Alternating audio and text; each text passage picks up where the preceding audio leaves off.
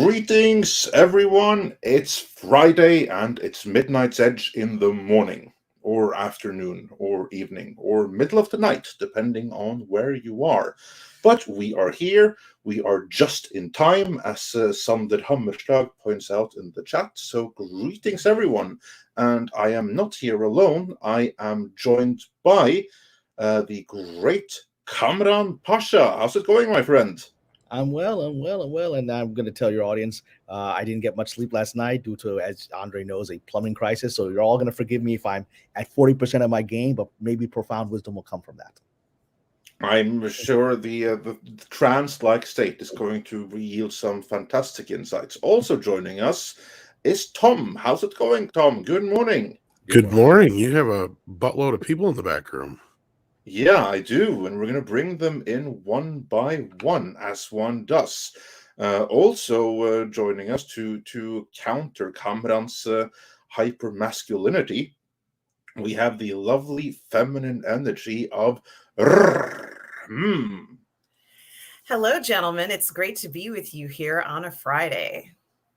It is indeed. And we are also joined on this lovely Friday by our good friend, Cultured Casino. How's it going? It's going fantastic. Greetings and good morning to all of you, or good afternoon, good evening, as Andre said. This is always a lot of fun. I get to hang out with some of my favorite people, so let's go.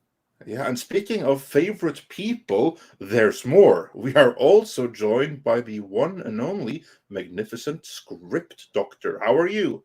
I am doing well. So happy to be here on this wonderful Friday, and great to see everybody in the panel and in the chat.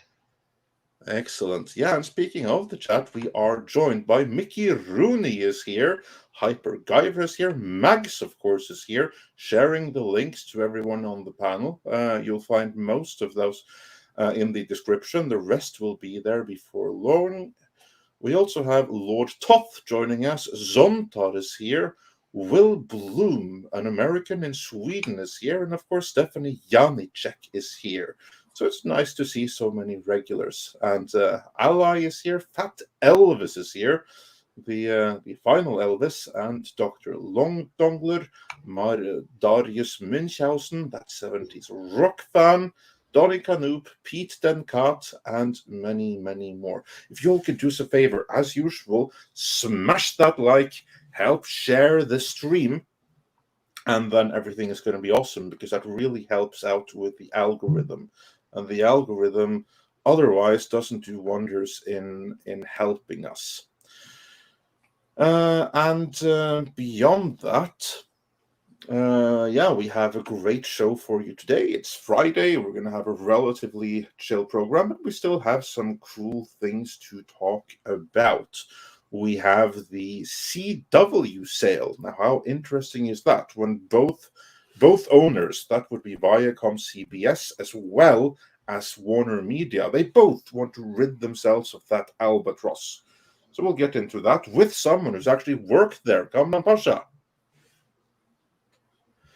So we'll get into that before long here. We'll talk some Boba Fett, and then we'll see what else goes on in the world. Actually, there's some slightly breaking news going on. Oh, go ahead, Cameron. Yeah, I mean, maybe the breaking. I don't know if it's a breaking news. Talk about it just flashed, and it's sad way to start the day. But Sidney Poitier just passed away. Oh yeah. No! So one of the greatest actors of all. No, that wasn't the news I heard. That's more important, more interesting, in my opinion. Actually. Yeah. So I mean, it just if you haven't seen some 94 though. Yes. Yeah, God bless him. People he like was a great actor. Well, director too. He did direct it well. And I always bring him up when people say, "Oh well, the black directors never existed," blah blah blah crap before. Yeah, he will be missed. He will indeed. So he left a great legacy. Color of Night, To Serve with Love. Yeah. Guess who's coming to dinner? Exactly. Mm-hmm. That's one of the most important movies during the Civil Rights era. That was shocking, Mm-hmm. to actually show an interracial couple, on television. It was really, I'm sorry, movies, and it was really pivotal moment that started a national conversation. And so, it's people like that who went through one of the most literally a century of America's transformation and help make America's transformation. They have their legacy, and so so everyone, I hope you'll take a moment to honor him over the next few days and watch some of his movies if you haven't. Yeah, because they're worth it. They hold up. They're good. Yeah, and I mean, being the first one out there to win an Oscar and everything that he did along his career, all of the stuff he put together, you would never have known his age even as he got older. His performances were over the moon. He was always just one of the best. I can't even imagine, not picking up a movie this weekend and making sure I watch one of his incredible films. So Absolutely. But Tom, you had some other breaking news? Before we get into the other breaking news, we have a couple of super chats. Darius Münchhausen sent us a super sticker, so thank you so much for that. And then we have Zontar saying for $5 Canadian, CW for sale. Someone call Roger Penske. Entertainment is another sphere. He can humiliate his worthless son Jay Penske for tarnishing the family name. Well, that's a real inside comment. The people don't know Jay Penske is the scion of this great racing giant and uses his family's wealth to purchase the Hollywood trades. So he currently controls Variety and Deadline, and Variety was always sort of the classic trade that was a spokesperson for the industry and putting out industry propaganda. That's always what Variety was. But Deadline used to be the muckraking, however you say it, website that was breaking news and getting beneath the surface of things. Under Nikki Fink, its founder, and then this Penske guy buys it from her. And for a few $1 million, and then pushes her out and transforms it into the most propaganda trade. It literally goes from being the place you go to learn the secrets of Hollywood to the place where you go to learn whatever they're saying is not true. And so it is amazingly the legacy he's done in 10 years, taking that trade and transforming it. Yeah, nice going. And then one more super chat before we get into the breaking news, but I really want to get to this one. STR Red Wolf says, "Hail, Andre, Tom, Kamran, Script, Culture, and the lovely Kamran, what would be the saying for a happy birthday, today being mine?" So before you answer that, I just want to say, STR Red Wolf, happy birthday. And I do believe I say that on behalf of everyone in the panel, as well as in the chat. But Kamran, how would you say happy birthday? Well, I guess you're asking in Arabic, I guess, and that would be Milad, which is birthday, Mubarak, which is blessing. So Milad Mubarak. And just as a bonus, you'll have it in Norwegian too. Gratulerer med dagen. Wow, that sounds pretty Viking. That sounds like a burn your village. Now it asks who drank all the booze, it sounds like. Well, that would be a happy birthday, wouldn't it?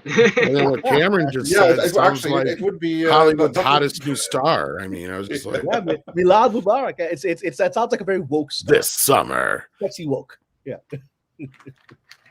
Milad Mubarak. Milad Mubarak and Gratulerer med dagen stars in STR Red Wolf's birthday. Yeah, it does not sound like Dolph Lundgren's cousin or something. I must break you. If he dies, he dies. If he dies, he dies. Well, it's sad that Sydney had to pass away, but I guess we got the answer to who number 3 was going to be, huh? Yes. Sad but true. There, that's answered. All right, Tom, you were speaking. Yeah. What have I been saying for the last 2 weeks? Oh, I don't know. Ben's not coming back. Now we have confirmation. And I know this was something before that we've gone back and forth with Ben on. I'm willing to bet this is it, because I've been hearing this for like the last 2 weeks. And I said this just before our show the other day too. And Andre's like, well, you can bring it up. I'm like, no. I'm going to let Mikey have his spotlight. But I keep hearing Ben's doner than done. So, and then Kevin Smith said something last week too, which to me pretty much confirmed it. I know he's not my favorite person in the world, but he does. Well, I don't think that you're his favorite person in the world. Oh, it's probably more the other way around. You're right. Yeah. I think it's more like the other way around. He does know Ben and he does know people in that side of things. So I wasn't surprised when this news kind of came out here, but according to IGN, Ben Affleck has confirmed that The Flash will mark his final appearance as Batman.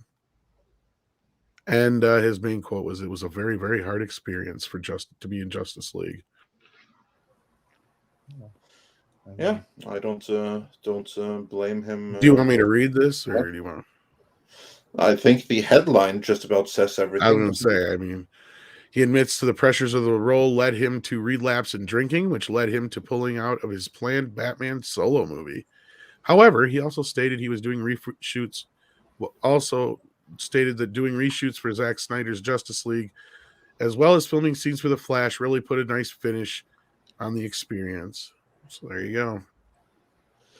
Can I do it? Can I do it?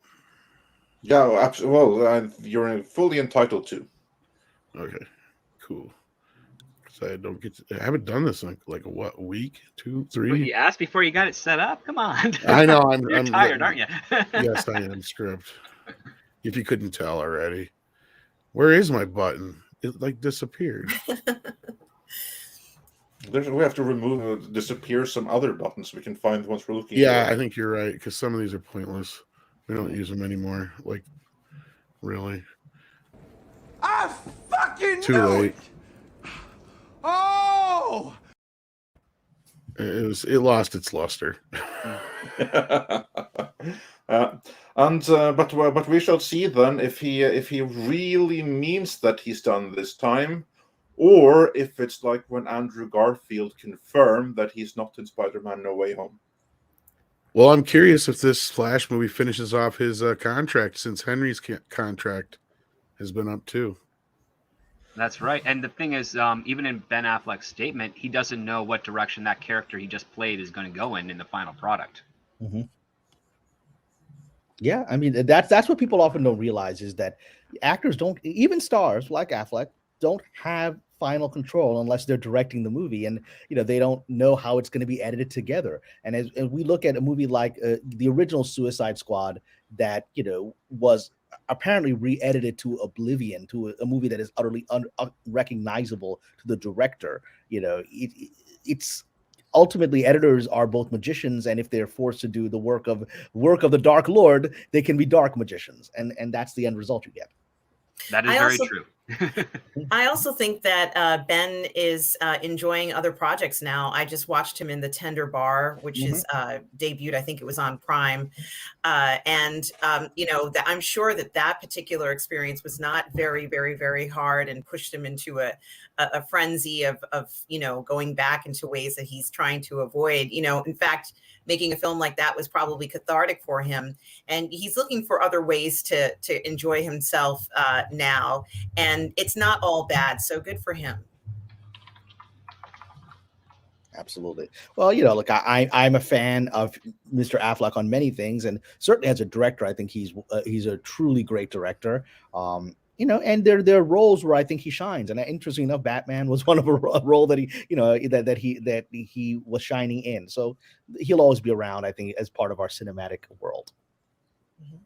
Well, and this stretches back to when he said, "I'm done doing IPs." Which to me sounded like he just wants to do his movies like Argo and stuff like that, the smaller films, the art films, yeah, and The Town and all that business. So I'm not very surprised, but again, we'll see how this rolls. Yeah, I got something he might be really good at. Wow, okay, get it to him. Yeah, I'll see what I can do. Yeah, I didn't meet him in the sense of, hi, hello, I'm Kamran Pasha, but I was once at an event where he was speaking. He was speaking at the Directors Guild, I think for a screening of Argo, and I was really impressed, because he comes across, a lot of his interviews, whatever, it comes across sort of frat boy, kind of douchey guy, right? But he's actually very well read and very intelligent. He actually, the interesting thing, if you guys remember Argo, they had that, it was a great movie, and they had this really compelling. It was really good. Yeah, and they had this compelling opening sequence that's animated, that tells the story of the Shah of Iran and who he was and his downfall. Right, it was really beautifully animated thing, and that wasn't in the script. He put that in there, and the reason he put that in there was, because I asked him in Q&A, I talked to him and I asked him, and he explains he was a Middle East studies major in college. So he knew the history of Iran and of the Shah and of the American CIA and the backing of Savak, the really scary Iranian secret police, and how that was terrorizing its own people. And so he said, the people, for us to do a movie which is going to make Iran look not that great because it's during the revolution and people being held hostage, we need to give context as to what happened. Why were they even taking Americans hostage? Well, there was the CIA was using the embassy to basically train torturers. And so it was like, let's give them that context. And so this is a really intelligent guy. Again, that not necessarily the public persona that he even embraces for himself, but he is. It's an interesting character. Absolutely. And I thought that was a brilliant movie. Although personally, I would have preferred if he had just directed it and had someone else star in it. But that's just me. But that's his weakness, my friend. He doesn't know that he's a better director than he's an actor. That's his kryptonite. Well, that was Dick Donner for a long time until he just finally was, shocked by a lot of other people in the industry. He's like, listen, you're a way better director than you are an actor. So please just stick to directing. He's got to have that one friend. Affleck needs that one friend that just tells him, like, listen, you're a good-looking guy, but you're a better director than an actor. Maybe Kevin Smith was that friend, but I doubt it. No. Kevin Smith would just be like the one where Affleck like, I got this idea, you write it. He's like, no. No, but I actually I've never met Ben Affleck, but I have been in many of like his Q&As and stuff. And Cameron is absolutely right. He's a really articulate, calm, casual person who does enjoy making fun of himself. He doesn't take himself too seriously, which is really a rarity, an honest rarity when you see celebrities of his stature and age. Which is always nice to see a change. Yeah, I do like him. So I whether he means this or not, I really would like to see more of his Batman, and I think it's a real shame that we didn't get that, because in my opinion, at least, he's the best Batman. He hasn't been in the best Batman movies. Or given the best Batman lines. Yeah. And he definitely has he captures the playboy element of the Bruce Wayne persona, because the argument is Bruce Wayne is a persona that Batman is putting on himself, because the crazy screwed up Batman is the real person, right? But he captures it because he knows how to play. He knows how to be handsome, rich, douchey guy. He knows how to play that, and he plays it really well, because the persona has to be that. He does a really good job in The Accountant. Also, that was a really good film. He's got roles that he's good in. I mean, I'm sure you'll agree, but there are certain things he should not do. And I think that's his problem. He doesn't realize that this may be not the best fit. Just because I had a hand in it, maybe I'm not the best fit for this role. I think that's probably true. But you're right. I really enjoyed his portrayal of Batman, and I put him right up there, amongst the top. But that could spark a very interesting argument on this panel. So I'm just gonna hold my tongue.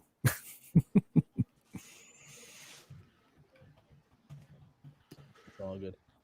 Don't everybody talk at once. Like I said, I have my excuse. I got 4 hours of sleep. I'm still hearing horrible plumbing sounds in the background as I try to sleep. So, man.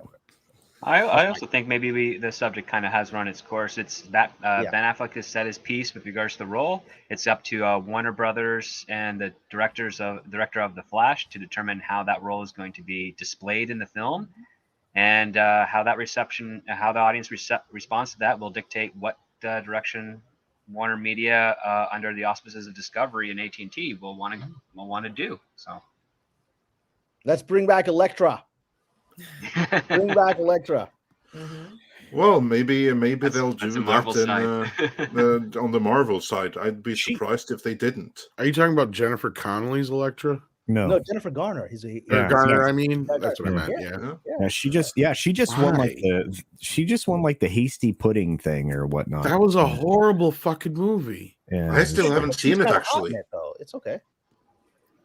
I think we need to do the crossover with Elektra. And she's like 10 years too old for what's his face too now. Yeah, have you watched her commercials? She's still doing. But hey, this is what we have Doctor Strange and the Multiverse of Madness for. Bring back both Garner and Ben Affleck, as Daredevil and Elektra. Have them pop You over really to the think that's MCU. going to happen? No, this No. is wishful thinking here. And then you can have Charlie Cox steal Daredevil's out, Of or all Ben the Affleck's things in all Daredevil the world that outfit. they'd ever give Ben Affleck money for, the last thing it would be to be Daredevil again. I Yeah, but how guarantee you. hilarious would that not be then? I'm not saying Well, it wouldn't what be I want to hilarious, see, but I want to see Elektra and that Aunt May lesbian movie that she keeps saying is going to happen, right? Well, let's do that. That's a crossover. I want to see that. Marissa Tomei. that's the Gardner. power of Andy Marissa Pascal, Tomei, kids. I guarantee you. Yeah. Andy It'd be the Pascal sequel was to the all wrestler for it. called the Mud Wrestlers, right? You Oh, know, I'm awake. Now suddenly I'm awake. wow. That's Yeah, the to problem. any We can't porn trust company any lesbian watching. movie made right now. There ain't going to be no decent scenes in it. No, you're not going to get Well, anything hot. you just have to Boys go Don't with the Cry right all over. production you want company. Mulholland Drive hot. You don't want, Oh yeah, I'm Mulholland lesbian Drive is and- one of those where you just rewind on constant state of Yeah. rewind. And let's hit that back button. We're living in a world where most of the women playing lesbians in movies are going to look like Jack Nicholson. So no thanks. I'm Were good. you turned on by what was it? Was it Batwoman? Were you turned on by Ruby? Is it Ruby Rose? Were you guys Nobody ever watched for a Batwoman. second turned on? But I'm just saying because she Ruby had Rose lesbian is scenes. objectively, at least to me, I think she's No, a she's a sexy woman. decent looking woman. I mean, Yeah. she's a Yeah. good. Were looking you woman. turned on by those lesbian scenes? Didn't watch it, just like most people. I wasn't turned on by I mean, I watched lesbian scenes, of course, and I was not as turned on as I thought I would be by her lesbian scene. So it was a little disappointing, but I still watched them a few times. Well, You know- she'll get that DVD. Is that show on DVD? I'm But not sure. you don't want to watch Batwoman. Why would you spend money Oh, on lesbian that? scene, sure, Oh just my rewind. gosh. Rewind. Just No, rewind. It's daytime soap up. It's not even daytime soap opera lesbian scenes. It's You're basically right. like in covers, just not even. Cameron naked. is not hearing what it's a Artem good is point, saying. All Chris. he's It's hearing true. is lesbian love. It's like, Yeah. no, Cameron, listen to her. You know, No, even just bad do, lesbian scenes are second still season okay. Orange is the New Black. That's the one where you'll see. That's what I was about to say. If those are the kind of scenes you're looking for with her, then Orange is the New Black is the way to go. Is what does the new Batwoman have lesbian scenes or no? That was what we were saying, is that they're very Well, no, they bad. were shooting during the PG. pandemic, so Yeah, they they're couldn't very do some of PG. this stuff. CW. well, that's great. I've worked. This maybe leads us to talk about the CW. I've worked at the CW, and we can. Yeah, be I was very going to segue non-PG on actually that to can. that. But I mean, I have heard stories with some of the productions that even things as simple as just a kissing scene is considered contentious along some of those productions with some of their crew. So in the second season of Batwoman, I don't recall any making out happening with the main character, and I don't know about the third season. That's currently, I guess it's in hiatus until the next month or so when it comes back from its break. Mhm. But yeah, I haven't seen anything of that nature. Yeah, they really, I mean, they have it there, but they don't have fun with it. It's just more pontification about lesbianism as opposed to, hey, let's have fun with the lesbian Because that relationship. would Yeah, it's more activate like, the We're heterosexual lesbians male and we're gaze. proud. Yep. And that's it. So it's too bad, but that's okay. Yeah. But Tom, there is something else going on the network that gives us Speaking of Batwoman. What's going on Batwoman, there? I didn't know if we wanted to grab a couple super chats just before we jumped into this, since everybody kind of already knows the headline. To no one's surprise in Hollywood. But yeah, let's grab a few super chats here. Yeah, Mr. Evil, he says for $6.66. I see what you did there. Hopefully nobody gets swatted during this live stream. Yeah, I wouldn't worry too much about that since we're not in the same compound. But yeah, was it actually during the live stream? Yeah. It was a tame. It was more like a slap as opposed to a swatting. What even the happened? police themselves did not Temple. think it was serious. Yeah. Well, from what I heard is the reason they weren't that serious, at least this is what I heard through the grapevine, was just because, they had been pre-warned about it. But regardless that the report being what it was, they couldn't ignore it or whatever, basically. Yeah, Was it a gag order? No. So what happened? Yeah, so they were in the midst of doing their live program last evening. Who's they? What's going on? Oh, Timcast. Okay. Yeah. So I listened to the radio, the police side, the police scanner report this morning, and they were all quite aware by the time, because the emergency response team got there first, the EMS, and they were like, look, this is not maybe what we were told. They couldn't figure out which of the houses on the compound it was at first, and then they basically told everybody to just slow their roll on that was still responding to the location during the course of that radio call. But yeah, somebody did call in that somebody had offed 2 people and it was threatening self-deletion. So the police considered that exigent circumstances, and they still entered the property, even though essentially at that point it had all been externally debunked, but they still let the police in, which was probably not the best maneuver. But they walked around. They even walked into the studio while they were doing the live show, which caused I always forget his name, the blonde kid that makes the t-shirts. Anyway, the Polish kid. Yeah. He kind of like hopped a little bit, and then of course Lydia says, "Yeah, we've been swatted." So, and confirming that live on air. But yeah, so somebody called that in, with that bologna sausage there, and he's had a lot of guests to that compound to do in-person live interviews at that location. I would have been surprised they didn't know who owned that location and who he was. So I mean, their expectation should have been that this was bologna sausage, but it was crazy last night. I was literally watching 3 streams last night, and one of them was Timcast. So I went back, like I was even on a live stream during some of the news breaking. I dropped into the background, caught up on it, so that we'd be fresh with it. But it's insane. I mean, I can't imagine doing that to somebody. You're kind of being a little hyperbolic. I mean, they were just casually in the room saying, "Yeah, we've been spotted," and Tim just gets up, like, "Okay, I'll check it out," and then walks out of the room. That was it. Like I saw the replay. It was completely right. I did, dramatic. But I did not. Yeah, but I didn't misstate what Rudikowski did. Oh, like him shocking? Like, yeah. Okay, so well, how was it hyperbolic? Well, I mean, a hyperbolic would be to telegraph that, the police kind of walked in there and stormed in and then circulated around the studio. That we didn't see I actually didn't say that. I didn't say anything about storming in. That is true. You did not say anything about storming in. Yeah. Okay. Yeah. So, well, just so that I understand context, somebody called in a fake incident. Is that what happened? Yes, that's what swatting is like, when you call in a fake incident and you do it specifically so that the riot police will show up, or the SWAT team will show up and hopefully shoot whoever you have an agreement with. It started in the game community. If you have Surfshark or something like that, where they can change what your IP appears to be, would that change it, or was that prevent someone from swatting you? I mean, isn't that what no? It won't, because the police, because what happens is that then you call and you say, okay, at that location there is something, and Surfshark is great for changing your location so that people can't find your online data. You can do activities more safely online, but it doesn't help if someone calls the police and says that in that house on that address someone is shooting someone. Come and shoot them first. Wow. That's not going to help. Yeah, because I've seen, unfortunately, like a few years ago, I've seen many videos like of people being swatted, and you're talking about windows and doors being knocked down, shouting. Luckily, we did not see any of that. I was going to say the worst of this was about 2 years ago. Yeah.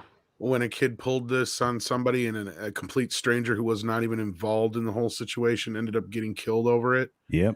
This is something that can result in very dire consequences.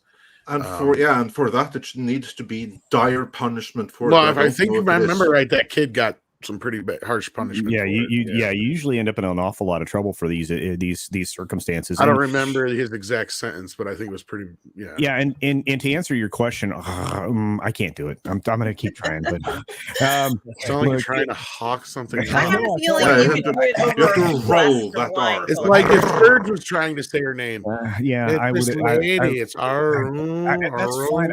I would have been a terrible lesbian. Let's just put it that way. But anyway, what was I saying? thing. Oh, so yeah, it's to go into that. It is possible to solicit the data, that for that call that was submitted to the police based on the IMEI number in the phone to like track it down. They can also kind of pinpoint that person with triangulation and stuff using towers, because I mean it's all linked. But yeah, I mean to a certain extent, people can try to remain anonymous on a cell phone, but it's darn near impossible. So they can find anybody who doesn't think they can. I mean, look, I mentioned, what's going to happen now that my cell phone is off. What's going to happen is when I turn it back on, there's going to be all of these ads for various lesbian products because they hear everything we say. That's true. That's what they hear. Everything we say, they know exactly what's going on. Yeah. Do you guys remember WKRP Cincinnati? It's the phone cops, man. It's the phone cops. Series is going to be like, Cameron, did you still want to see lesbian porn? I don't use Siri. I don't use any. He's not AI. wrong though. I don't use AI. I will not. If you like Mulholland Drive, you'll love CW shows. Strike Force Alpha. Actually, no, he's right. Today's phones will be like, Cameron, it says you want to watch lesbian porn. Do better. Here's a website that will help you do better. Yeah. Wow. All right. And then moving on from there, a couple more super chats before we get into CW. Tim Scorpion says for $2, look at that guy's last name. Haha. And then I wonder which guy's last name. Yeah, I feel sorry for Mr. The CW guy. Mars there. Yeah. Oh, okay. Yeah. Pedowitz. We're talking about Pedowitz. Yeah. Yeah, that's how you pronounce it. He was my boss 3 times, but I never met him. So yeah. I agree. That's not the most fortunate of names. Yeah, but yeah, and just one last comment on that. Swatting turns out, I guess, based on what I'm being sent, is a felony. So I'm very glad to hear it. Well, yeah, I hope it's one where something like that one did. Yeah, absolutely. And Marilyn's Id says for $5, love watching the CW get the Superman red and blue treatment. So yeah. And for those that don't get that, Superman red and blue treatment, that's the one where Superman was chained up, depowered and demasculinized and locked up by communists for 8 months, and they did stuff to his butt every single day. And now CW appears to be getting that treatment as well, and we'll get into that basically momentarily. He got Lawrence of Arabia. He's like when the Turks grabbed Lawrence. Is that pretty what much? Okay, yeah. Yeah, that's well, not only that, it's a very overly political, extremely driven comic book. Like, it's not even hiding it anymore. It's called Red Blue deliberately for that reason, and like throughout the entire comic book, it's not even in color. It's just in colors red and blue, and the characters are colored that way, and it's supposed to depict red as in conservative and blue as in so everything evil and aggressive is red, and everything good and noble is blue. It's pure propaganda.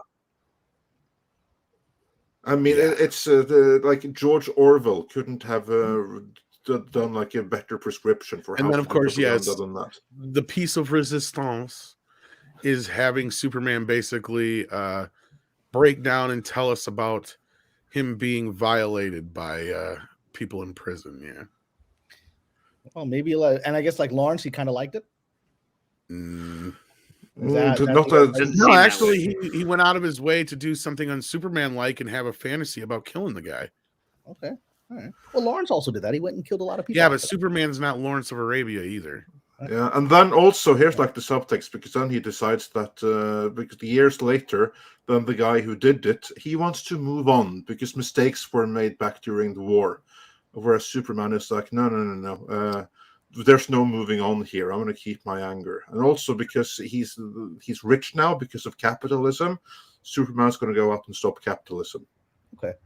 So it's fascinating to watch this hero that was created in 1939 to address the rise of fascism and the rise of, to suddenly flip and become this kind of character. So you would use Superman in a story like this to have, like, if Superman was with somebody else who was like going to kill this individual, Superman would be the guy to talk that individual out of killing them. Yes. Yeah. I mean, this Superman looks like he wasn't raised by the Kents. It feels like Pa Kent's influences. He's raised by CNN. Yeah, well, exactly. That's exactly what he's raised by, and also the writer who wrote him was Well, let's not get into it. We have something nice before we get into CW. Our good friend Mikey! Mexican Iron Man says for $20. All brothers Andre, Tom, Kamran, Culture Script, and the chat and mods. Good news. With proceeds from the headless Snarf Rabbit Chicken Farm, we've got about $50 in profits to buy the CW. Let's get her done. Mike, where the fuck did you get $50? Well, from selling. That thing has been nothing but a money pit since we started it. There's always money. Maybe it's a money pit to your share. We can't figure out what they'll eat. You didn't get anything out of it. That's Hollywood way. Yeah. We can't find the head. We can't figure out what they'll eat. People are suing us. It's crazy. So I'd love to buy the CW. Isn't that every employee's fantasy to like go and be rich and buy the company, right? And then get like. So in the words of Script Doctor last night, you want to buy a bunch of future apartment buildings? Rental income is stable income. Artists need rental income. Oh, no, that's true. Like, that's what I said. Basically, you'd buy if there's any property associated with CW, you'd buy that and convert it into cheap, affordable housing. Yeah, make them Airbnbs or something like that. Because I mean, all right, like the thumb is a little tongue in cheek. I get it, and of course, the thumbnail is a bit tongue in cheek. That's because let's be real. Like, yes, the wokeness hasn't helped anything in Hollywood. Period. Oh. But I don't think that this sale has anything to do with the woke, as it does with Paramount needing some cash flow and Warner Brothers. This just basically being something they don't need. Why would they spend money on these shows they're doing on the CW at probably a loss in some cases, when they can just produce them for HBO Max, or somebody else buy CW and pay them to produce these shows? Well, there you've hit an interesting thing that I don't think anyone's talking about, which is that HBO Max is now aiming to make this kind of material. Yeah, I know that because that's the biggest thing. Yes. Yeah, we were out this fall pitching one of my projects, big historical epic, and then my agents said, well, HBO Max isn't doing anything like that. They just want stuff like Gossip Girl. I was like, okay. All right, and guess who makes stuff like Gossip Girl, right? And so this is clearly the strategic direction that HBO Max is currently taking. I don't know that's the funny thing is this: they can do whatever they want. I don't know that that's what Mr. Zaslav, when he takes over, is going to take it in that direction, because I think he's going to turn the whole thing upside down. But for now, that's where they are. And all these things like sales, this is the current regime trying to clean house before the new boss comes in, right? Because they have no idea what he's going to do except to fire them, which I think he will do. There's some business idea behind this too. I mean, they cleared the tax hurdle by getting the reverse Morris trust approved, but I also think, in looking at this, that they're trying to make it as unobjectionable as possible for the merger to happen. Because a way to do that is to spin this ancillary network out from underneath them, because they're essentially going into the Discovery Network sphere. Although it could be, the CW could be an asset because it is technically a network rather than a cable network. Yeah, it is listed as it is officially under the Writers Guild considered a network, right? A broadcast network. Yeah. So I feel like though, really this would just be one of the ways that they could like just say, you know what, we're going to dump this. It'll help us with the regulatory approval. That's the other thought that I had behind it. But it really wouldn't surprise me. They can go ahead and license their own stuff to themselves if they want to. And they don't have to rely on the CW to make the peddle this type of stuff. That's kind of what I'm saying is like, why? And that's where if Zaslav's in charge of this, I mean, if this is something he's suggested, Cameron, that's where I see him getting involved. He's like, why would we produce all these shows for this other channel that is dying when we have HBO Max built for this? It makes no sense for them unless somebody is willing to actually buy it. And like I said, pay them to produce these shows for the next few years. Because again, if somebody buys this, what are you getting for this? You're getting a bunch of broadcast buildings, basically. You're getting a network, but they don't really own any of these shows. It's all Warner Brothers shows and Paramount shows. Yeah, correct. So like, you're not really getting any tangible IPs or assets with it outside of land, basically, and Yeah, no, equipment and stuff. and I still like Script Doctor's idea of just turning it into like affordable housing or luxury flats or something. I think that's brilliant. Yeah. I think that, I mean, all kidding aside, I think there's going to be a very interesting, because the industry is transforming in ways that nobody anticipated. Because of the events of the last 18 months, I do think that's not a crazy thing. What's going to happen is, because even now Hollywood is afraid to go back to office space, right? And so what are you going to do? What are you going to do with this physical stuff? You're just going to have to, if the CW execs aren't coming into the office, what are you going to do with it, right? And so it's actually going to become part of the business plan to repurpose these buildings. Oh, absolutely, yeah. Yeah.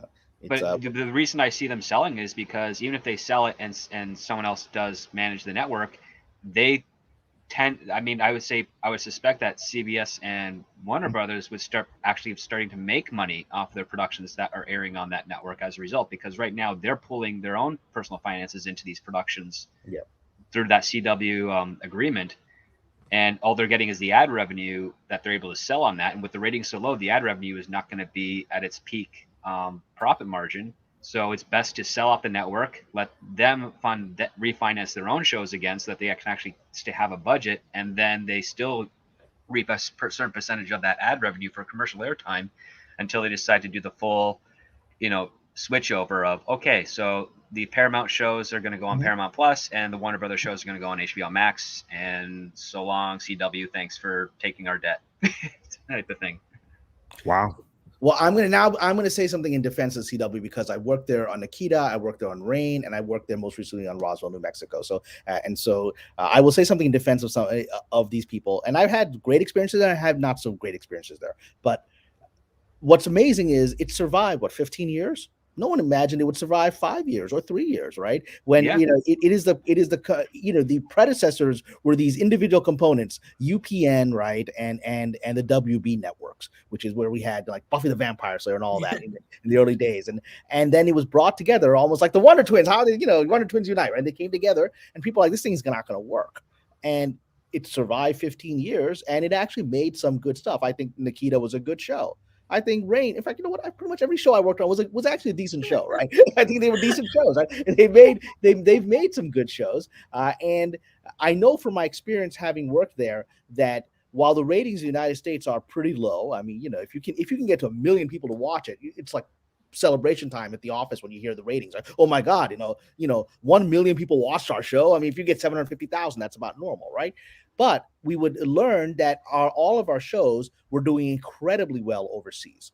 There was a money flow coming in, particularly from, amazing Africa. Africa was a huge, huge audience for CW shows. Particularly, in Nikita, we people in Africa loved it, right? And so it was an interesting experiment that went on longer than anybody expected, and not everything. Yeah, people are saying everything on the network sucks. I think Lois doesn't suck. In more recent years, another reason why I think they're just thinking like we could cut out the middleman and go to HBO Max is the shows have done extremely well on streaming. Like they had a deal with, like, I think Netflix it was for years.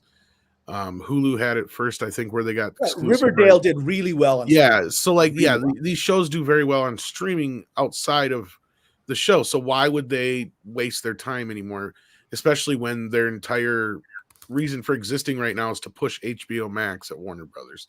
So I can see this as basically a bigger move to just dump this as excessive.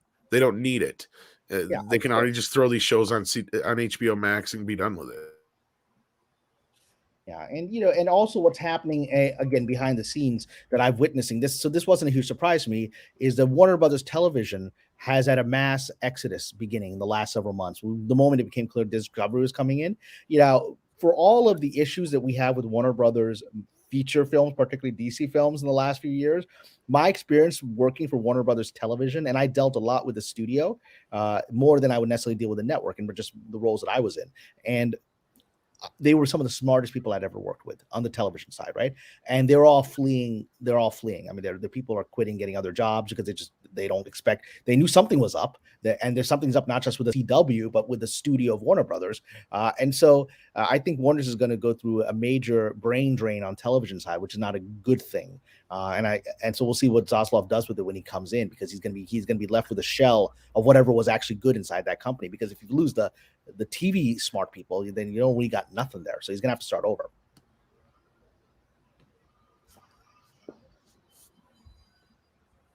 Anybody else have anything to add to this? Or no, I agree. I think that's going to be the case. I don't think Zaslav's going to have a difficult time starting over, but I think he's going to probably have a faster turnaround in getting a direction of what he wants as a result of that. Because again, it's already been cleaned up. It's already been cleaned up. There's going to be a lot less pushback from his decision-making skills at that point. Sure, he'll have to rebuild a foundation, but if we've seen anything from Discovery, he knows how to do that. Yeah. And this is a whole other topic for maybe another stream, but what's going to be fascinating is what happens to CNN as a result of this. There's already, you're getting Puck and other sort of industry sites now talking about that people at CNN realize that Zaslav's intentions are to make it a network that goes back to its reputation, fair or unfair reputation of being news network rather than pushing a particular party line. And you can imagine there's a lot of people both in the media and in the political structure of the United States that are really scared of that. But CNN's ratings are terrible, and Zaslav is a ratings guy. He's like, look, obviously we're pissing off a substantial portion of our population, and now we maybe need to go back to at least more sophisticated storytelling rather than propaganda. So that's probably one of the reasons that there has been resistance to this merger inside of Congress, because you're going to lose a propaganda arm for at least some elements of the government if that's what Zaslav pulls off.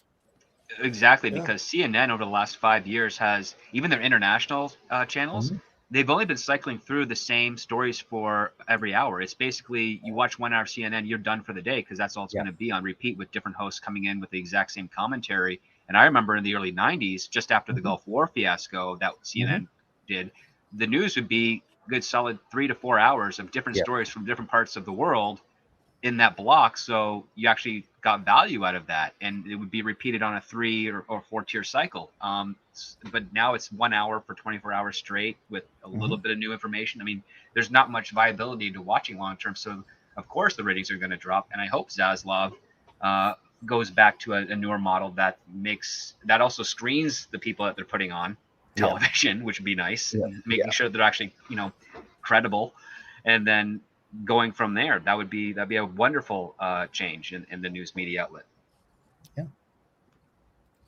Yeah, it'll be very interesting to see what happens with that. But what do you think is the most likely course of action to happen with CW? Because both Viacom CBS and Warner Media wants to get rid of it, and that's one thing, but that implies that someone has to buy it. Who do you think would be interested in buying the CW? And if they do, what might they do with it after an acquisition? Literally nobody would want to buy this. But anyways, go ahead. That's I'm pretty, because again I'm going off of 4 hours of sleep. There is a sort of an independent affiliate group that has, I think it was mentioned in some of these articles and deadlines. Thank you. Yeah. That may want to expand and become like a big network, or at least a bigger network as a result of that. And one thing that might sound completely insane here, that's not totally insane, is Disney might be like, well, can we do this somehow? Because look, our streaming ain't working out on Disney Plus. Is there a way we can benefit somehow from this? At least there's having somebody inside of Disney's having a conversation about, is there a way we can angle this? I don't think they can buy another network. But if they could, I can see that being a very good home for some of those Marvel shows. I don't think they can, because they already own ABC. Yes, I think, and that's the whole reason. Antitrust resistance, sure. Exactly, because they had to. That's why they had to shed all the Fox affiliates and everything else. I mean, they had to dump everything associated with Fox networks. But I look, we're missing something that seems obvious. Well, at least you have big tech looking to get into these games, right? Because they want to be able to control gaming market plus the other stuff. So right now, I'm looking at Apple Apple as a player here. Yeah, you know, they're going to look to acquire somebody, whether it's this, you know, just for the space alone, not for anything that's, you know, that's being, you know, there because it's all somebody else's stuff, but just for the space alone. And, you know, some of the people that work there, because they need to ramp up for their own products. You also have, we know that Apple's buying somebody. Is it going to be Lionsgate? Is it going to be, who are they going to buy? They're going to acquire somebody. So they could buy Stars, right? I mean, that's another possibility. Oh yeah, that would actually. Paramount's been hovering around Stars and Lionsgate too. Lionsgate, I think, is up for sale. So it has been. Yeah. Here's the other thing, though, is like, and this is what what I said last night is, you know, we've been talking about theaters when it goes up against streaming, and I'm not the only one to ever mention this, but it just feels like most people aren't bringing up the fact that network television is probably going to be dead within the next 5 to 10 years. Like, nobody watches it anymore. The ratings are so bad. And, you know, we make fun of things like the Oscars and all this other stuff and say, oh, nobody's watching them and because of what the woke and stuff like that. Some of that's probably true. But the bigger thing is that's just a sign that people are turning away from television. Like, the only things that really get any ratings anymore are sports. And that is because it's almost impossible to see football anywhere but network television unless you buy one of these big, huge streaming packages where you actually get access to it. And I feel like once this, you know, latter generation is gone and people who are like who have been cutting the cord for all these years are around, that's where TV is dead. Like, it's going to go like dominoes quicker than theaters ever did. You know, the fastest people to cut the cords in my family were the older people. Well, that's what I'm saying. And we even did that, like, last night. We asked everybody on the panel, anybody here even have cable? Nobody on the panel even had cable anymore. Nope. Yeah, no. I still have cable. I have cable as well. My mother watches Turner Classics and right, but things like that. Yeah, but still, really, here we are. I don't. Culture doesn't. Script, do you? No, I don't. I do have a TV here. Guide app, so if I do see something on Turner Classics, I can just go watch it for my own physical And you guys, collection. You guys have cable over there, Andre, or satellite or anything like that? I don't think it quite translates. How do you watch TV then? Watch TV in that northern Guy way. TV. Literally, do you do everything streaming? Sorry? Do you just only do streaming now? No. What I mean is, like, literally everyone is going to have cable because you either going to have satellite dish or you're going to have like cable. And since the transition to digital, since they switched off analog broadcasts like more than a decade ago, literally everyone per definition has cable. So you can't really translate. It's not the same as it is stateside. Well, when I say cable, I also mean like Dish Network because it's technically the same thing. But but literally everyone is going to have it. But that doesn't mean everyone watches it or uses the cable capabilities of it. Mm-hmm. Like, my parents are the only people I know personally who still have regular cable or television. They got satellite dish, but yeah. And that's because my dad refuses to learn how to use like Netflix and stuff. And you should have heard him bitch because one week they put his football game on YouTube. Oh my God, he threw a fit. And I resist technology. Like I said, I'm one of these guys who's just like, if you could go back to my old black and white TV or my old, channel switching TV, I'm more comfortable with the world that once was. And that's why I'll be the last one alive when Siri and Alexa, take over everything, because I refuse to go down that path. Well, and on the other side of things, you got like in the UK, isn't that the whole thing that's going on right now over there? Is the whole argument because they pay for their televisions through the taxes, don't they? They do. They pay individually, or not through the taxes, but yeah, you have to pay a TV some TV. I remember as talking. TV you have to pay the TV license. That's the same thing that we do here in Norway. If you own a traditional TV set, you have to pay like the TV license, whether you actually watch the state channels or not. So we have to shove it up their ass, as far as I'm concerned. I haven't had cable or dish and going on almost 10 years. The problem is that people are not paying it because they were so unhappy with stations like the BBC's broadcasting and maybe even IGTV, although I'm not sure. But what used to be reliable television, BBC, IGTV, has kind of let them down the way. that we've been let down by a lot of our networks. So they're in a situation financially that they just never thought they would ever be in. Yeah. Yeah. And because like I think that the Brits, they have more ways of refraining from paying, and more power to them. More power to them for that. As for me, I don't have that luxury, but I'm very happy for all the years that I didn't pay. But one day the inspector came and he wondered if I had a TV, and seeing that it was like on and making noise in the background, it was kind of hard to deny. So yeah, I got one last week. Okay, we'll just pay from now on. It's fine. Good times. No, you should have said it was the dogs. Yeah, it's the dogs that are shooting and playing music. That's their TV. We're too good for that. So yeah, I mean, I'm not surprised CW's up for sale. I mean, I wouldn't be surprised after this. It's like Fox Networks is going to be up for sale, and then it's going to be ABC, and then CBS. I mean, Paramount is in such dire strait right now. I don't even know how they're doing half the shit they're doing. It's interesting thing you say about network. I just had yesterday lunch with a young woman that I've been mentoring, who's a very, very successful writer producer now. I mean, just a few years ago, she was a film student that I came and gave a talk at her film school, and then I started giving her guidance, and she had a very successful career. And now she's a pretty high level producer just within like 4 years at CBS, at one of those CBS dramas that does very well. But even we were just talking, and it's fascinating because the ratings, CBS used to be is used to getting tens, well over 10 million people watching. It's not that case anymore, even in their top shows, right? I think Yellowstone's their best one, right? Yeah, I mean, I don't know the ratings of that, but I know certainly culturally it had more of an impact than anything that's been done. And so it is fascinating from talking to her and her conversations of sort of the of the people that I warned her about. Because I've been through this town, so I warned, and pretty much everything I told her, be careful this, be careful that. She said everything you warned me about happened, right? And one of the things that she's been talking about is sort of how you've got these sort of writer, television, particularly network television. The difference between that and, let's say, working at HBO or Showtime or whatever, and I've worked at Showtime, you make a lot more money in network television, but there isn't prestige, at least amongst fellow writers, right? There's a feeling that you're just making McDonald's for the masses.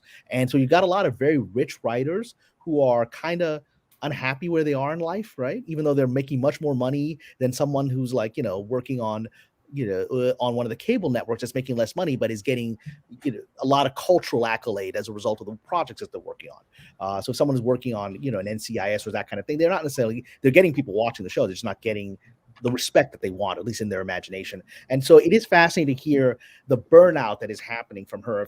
She talks about her fellow writers who are sort of these dudes who've been around for 20, 30 years, right? And they're like sensing that the meteor is coming, that they're dinosaurs and the meteor is coming. And there's this growing sense of resentment / despair amongst that class that, they went from being at least the rich guys in amongst the writers, even if they were self-hating rich guys, to, I don't know if we're even going to be rich guys anymore. And so that was a fascinating conversation to watch, because when I started off 20 years ago, network television was still dominant, and it's not. And we're watching the cultural change inside of Hollywood as a result of that. And the people are afraid that the world they know is disappearing. And that's what I've been trying to say is like, we're over here looking at this thing, like theaters are dying. It's like, we're ignoring this other thing over here, which I said, like, not everybody is, but to a point we kind of have been. And like, we saw, Fox be sold the studio, which really kind of changed the network overall, because they had to separate the two then. And, that's not probably doing nearly as well as it used to. I'm sure broadcast across the board isn't. And that's what I was saying before. The only thing that really is doing strong still is sports, just because they've made it to where sports, unless you buy certain packages or do certain things, it's really inaccessible outside of network television still. And I think that's one of the main reasons most people still have it. I know Culture was backing me up on that last night, but I think a few weeks ago there was an article in Variety about most watched television networks, and they ranked them for like 2021. So if you go there, it's still on there. And they talk about what people were watching and which networks were ranked, just the networks alone, not in comparison to streaming. So it seems like, according to what they said, CBS was the only network that didn't have a negative change, I guess. ESPN, like you said, Tom, and some of the other guys here seem to show a lot of growth because they're doing sports, and NBC was the other one that had a little bump of 9%, but everyone else is suffering. I don't have it, but it was a Variety article that came out on. And I think Culture December brought that up 30th. last night because he said the same thing with that. He's like, yeah, it just pretty much supports what I'm saying, because outside of the sports, CBS being the only one with no real change, well, there it goes. It goes to show you their main audience is that older demographic, the one demographic that hasn't really quite moved over to streaming yet. So, yeah, they're the only ones who are doing okay right now because that's who's watching television. But we talk about CBS, which is because we've all talked about so many times CBS in another context, you know, which is the disaster that's happening overall with the company and you know, and the choices it's made, certain things like Star Trek. Yeah, but the network is keeping it afloat at this point. Exactly. That's it. The network is literally the loss leader. That's it's holding the losses. It's like plug, but that's the last stand right now. CBS is the last stand for network television. Now, was CBS the network that lost its boss quite abruptly because of the email situation? Not the email situation, but it was the accusations. Accusations, you know. Oh, it was accusations. That was Les Moonves, yes. Moonves, yeah. So, you know, that didn't help situation. You know, someone having to exit quickly, and, you know, they wanted to get rid of him fast. So, you know, you have it gets worse. It gets worse because after they got rid of him, they appointed an interim CEO before they could find the final CEO. Then the interim CEO got cancer. So to say that it has been a rudderless ship is well, it even gets more rudderless than that if you head over to the Star Trek side of things, which we reported last night. Yeah, Van Sitters appears to be out, Andre. They're looking for a Yeah, I saw. What was the report? I missed the report. What was the report? Go over to Lindekin and sign up. You might be able to help run Star Trek over there, Cameron. Yeah, they put out an open job application or like wait, I'm sorry, I missed. I didn't hear who. Cameron, it's a very odd situation. Van Sitters, he's the guy who runs Star Trek. Yeah, basically position in the network, and it's advertised on LinkedIn rather than sort of like, I mean, I felt it was an odd posting. You know, I guess they're going to look for whoever they want and perhaps won't hire the most qualified person, but yeah, that would be Robert Meyer Burnett, and he volunteered for it and he did a video. Here's what's funny is there's rats jumping ship.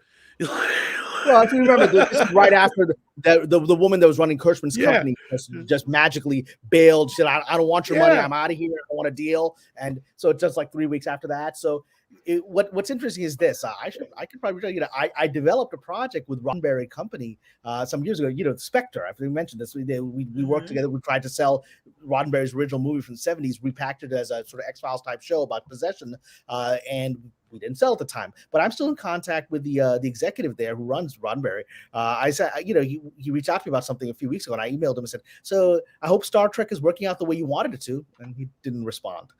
And so I didn't get it back.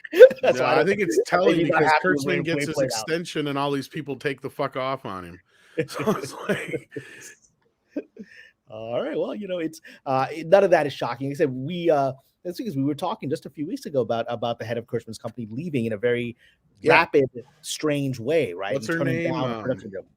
Help me out here, Andre. I'm blanking too because I know I can't think of her Heather name. Caden. Heather Caden, yes, thank you. And she's like, no, I don't want a production deal. I don't want your money. I'm out. Bye bye. And so I said that's not normal. And so it suggests there's a lot of sinking ships happening around Star Trek. It may very well be Star Trek is the millstone that pulls the entire. Well, like I said, they just gave him an extension on his deal because it was like, what else were they going to do, right? Like. They've already kind of bought into the bullshit. Burnett, but again, it's about the club, right? When they say there's what else we can do, it's a limited imagination on their part, right? You know, what I heard. There are people that would pick Star Trek that they're not part of the club that they're thinking of within the limited sense of their own options. Kurtzman's all they got, but that's in their own minds and their own relationships. Exactly. That's like the issue that there are. you can pick a random guy off the street, and he would probably be more qualified to run Star Yeah, Trek but what they say is than Alex you- Kurtzman. there's no one as well connected as Kurtzman to J.J. Abrams and other powerful people in our network. There's nobody. That's the factor. It's not whether is there anyone else who can do the job. There's a lot of people that can do the job really well. My former boss, Ira Stephen Bear, who created Deep Space Nine and the Twilight Zone show that I was working on as a staff writer. Ira could fix Star Trek in 1 second. In 1 second, he could fix it, and he's a successful showrunner. But he isn't in that inner club of the Abrams crowd, right? He isn't, worth $700-800 million for no reason whatsoever, right? That's the cast of characters they're picking from.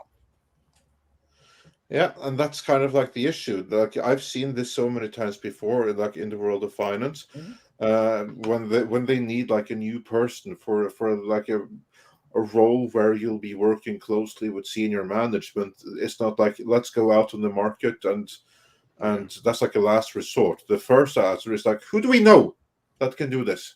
Who's on our buddy list? When I said Kurtzman was exactly. kind of doing it more as a favor for him, from what I was kind of gathering too.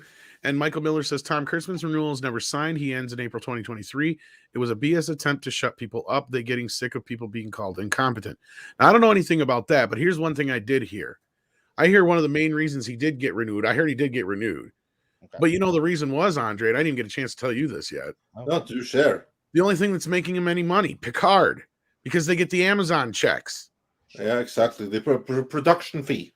Yep. The production fee. Because remember going back, what he said, their whole big song and dance of, we're bringing Star Trek home. And I kept saying, but what about Picard? Well, that's kind of what it seems to be, because Picard is still on Amazon, and that's where they're getting the big chunk of the money. But that's not looking too well for them right now, because they just got shut down because over 50 members of the crew tested positive for COOF. That's boring for them. So I imagine that's how long do you think it's going to be until? Yeah, I mean, if that's your entire business plan is one show to give you a paycheck. They were filming season 2 and 3 back to back, so I don't know how far they got into season 2. It could be theoretically, if they got enough of season 2 shot, they might just dump season 2 out there soon and then hold off on season 3. I don't know what the situation is going to be. All I know is production has shut down. I mean, we're in a world right now because of these events that ultimately, even though these are pretty terrible events, it literally is going to be, the cream's going to rise to the top. Because the only way to survive this current environment that we're in is to actually be competent and have something to offer that can go through all of the complications to make money in this current environment, right? You have to be able to have something to offer beyond your relationships. And, and so that's what we're watching here is the end of that era with Mr. Kurtzman holding on desperately to, this is all he's got, right? And that is beginning of a new era. I mean, everything we've been complaining about, of the last several years of the garbage in movies and television is coming from these people who have nothing to offer except the membership of the society that they're in. And that would have gone on until global events made it a profit-oriented situation. And that's kind of where we are right now, because there's a cost. There's a cost to doing all of this. And when the only thing they earn from Star Trek is the Amazon production fee, and rest assured, Amazon doesn't want to pay it because they're not seeing the returns that they want on it. Well, Paramount Plus got a lucky boost here recently from Yellowstone. I guess is doing very, very, very well for them. The Yellowstone airs on network television, and I think they've got the previous seasons on Paramount Plus for them to watch. Yeah, but then the movie premiered on there too recently and all that stuff. And I know that's the thing is they're floundering, flailing in the wind. They've got nothing. Their big movie for this year is Top Gun, besides Mission Impossible, if that ever gets finished. Yeah, I mean, is Top Gun? Is that ever going to get released? Is Top Gun ever going to get released? I don't know. It took the May spot for. It's done. I mean, it's not like the movie's not done. Yeah. So it was supposed to have been released last year. It's more of a good sign that they keep holding it off than anything, Cameron, in this case, because that means that they're confident that it's going to do well. They just want to make sure they drop it at the right time. Yeah, they want an environment where people will go. Because honestly, I wish Ghostbusters would have waited till after Spider-Man now. because I think people would have went and seen it more, because that's the thing is Ghostbusters did well. I don't know. Not I don't with know. the thing that sounds like a transformer, because like now half like cinemas in Europe are shut down and everything. Yeah, the I think Ghostbusters should have it's, come up for Halloween. And I'm not seeing any of the effect of that here, but that's just me personally. I mean, it's just like, to me, that whole thing feels like a lot of Fugazi, but I'm not trying to get into that business here. Like, it just feels like we're getting scared of shadows now at this point, it feels like. Well, you did can make that Ghostbusters point, perform to a level that you all think it should have? I mean, financially, was it a success in your opinion? I mean, it was decent, but it was, I wanted it to make at least 50 to 100 million more, and it almost had to. It's doing well, I think, on streaming, and it will do probably well on video. And it actually had a boost after Spider-Man came out, and that's why I say that, because it lost a shit ton of theaters, and I'm sure part of it was the spillover from people who couldn't get into Spider-Man, but it went up like in its last few weeks in the theaters, which was normally not normal for a movie like that. Normally it's tapering off to the point where it's not making any more money. It actually had like a 17% jump. Is it still in theaters, or is it no longer? Not in the US. It's not in it's still in some, but it's like in like very, very few. It comes out on video in a month. It's already on streaming. It's opening in a few other countries now. Like I think Australia got it last week, if I'm not mistaken. Yeah, it opened really late in Australia, so they would have gotten it. So that's the thing. The bulk of its money, though, here's the thing. If you compare it to 2016, on surface, just looking at it on paper, you're going to be like, oh, well, 2016 was more successful. Not really. And I'm not even talking so much about like the budget so much, but most of the money that Afterlife has made so far, of it's almost $200 million, has been US money. So that's more money in the end, because 2016 did better overseas. Because I think actually now Afterlife has outgrossed 2016's US take, if I'm not mistaken. If not, it's very close. And of course, besides that fact, Ghostbusters 2016 cost twice and then some of the budget of Afterlife. So before we even get into that stuff, Afterlife is successful because the budget was low. It made most of its money back in the US so far. Now, you can sit there and argue whether or not it's made money. I say it's made maybe a little bit of money, but it will definitely make its money back on home video. It made enough that they gave Jason Reitman a 6-picture deal, and there's so much talk about sequels that clearly Sony's ready to move forward with more. Because Sony also had loads of Ghostbusters plans from before to follow up on the 2016 movie. So it's not like they have to start completely from over. Many of those projects will give them ideas that they very quickly can repurpose. Like, for instance, an animated spin-off series. You can do that. A different team in another town. You can do that. Yeah. Well, one thing we should also just keep an eye on, which the numbers will not be apparent for a bit, and they'll actually will get, I think, bigger over the course of this year, is what's going to come out of the ancillaries for Sony from Ghostbusters, particularly toys. Watch out for Halloween. Like I said, even now, my little nephew is like, I want my Ghostbusters Proton Pack. He's 5 years old, and he's already in. He's not, like kids at that age, they just go on a drone, right? Yeah, I want my Proton Pack. I want my costume, and so it's going to have a cultural impact in some ways. The interesting thing, next Halloween, it's going to be Ghostbusters Halloween, much like Suicide Squad. Harley Quinn was a phenomenon at the next Halloween, and so there's going to be a longer term impact, and that's why the signal of that is the fact that at the very end of its run theatrically, it starts ticking up because people are hearing about it. So many people I had to drag. I just went to saw it 3 times. Twice, the second times, I dragged friends of mine that didn't want to see it because they thought it had something to do with the 2016 movie. They didn't want to see it. I dragged them each time to see it, and they loved it. And in the last time, we ended up talking to a woman who had just come because she just wanted to check it out, but had very low expectations. And we ended up talking after the film with her, and she was saying how she's going to bring her kids back to it because it wasn't what she expected, and it blew her away. So it's one of these things that's going to keep building steam. It's the little engine that could and is going to remain a phenomenon through this year and beyond, I think.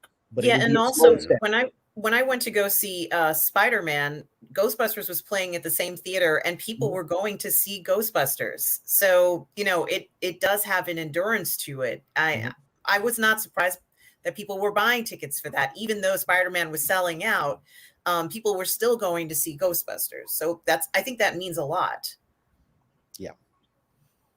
So, yeah, Tom, you're right that it would have been great if it made more money up front. I just think, we just reality of the world that we're in, and also some of how they marketed it and some missed opportunities and letting people know that this really wasn't anything to do with 2016. Yeah. Well, that's the other thing is I don't think they spent nearly the advertising budget they did on 2016. And either. Tom, but I haven't been able to find any numbers. So, I mean, isn't it possible that they might bring it back? I mean, I don't know how things are going to go in the future, but I could see them rescreening Ghostbusters Afterlife and people going to buy tickets for it. Like, people would spend money on it. Maybe I know. I think the video sales are doing well, because I've had a lot of people come to me and tell me that not only did they pre-order it, they got it on digital as well because they wanted to watch it right away. So, I mean, it does have a lot of rewatchability to it. I'm not saying everybody loved it, but it was for the most part, well liked.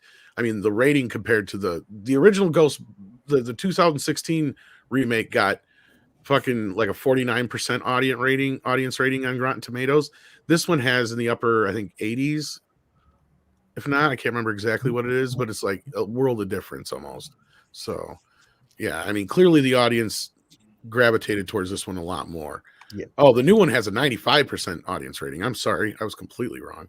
Yeah. So, that's a big difference, almost 50% difference. So, it's going to be the little engine that could. I think we're still going to be talking about Ghostbusters in a few months, even though it's going to be out of the theaters for so long, because it's going to have a cultural impact. It's one of these things that's going to surprise people that it just doesn't go away, and it'll remain having an impact in a good impact on Hollywood. Well, and the digital release was what, on the 4th?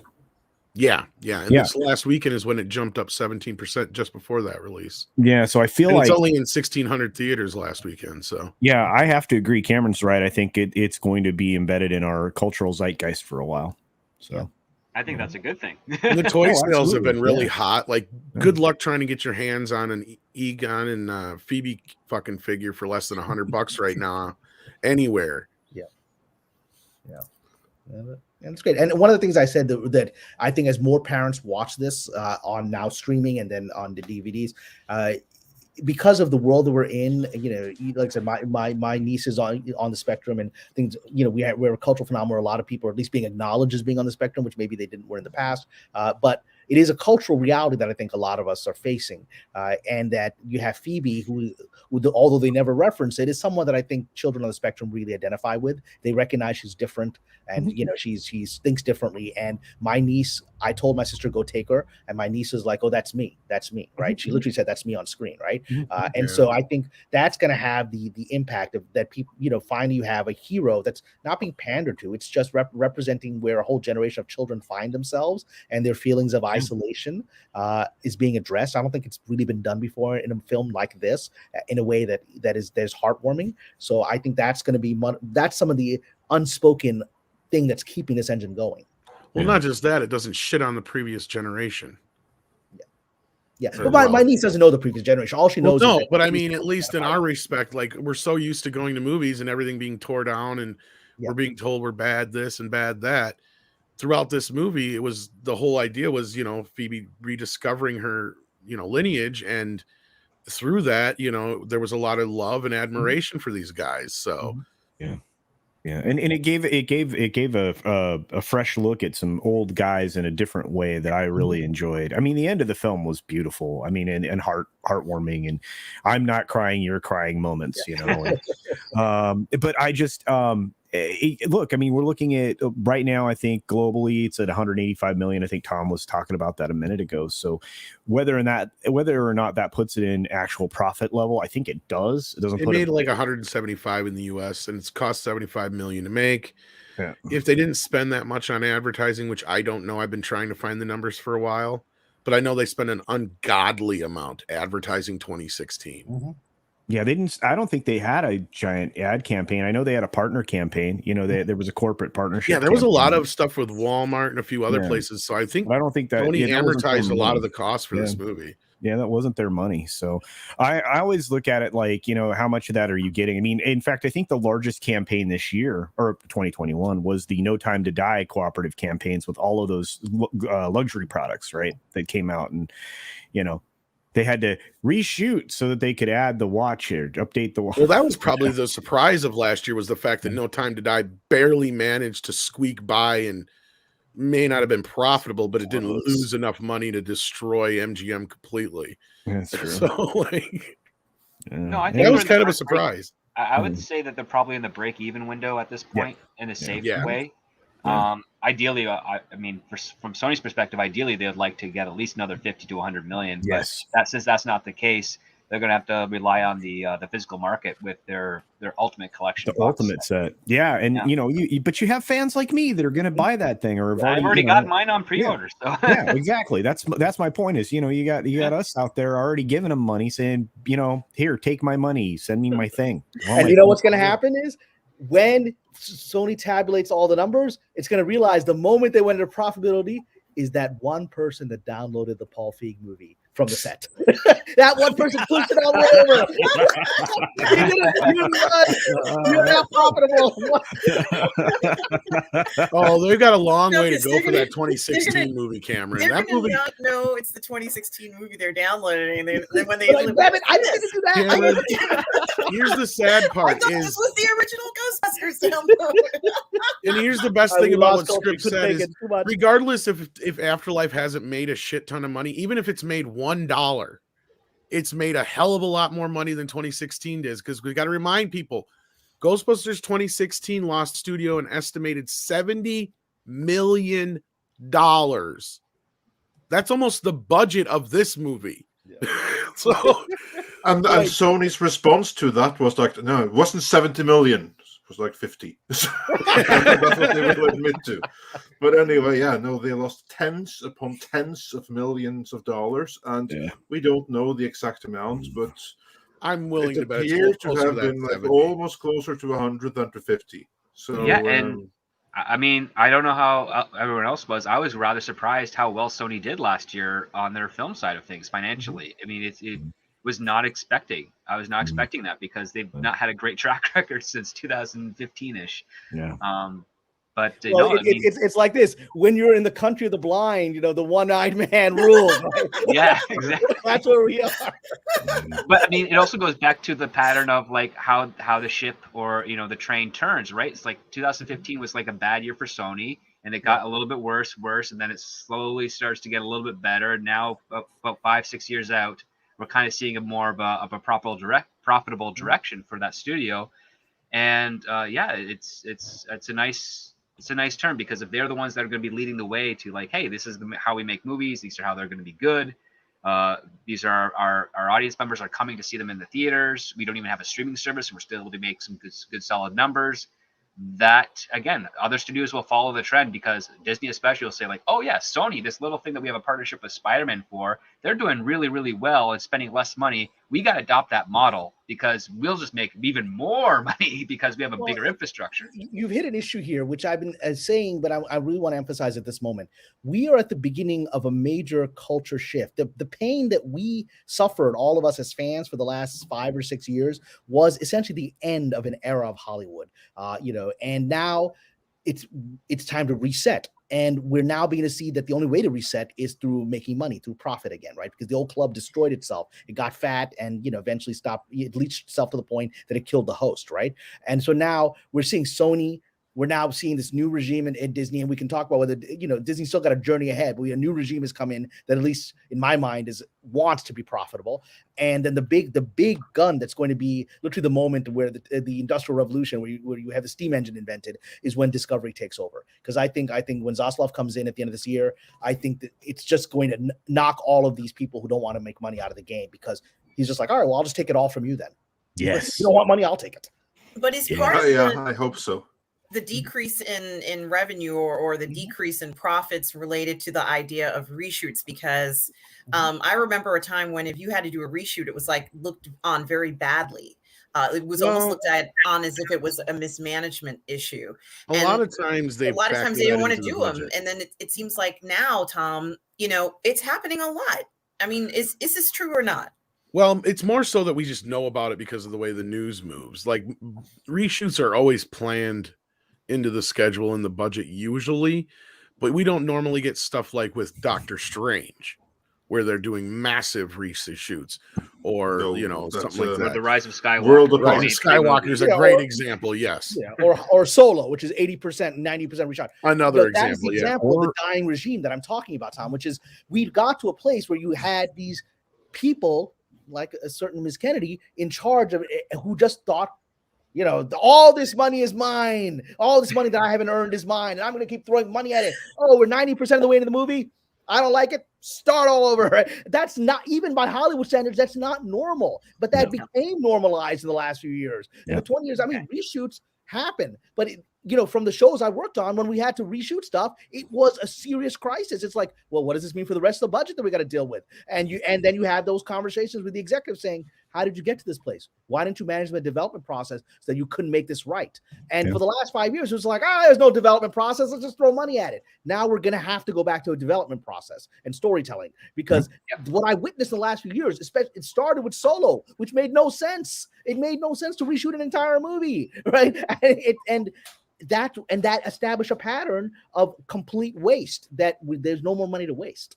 Well, and it didn't pay off either. And that was the same thing with Rise of Skywalker, same thing with Justice League, a lot of these other movies that have had famous reshoots. So yeah, to mainly answer your question, no, it's not abnormal, but it's abnormal to have these extensive reshoots like we've had. Have something that's over like 2 or 3% of the film is pretty crazy. Because the situations I've seen is like, they'll be in the editing room bay and they'll be like, you know what, we need a little bit of coverage here, or we need something there. We have to do a reshoot, and they're like, okay, great, that's fine, we can do that. It's when they get something bigger where it's like, maybe in a terrible situation where an actor has died in their majority of the film and the performance is not lining up with everybody else. They can't go back and reshoot them. They have to recast the whole role. You have the situation with Christopher Plummer replacing Kevin Spacey. Yeah. I mean, you don't want to be in that situation, but at the same time, you also don't want to be in a situation where you're giving like maybe your third or fourth cut of the film. It's in the screening room, and then the big honcho is watching and saying like, well, why does this happen in here? Like, what the heck's going on? Why is there that gap?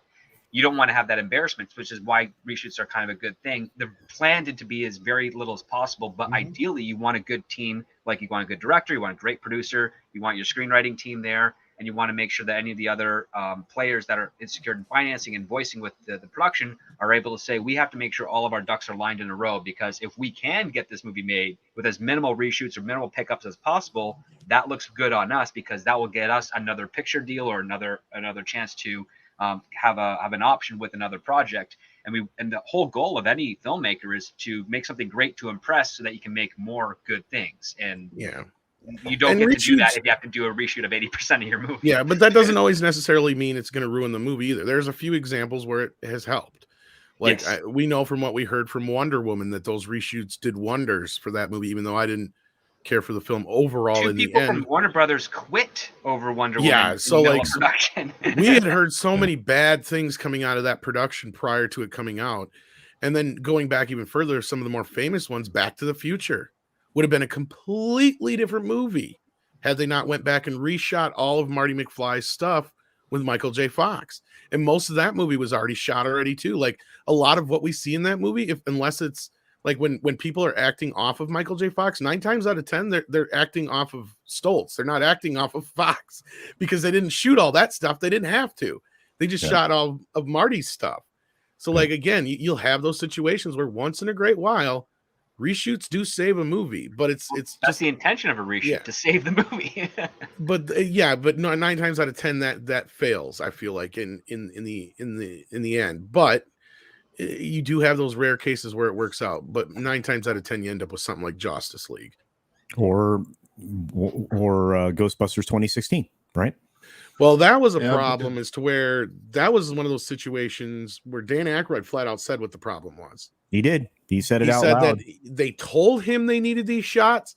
He said we didn't need these shots, and they had to go back and reshoot all those shots. And that gets back to what Cameron was saying. You need to go through a regular production cycle. There needs to be a development, that actually breaks it all down. You need a team of people who know what they're doing. And we brought in a bunch of kindergartners to do it for the last. Yeah, that just tells me that Paul Feig thought he could flip the camera on, and these people would make a movie for him.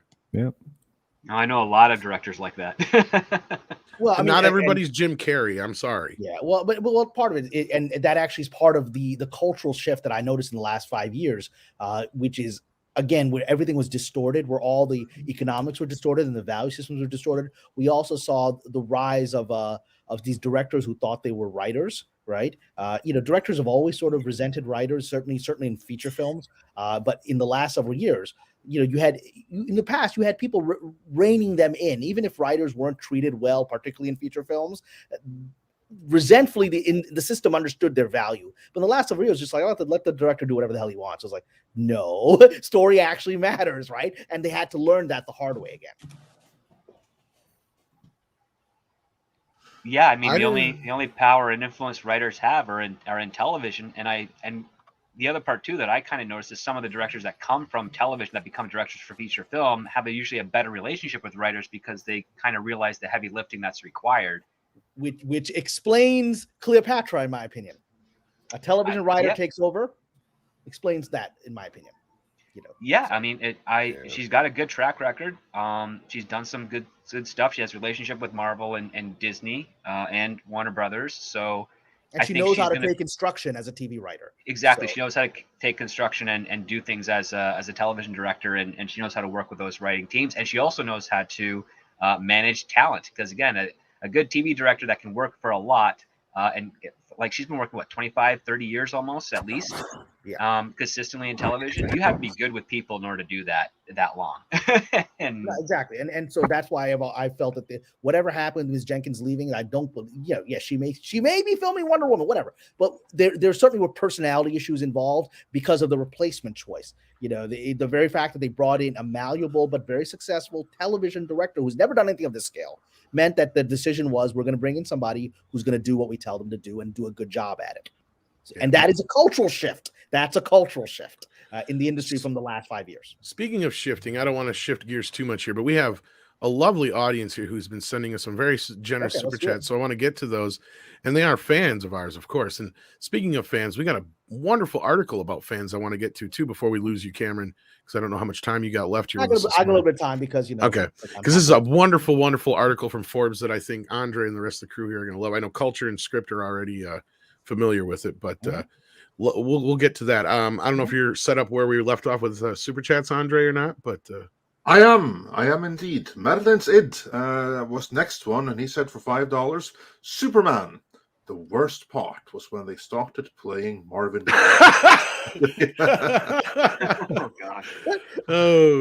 Let's that's a conjunction. Who play Marvin Gaye? What's the joke? The background music for the comic where where he was tortured. I see. Yeah. Now I get Let's get it where he's Lawrence of Arabia. Okay, yeah. Yes, exactly.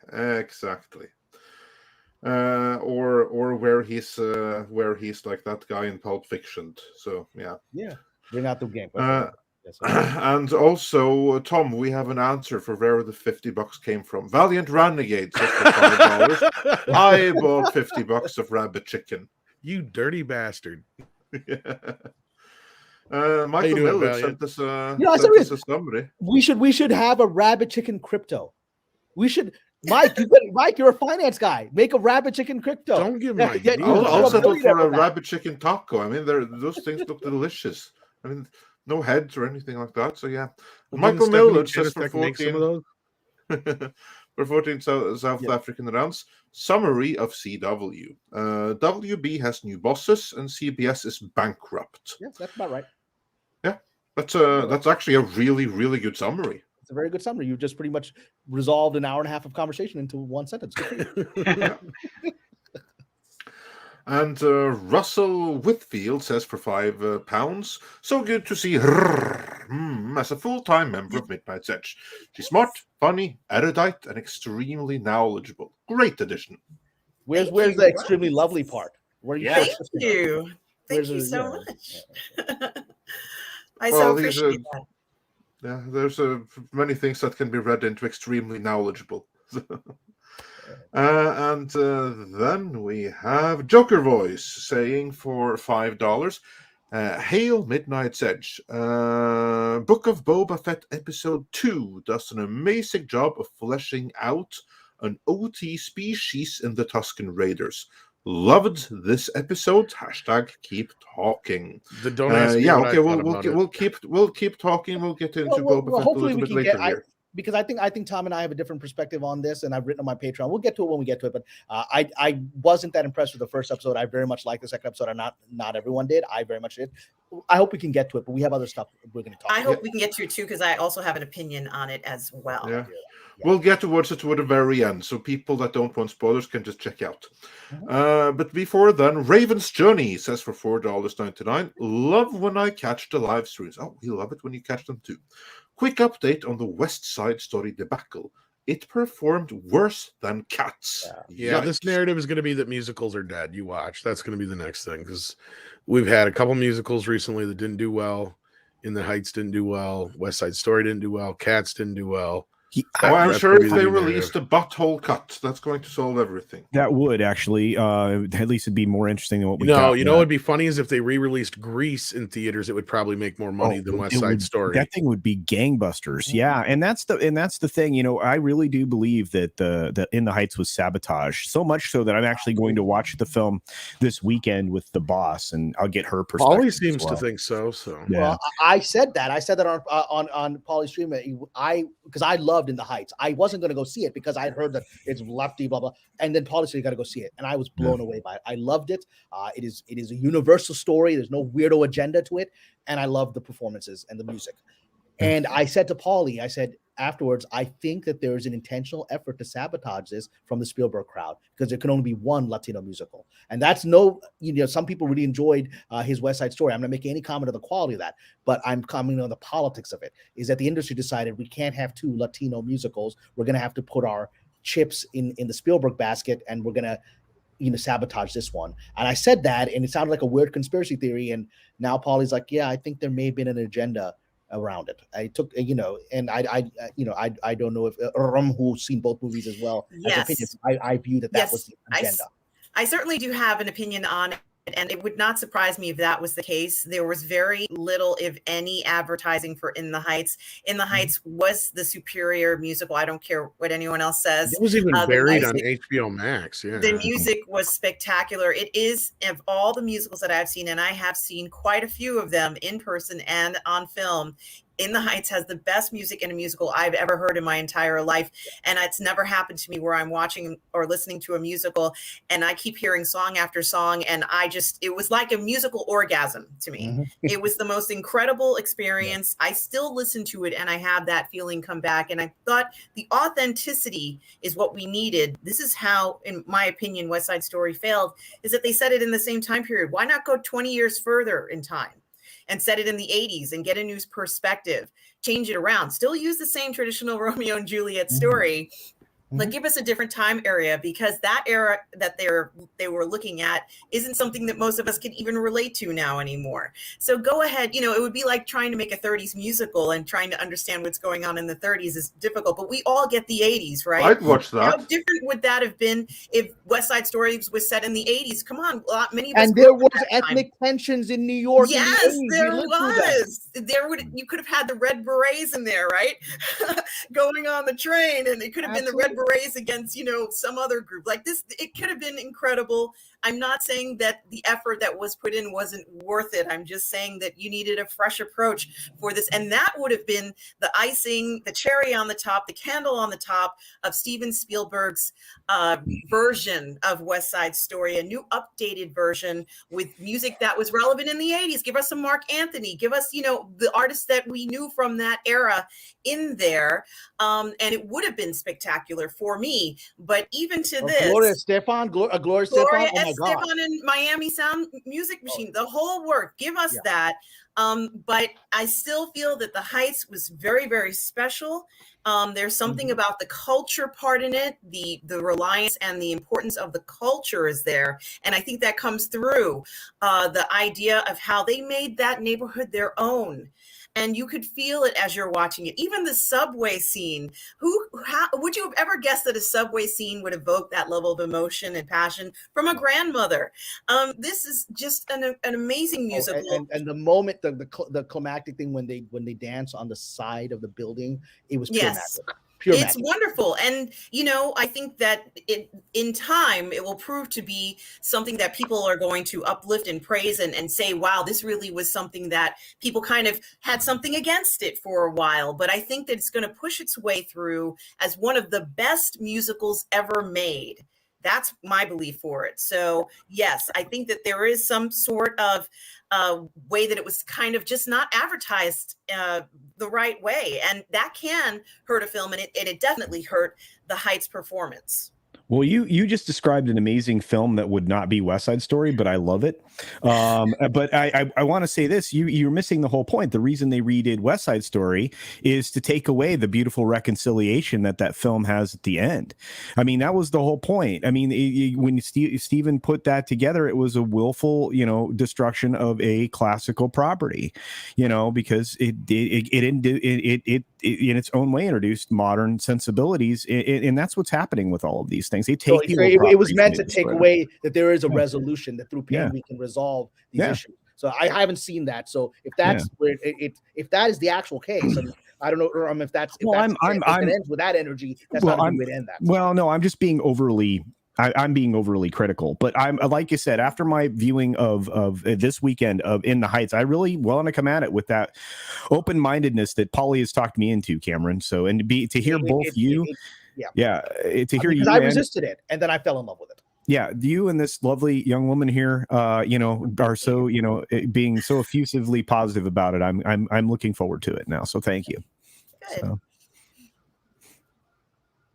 Yeah, that is awesome. So that was a super chat that really excited the conversation. Yeah. Yeah.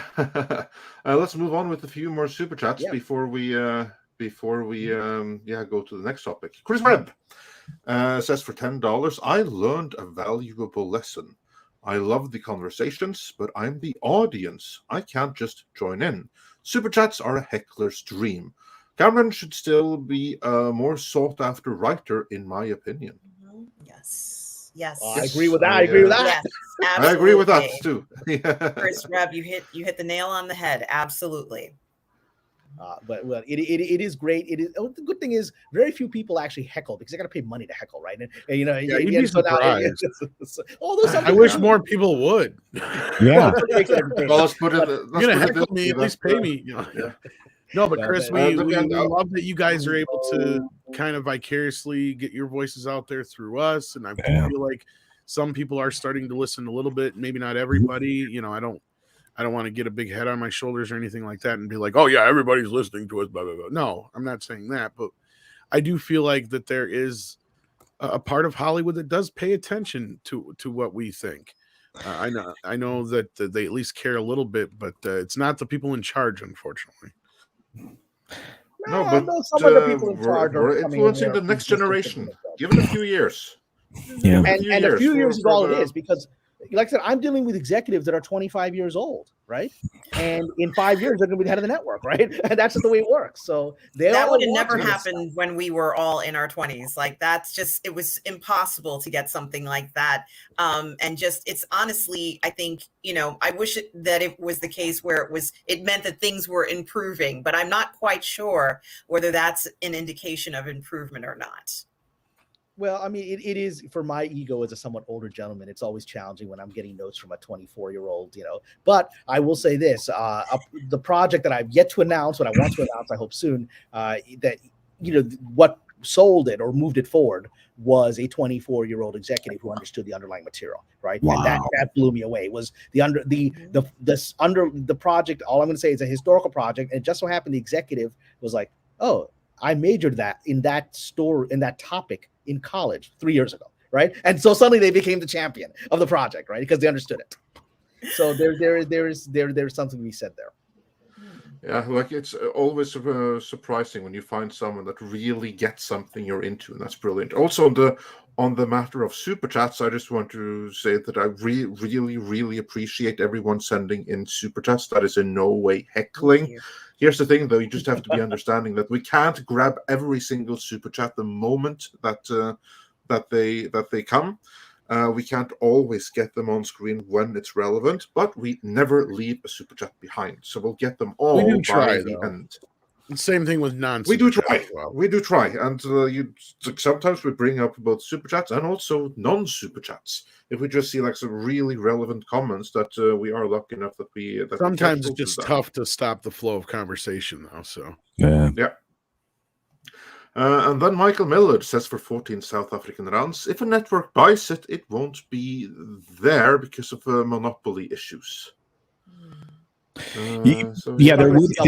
He's asking, and he actually sent this in, but just before I think we got to that topic. But and I think Michael Miller, there would be monopolistic problems there. Absolutely. I mean that it's unlikely. It's unlikely another network is going to be able to successfully acquire them. That's why I think Nexstar is keenly interested as they seem to be. There is another player supposedly out there, so it's quite possible one of the big tech companies swoops in and grabs them, and there wouldn't be any issues with that. Let's just put it that way. And I know I'm sorry, go ahead, Dom. No, I was going to say a joke here because I see the guys are coming up with a bunch of musicals in the chat. I hate to be the actually nerd Project Cambrian, but Attack of the Killer Tomatoes already was a musical. Oh, see, you were in another timeline. I just didn't want to be that actually nerd, but I had to at that moment. Sorry.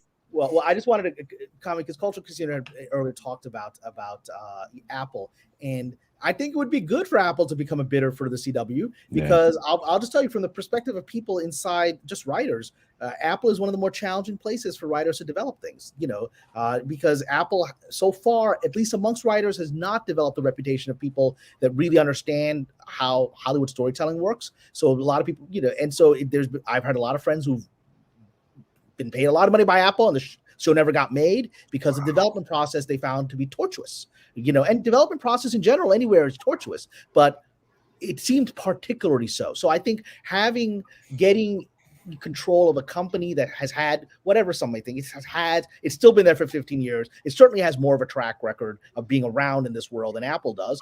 I think having some of those people come into the Apple fold would be helpful to help them figure themselves out. I just think that right now they brought a lot of tech executives from San Francisco who don't know how the industry works still. And I think they need that. Yeah, they're looking at the industry like it's a form of code that they're familiar with when it's really far more or an organic nature of aspects. And I think, Cameron, you're quite right with that. The veterans of the CW and that infrastructure would be very useful for Apple right now because they have so much money, but they're not making any waves really with any of their projects. And that's especially like the biggest bomb ever of Foundation. Like nobody's talking about that, and that should be a huge cultural phenomenon. It should be. I saw the first 3 episodes, and then I didn't really have the impetus to watch anymore. It was just like a bit boring. It was a very derivative take on the content. Let me ask both of you because you're both here. This is a rare occurrence for me. Doesn't a good network executive or even the studio executive, don't they both have to possess like the understanding, the fiscal acumen of that job, but they also have to have impeccable instincts when it comes to like what's going to make money and what's not. There are not a lot of executives out there currently that seem to represent that second part. They don't have the instincts to know what this thing's going to be a massive hit. What you're describing to me. Am I wrong? I mean, I'll give you an example from Starz. Starz recently went through a major changes. Essentially, early this year, the head of the head of development, the head of television for Starz, was let go, and she had been a very, very successful executive at CBS. But again, now we're talking about CBS being sort of the past, right? Right. And so she attempted to, at least one of the critiques that people had was Starz was making stuff that just didn't feel like that is what the audience wanted. It felt like people on Starz want sexy, stuff that's on the edge. That's what Starz is, right? And so a lot of her instincts were coming out of this network world, which is a very safe world, right? Because they want to get a broad audience, particularly CBS, the safest of all of them, right? Which is older audience. And so they had to let her go, and they now have brought in the former head of Sony Television, who I've met before, who is one of the most respected people for exactly the reasons Culture Raising is that she's seen as having instincts and able to see into the future of where the trend of the audience is going. And so that's a huge win for Starz, but that's a direct thing of them realizing this person doesn't have the pulse on where the audience is, and this person does. Yeah, that comes down to like the board of directors. They they're the ones that kind of have a little bit of a say in who goes Yep. where in those types of positions. Ideally, again, and Cameron and I, we've discussed this before, is that the whole perspective of marketing in the education sphere and how it translates into the real world applications is really kind of pathetic when you compare it to the generations that made advertising a paramount business to begin with.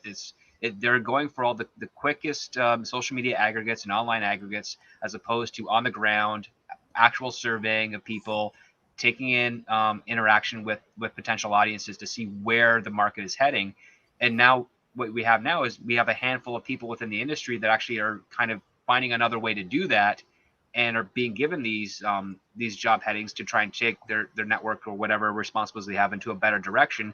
And you have all these other dissenting voices saying, well, social media, Instagram, Facebook, Twitter, they're all saying this stuff. And then you have that one saying, well, that's only this percentage of my potential audience.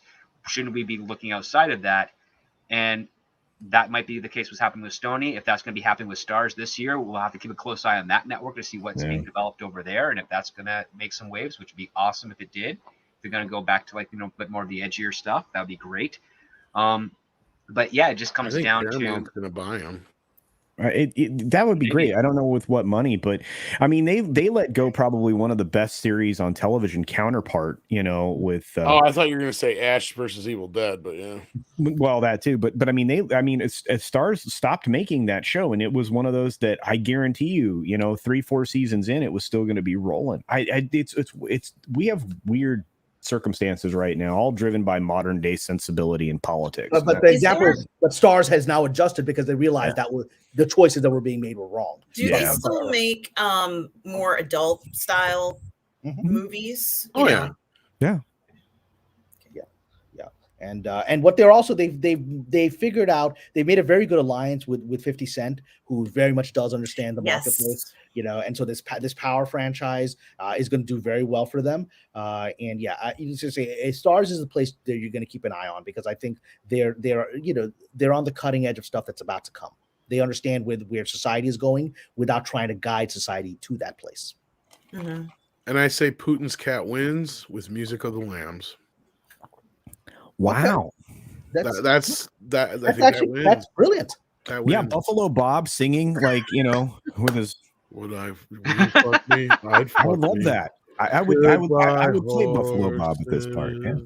Yeah. My favorite song though is "It Puts the Lotion on Its Skin and Then It Puts It in the Basket." It's a catchy tune. It's tragic. It puts the lotion on its skin. It puts the lotion on its skin, and then or else it gets the hose again.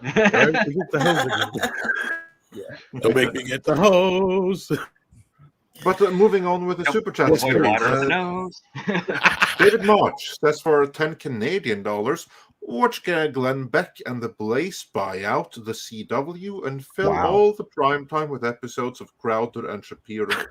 That could be. That actually would be hilarious if, like, the Daily Wire went in and they bought the CW, and CW becomes the DW. Yeah, and they would unwoke all of those like god awful shows and fix DC from the wrong side. I just don't think they care. I think that if someone else buys the CW, they're not getting any Warner shows with them. That's probably true. Like Script said last night, all they'd have would be whatever contracts are left to play out, and that's it. Do you really want to keep Berlanti anyway, though? That's the thing. Like, he's got a good network that can get a lot of shows made, which is valuable to a lot of people in town. But I mean, the practices of some of the people he points to, some of those shows is questionable, because if they're going to get rid of someone as great as Kamran Pasha with the voice, it's like you're clearly not thinking in the right direction. And I've seen a couple of interviews of those writers doing their stuff, and the craziest part is that each of them tells the exact same answer to a question, but it's a lot different interviews, different times, different writers, but it's almost like it's one voice. And the value of a writer's room is that you have multiple voices with multiple perspectives to get a nice variety of stories and conflict in your show.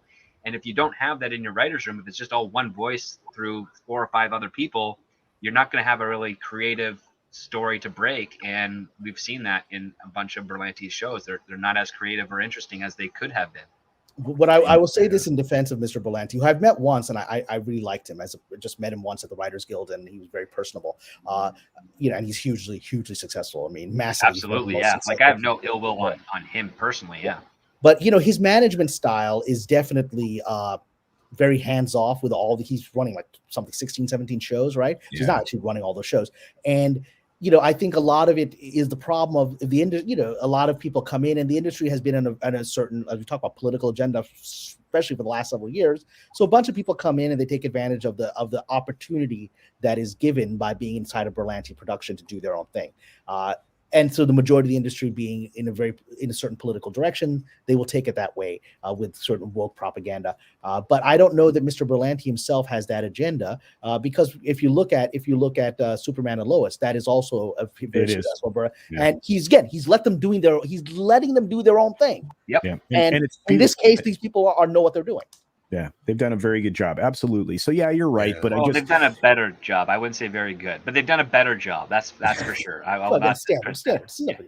Well, exactly. At least people seem to be at least enjoying the show for the most part compared to other things. But I'm worried about this season too, man. No, I hear you.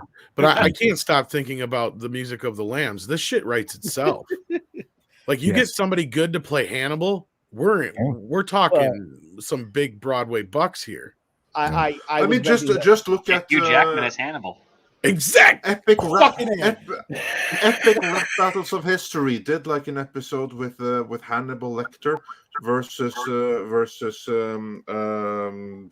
what's his name again? Like Jack the Ripper. And it's brilliant. That was just a sample of what like a Hannibal Lecter. I ate his face like ham.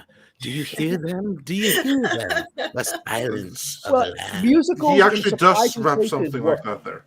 Yeah, musicals in surprising places work. I still think the Buffy musical episode is one of the greatest hours of television in history. Oh no, mister, what you gonna do? I'm gonna make a suit out of you.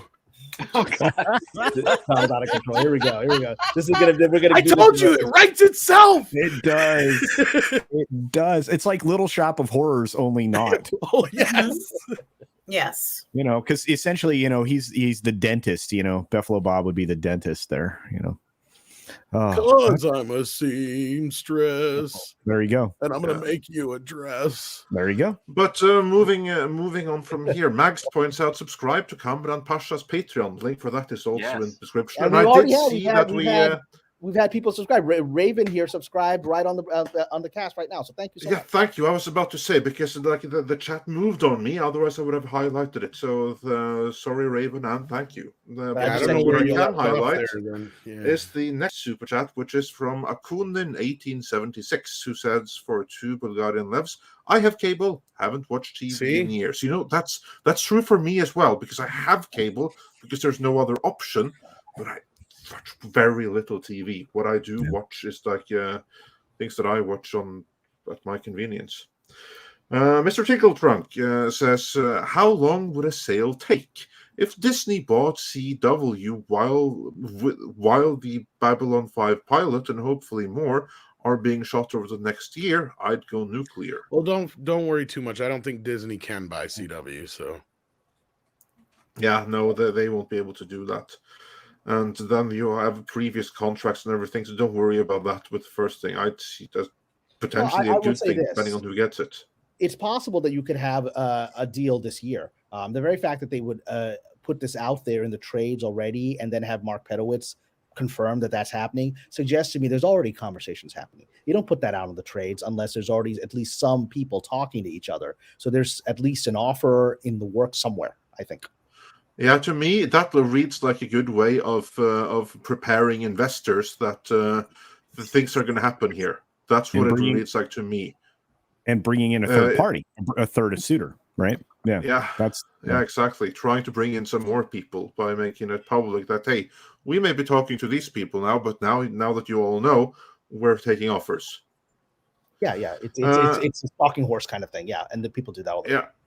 Exactly. John Apocalypse says for £1.79, TV license is just an extra cable fee now, really.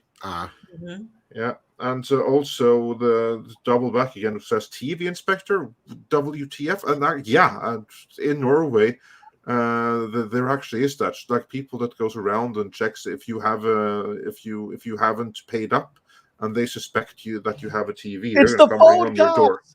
It's the phone Yeah. cops from They WRKR also being they also have like you're watching your billboards show and, on your phone and they're coming. they also have billboards and advertisements around in the United Kingdom, you know, giving the scenario of make sure you pay your phone fee. You know, you don't want the inspector to come and find out that you have not paid it. Like it's like it's this terrifying event that might happen to you. So Yeah, That's actually what that guys, really like, did can't they happen call to me. me? what was yeah, that I'm sorry script? it happened to you, Andre. I used to put up like because when I was in the UK, I would see those signs and I used to like print off at the copy shop and put up there, just call me, and I just put it on and paste it underneath. Because I think that's the ironic thing. If you don't pay the phone, they disconnect the phone, and it's like, well, just call me. Max but yeah, Headroom. Yeah, the whole Max Headroom thing. I think you're right, Putin's cat. If I remember right, I think it was illegal in the Max Headroom future to have an Oh off my button god, here. the 80s had the best television. Max I know, Headroom. right? Oh, absolutely. If you Anyway, think yeah, about no, that the V on 80s is still one of the greatest science fiction experiences of all time. I it love is V. absolutely. I It was love great. V. Oh, that's like a those outfits, retroactive midnight Diana, Diana, oh you my know, God, Diana. just Oh, video yeah. waiting to when they were happen. taking How all like Earth's resources, it was the best shit how ever. they And then eating them destroyed too. like Kenneth Yes, Oh, he's Johnson. got his feet. Oh, my that's God. the Bane right there, my friend. You shouldn't show that shit. Kenneth Johnson would have you shot right now in the street for showing that fucking thing. And Diana don't forget Johnson about was his this name. gem. This gem too. Ooh. Oh, Wow. Buck Rogers. Is that the Hold on, cereal? Hold on. Yeah, well, that's the Is that the 70s 1970s series one, or is Yeah, it that the would be the series? 70s series. Yes. Yeah. The contemporary of the original No, Battlestar yeah. as Galactica. far, as yeah. Kenneth, as far as Kenneth Johnson is concerned, only the first miniseries, and I think the second movie happened, and that's it. Yeah. There's only 3 of the TV movies that they care about. Yeah. There it is. Oh, there it we is. go. Yeah. Wilma Deering. Yep, Oh that's my exactly God. what Oh it my is, God. yep. Wilma Deering. Oh my God. And Miss Cosmos. Yeah. Someday we may do a Midnight's Edge video on the mess that was V, because it almost like history repeated itself again. Yeah, like, both times. Which is insane because the show both that was one times of the few revamps that I loved. It was very good. I love that show. They got it. You right. like the ABC show? I did, Yeah. yeah. Yeah, but the original still trumps it. But I liked both True. of them. You know, The ABC show, yeah, you're right, Culture. The original does trump it. Sorry to interrupt, but I was just wanting to say the ABC show does try to take a Battlestar Galactica style to V, and I think that was its undoing for a lot of the fans that could be potential for it because they saw that style being copied and like, oh, they're just trying to do BSG, but they're doing V with a BSG veneer, and that's not what you'd really need because it was a very serious allegorical story. Mm-hmm. And I mean, I love those first 3 TV movies. I do have the series on DVD. I did watch it like just in August last year. Mm-hmm. It surprisingly holds up, and I love the fact that I love like the way they do the relationships. I love the fact that any character could die, and they do kill off some good characters. They in did. that show. Oh, I mean, that whole thing was pure shock value from the opening scene when you have the city-sized spaceship I mean, that had never been done before. We think Independence Day, they ripped that off. Oh, yeah. And also the guy who did Freddy Krueger, he did V Robert before Englund. he did He was a good guy. He was a good alien. Yes, he was. And you saw his acting range. That was almost show. why he didn't was come back so to play good. Freddy because they weren't going to pay him for part 2, and he's like, well, fuck you, I got V anyway. And then they shot the movie without him, or started to anyway, and there's still one shot in the movie that isn't Robert Englund. It's really, and Yeah. you can tell. And so could everybody else, and they're like, okay, we got to get Robert back.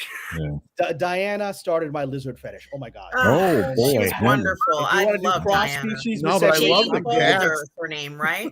Yeah, the cast in that Oh, reboot yeah. was good, though. I mean, Bane Badler, that's right. I get Oh, what yeah. you're saying, script, but yeah. What Oh is no, her the cast name? for the reboot was fine. It's Yeah. just I would Yeah, the say cast just was the great. perspective how they're treating it was they're trying to be a bit more heady like BSG was when they didn't have to be.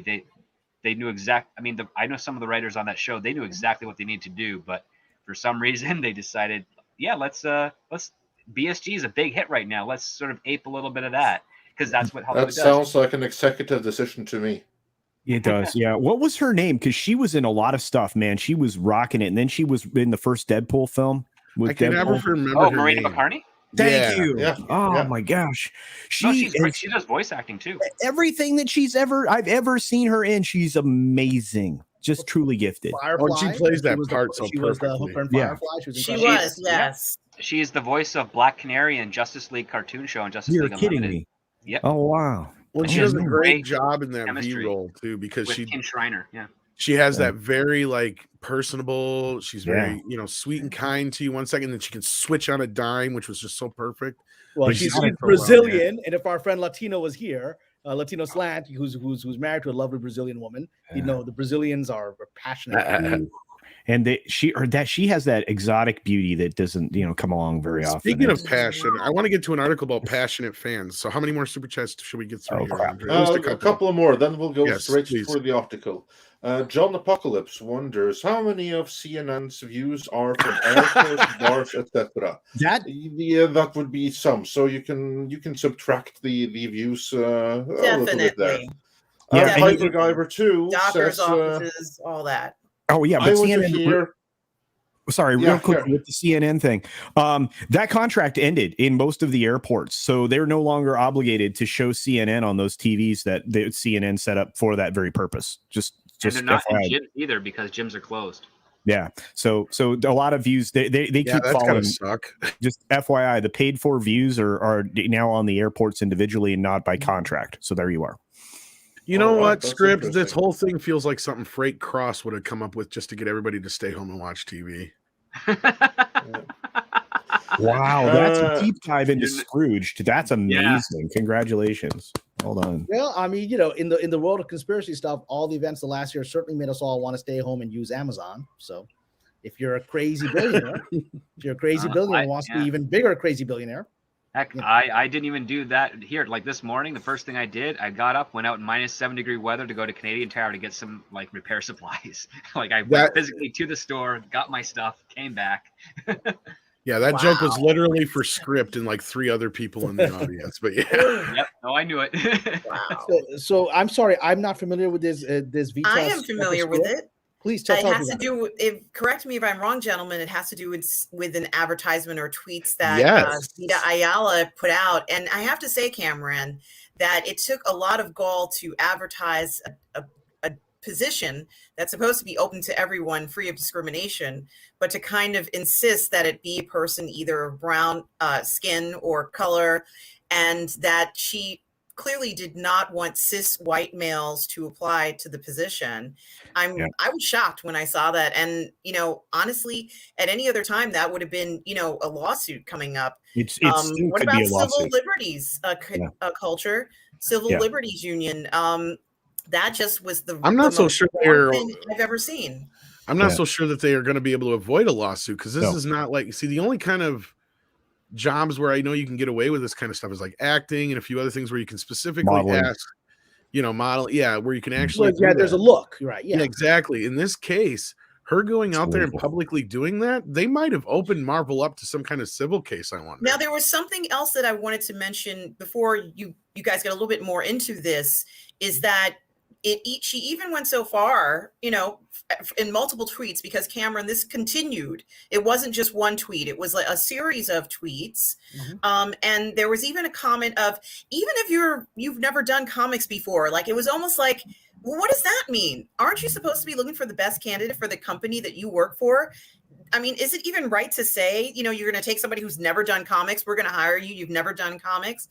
And that alone, I also found quite odd. It's an odd thing to do. This wasn't an internship that she's advertising. This wasn't, start entry level. It was kind of like a bigger position in the industry. And you want the best candidates for that job. You don't want someone who's like, gee, I never thought about comics, but maybe I should give it a shot. That's not really the kind of person that you would be hiring. So that was the other point that I wanted to make. Well, I very quickly perused what happened, right? So I've now seen some of these tweets that you were referencing, and this is an example of what happens when you have these young coddled people in positions of power who do not understand. First of all, they're disconnected from history. So it's not like they know the history of race relations and race issues in this country. Right? They don't know that, right? And number two, they don't know, because they don't know the history, they don't know the legal issues, the legal developments that have happened since then. So they're unaware that they're putting themselves in legal jeopardy because they're living in a world where it's still 1932, and you've got Jim Crow running around. And so, they're speaking without understanding that the civil rights laws that were passed in the subsequent decades from those events can put her in a position of liability because she's unaware of any of these historical events, right? Or they certainly haven't gotten any meaningful inner processing. So I've looked over those tweets. Yes, if I were somebody who wanted to agitate, I would sue right now, right? But see, the problem is that she's talking about the Marvel gig, right? Yeah, because she's not responsible for hiring. She's just commenting. She's just a random person commenting on another. Like, she works for DC. There it is. So yes. she's not exposing anything because I'm not familiar with this. I had to look into it. Here's like the thing that Marvel, they put out a job advert, and in this job advert there is nothing about that no whites may apply. But then she tweeted in response to the advert that we need white cis males. You better stay the hell away. But what you can use this for is if, let's say, you're someone that felt discriminated with at DC or did not get a position at DC, you can use this as evidence. This is their culture. Yeah. This is evidence of their culture. Yeah, and it allows for scrutiny of DC's hiring practices now with a very focused lens. This was a mistake. This is a person, as a lead writer over there that had just opened her company up to scrutiny. That's not good. It's not a good look. Well, the legal affairs is having a call with her. That's why I said I could open it up to a class action suit if there is any. If what she is saying is true, if they can find anybody who can prove that they are disregarding anybody because they're white, male, any of that shit, or have experience. Well, that's not the point. Is like I don't think that's where this woke shit and these idiots don't fucking stop and think and they don't realize how racist they're being.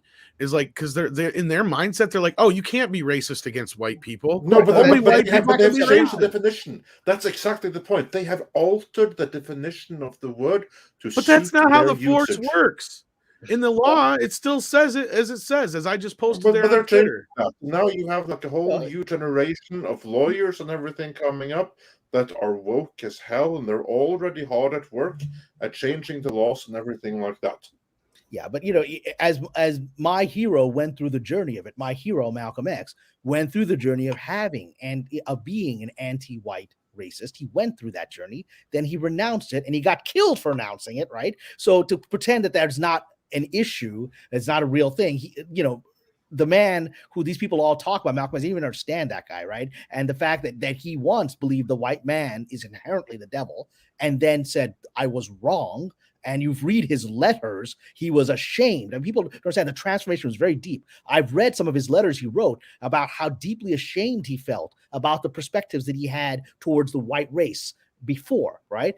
And then he was taken out by radicals who didn't like his new universalist perspective. So the idea that there's no racism, can't be racism. Talk to Malcolm X about that. He's dead because of that, right? And because he changed his opinion on that issue. So, and with regard to the dangers that we're facing on legal issues, I will tell you this. Just 1 month ago on the screenwriter boards that I participate in, I was fascinated to watch all of these writers that I know, well-known screenwriters, having a long series of threads where they're talking about how they can't get work as white writers. I've had white gay male writers say I cannot get work as a writer, because I'm being gay isn't enough. The fact that I'm a white male, I'm not cis, but it's not enough. And so suddenly seeing all these they're starting writers to attach the word cis to gay now, Cameron. Oh, so gay's not cis. Gay is not enough anymore. Yes. So it's what, cis gay male? Yes. Yeah. Okay. It's cis gay. Okay, whatever. But that we said they're going to be the next ones in line. Yeah. But now all of these writers who are people that are not 21-year-old kids. These are people I know in their 40s and their 50s who've had long careers who can no longer get work now at the moment that they thought is the height of their career, when they have, as Aram has said, they have this real experience and real value.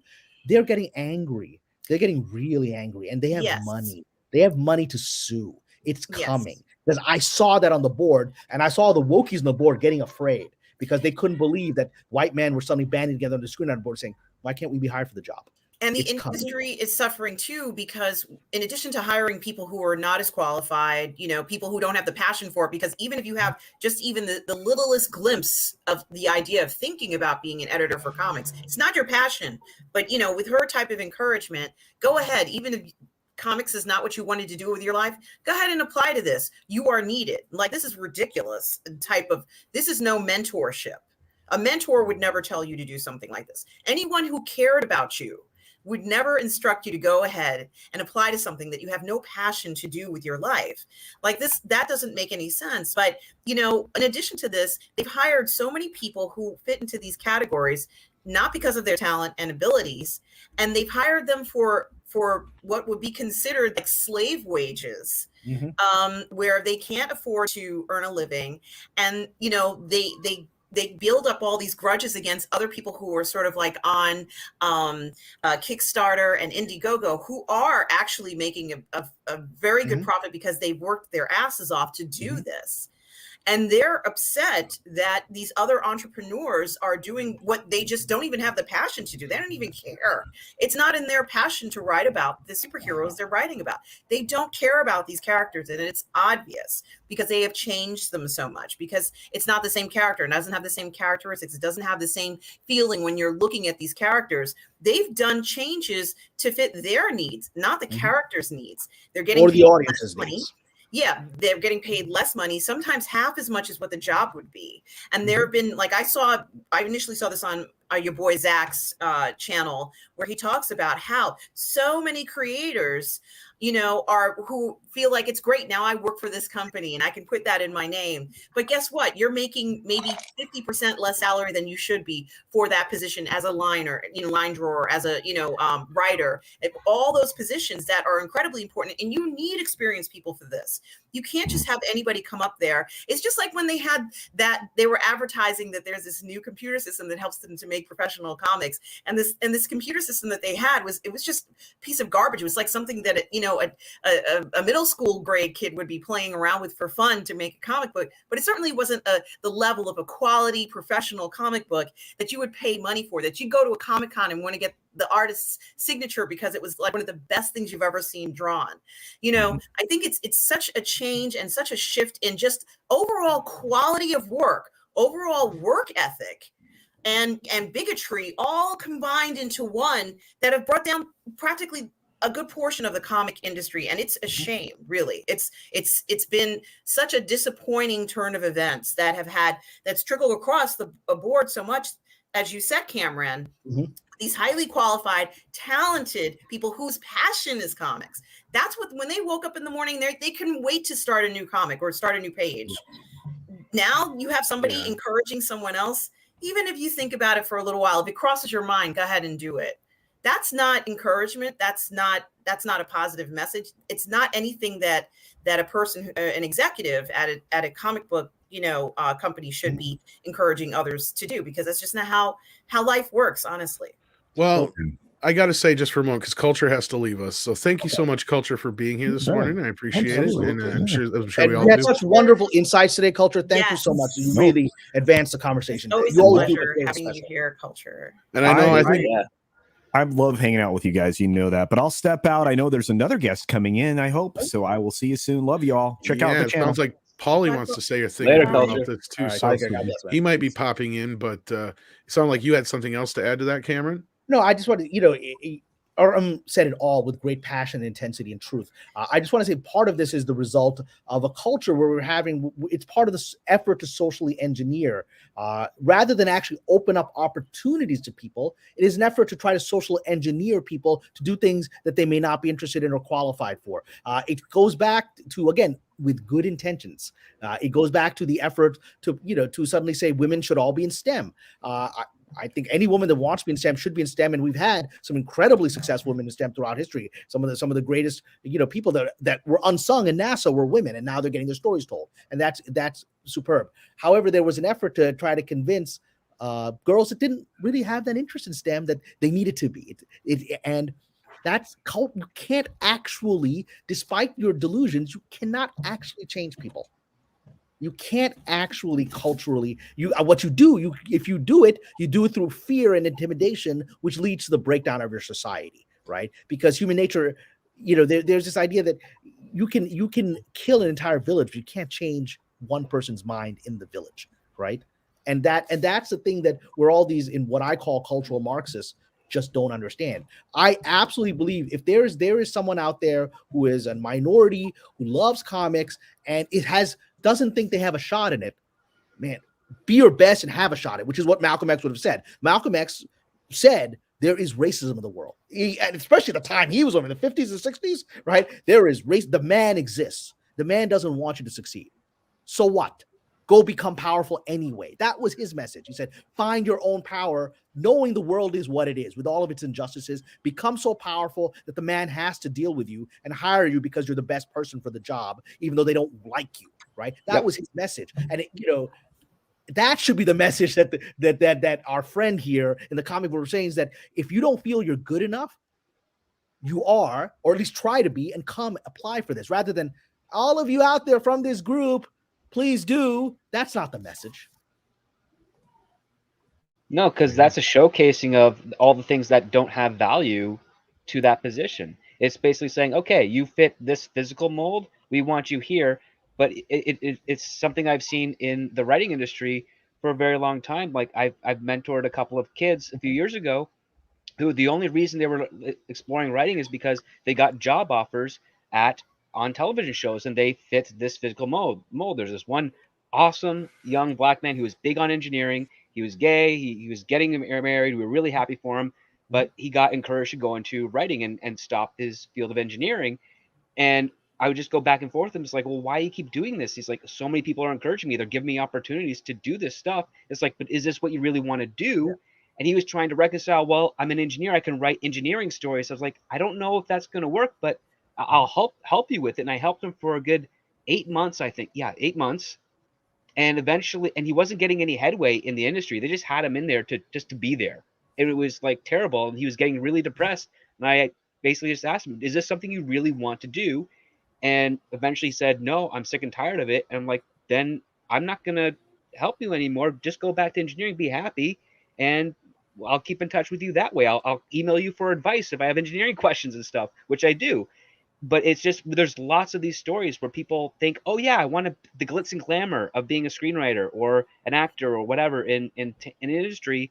And then when you find out what the work is required and how difficult it is and the amount of rejection there is and the fact that a lot of people are used, it really does break apart your soul. And if you don't have that commitment, you really shouldn't be getting into this industry. But I strongly encourage, if there's a passion there, explore it and find out if it's best for you before committing a lot of time and a lot of money to trying to get this career working, because it's very, very difficult.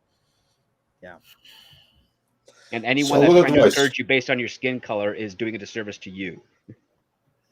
Yeah, again, I've always said that the wolves want people to fail. I've always said they, in their heart of hearts, not consciously, but in their hearts, they want minorities to fail. That's what I've witnessed in situations on television shows where they've got the diversity slot, right? Where they will then, they will bring in the writer that has to be, it's usually African-American, but it has to be, I don't know, now it probably is African-American plus various other labels on top of that, but there's a diversity slot. And every time I worked on those shows, I would usually be the one minority dude in the writer's room, and then the diversity writer would come in. And I would sit down with that person and say, look, and I'll give them the Malcolm X speech. You got to be the best at this, right? Because they don't want you here.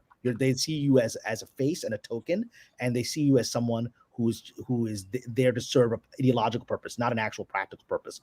And those that understood that were able to get their careers moving. Those that simply got there because they were so happy to be in the room were treated with disrespect, were treated as the servant class, as someone they had to get a handout to, and they were never hired back.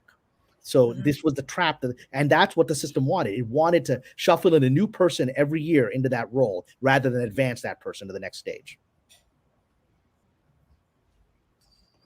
Yeah, truly insidious. Yeah, it is. what is slightly less so insidious are the super chats, and we have a few to go through of those. And then I know Tom is aching for this story here. Michael Miller says for 35 South African runs, Tom Kurtzman's renewal was never signed. He ends April 2023. It was a BS attempt to shut people up. They're getting sick of being called incompetent. Yeah, well, that's. I mean, I haven't heard that. Stop doing that. Okay. I haven't heard I that heard either. that, and Tom said he hadn't heard that either. But maybe Script, have you heard that?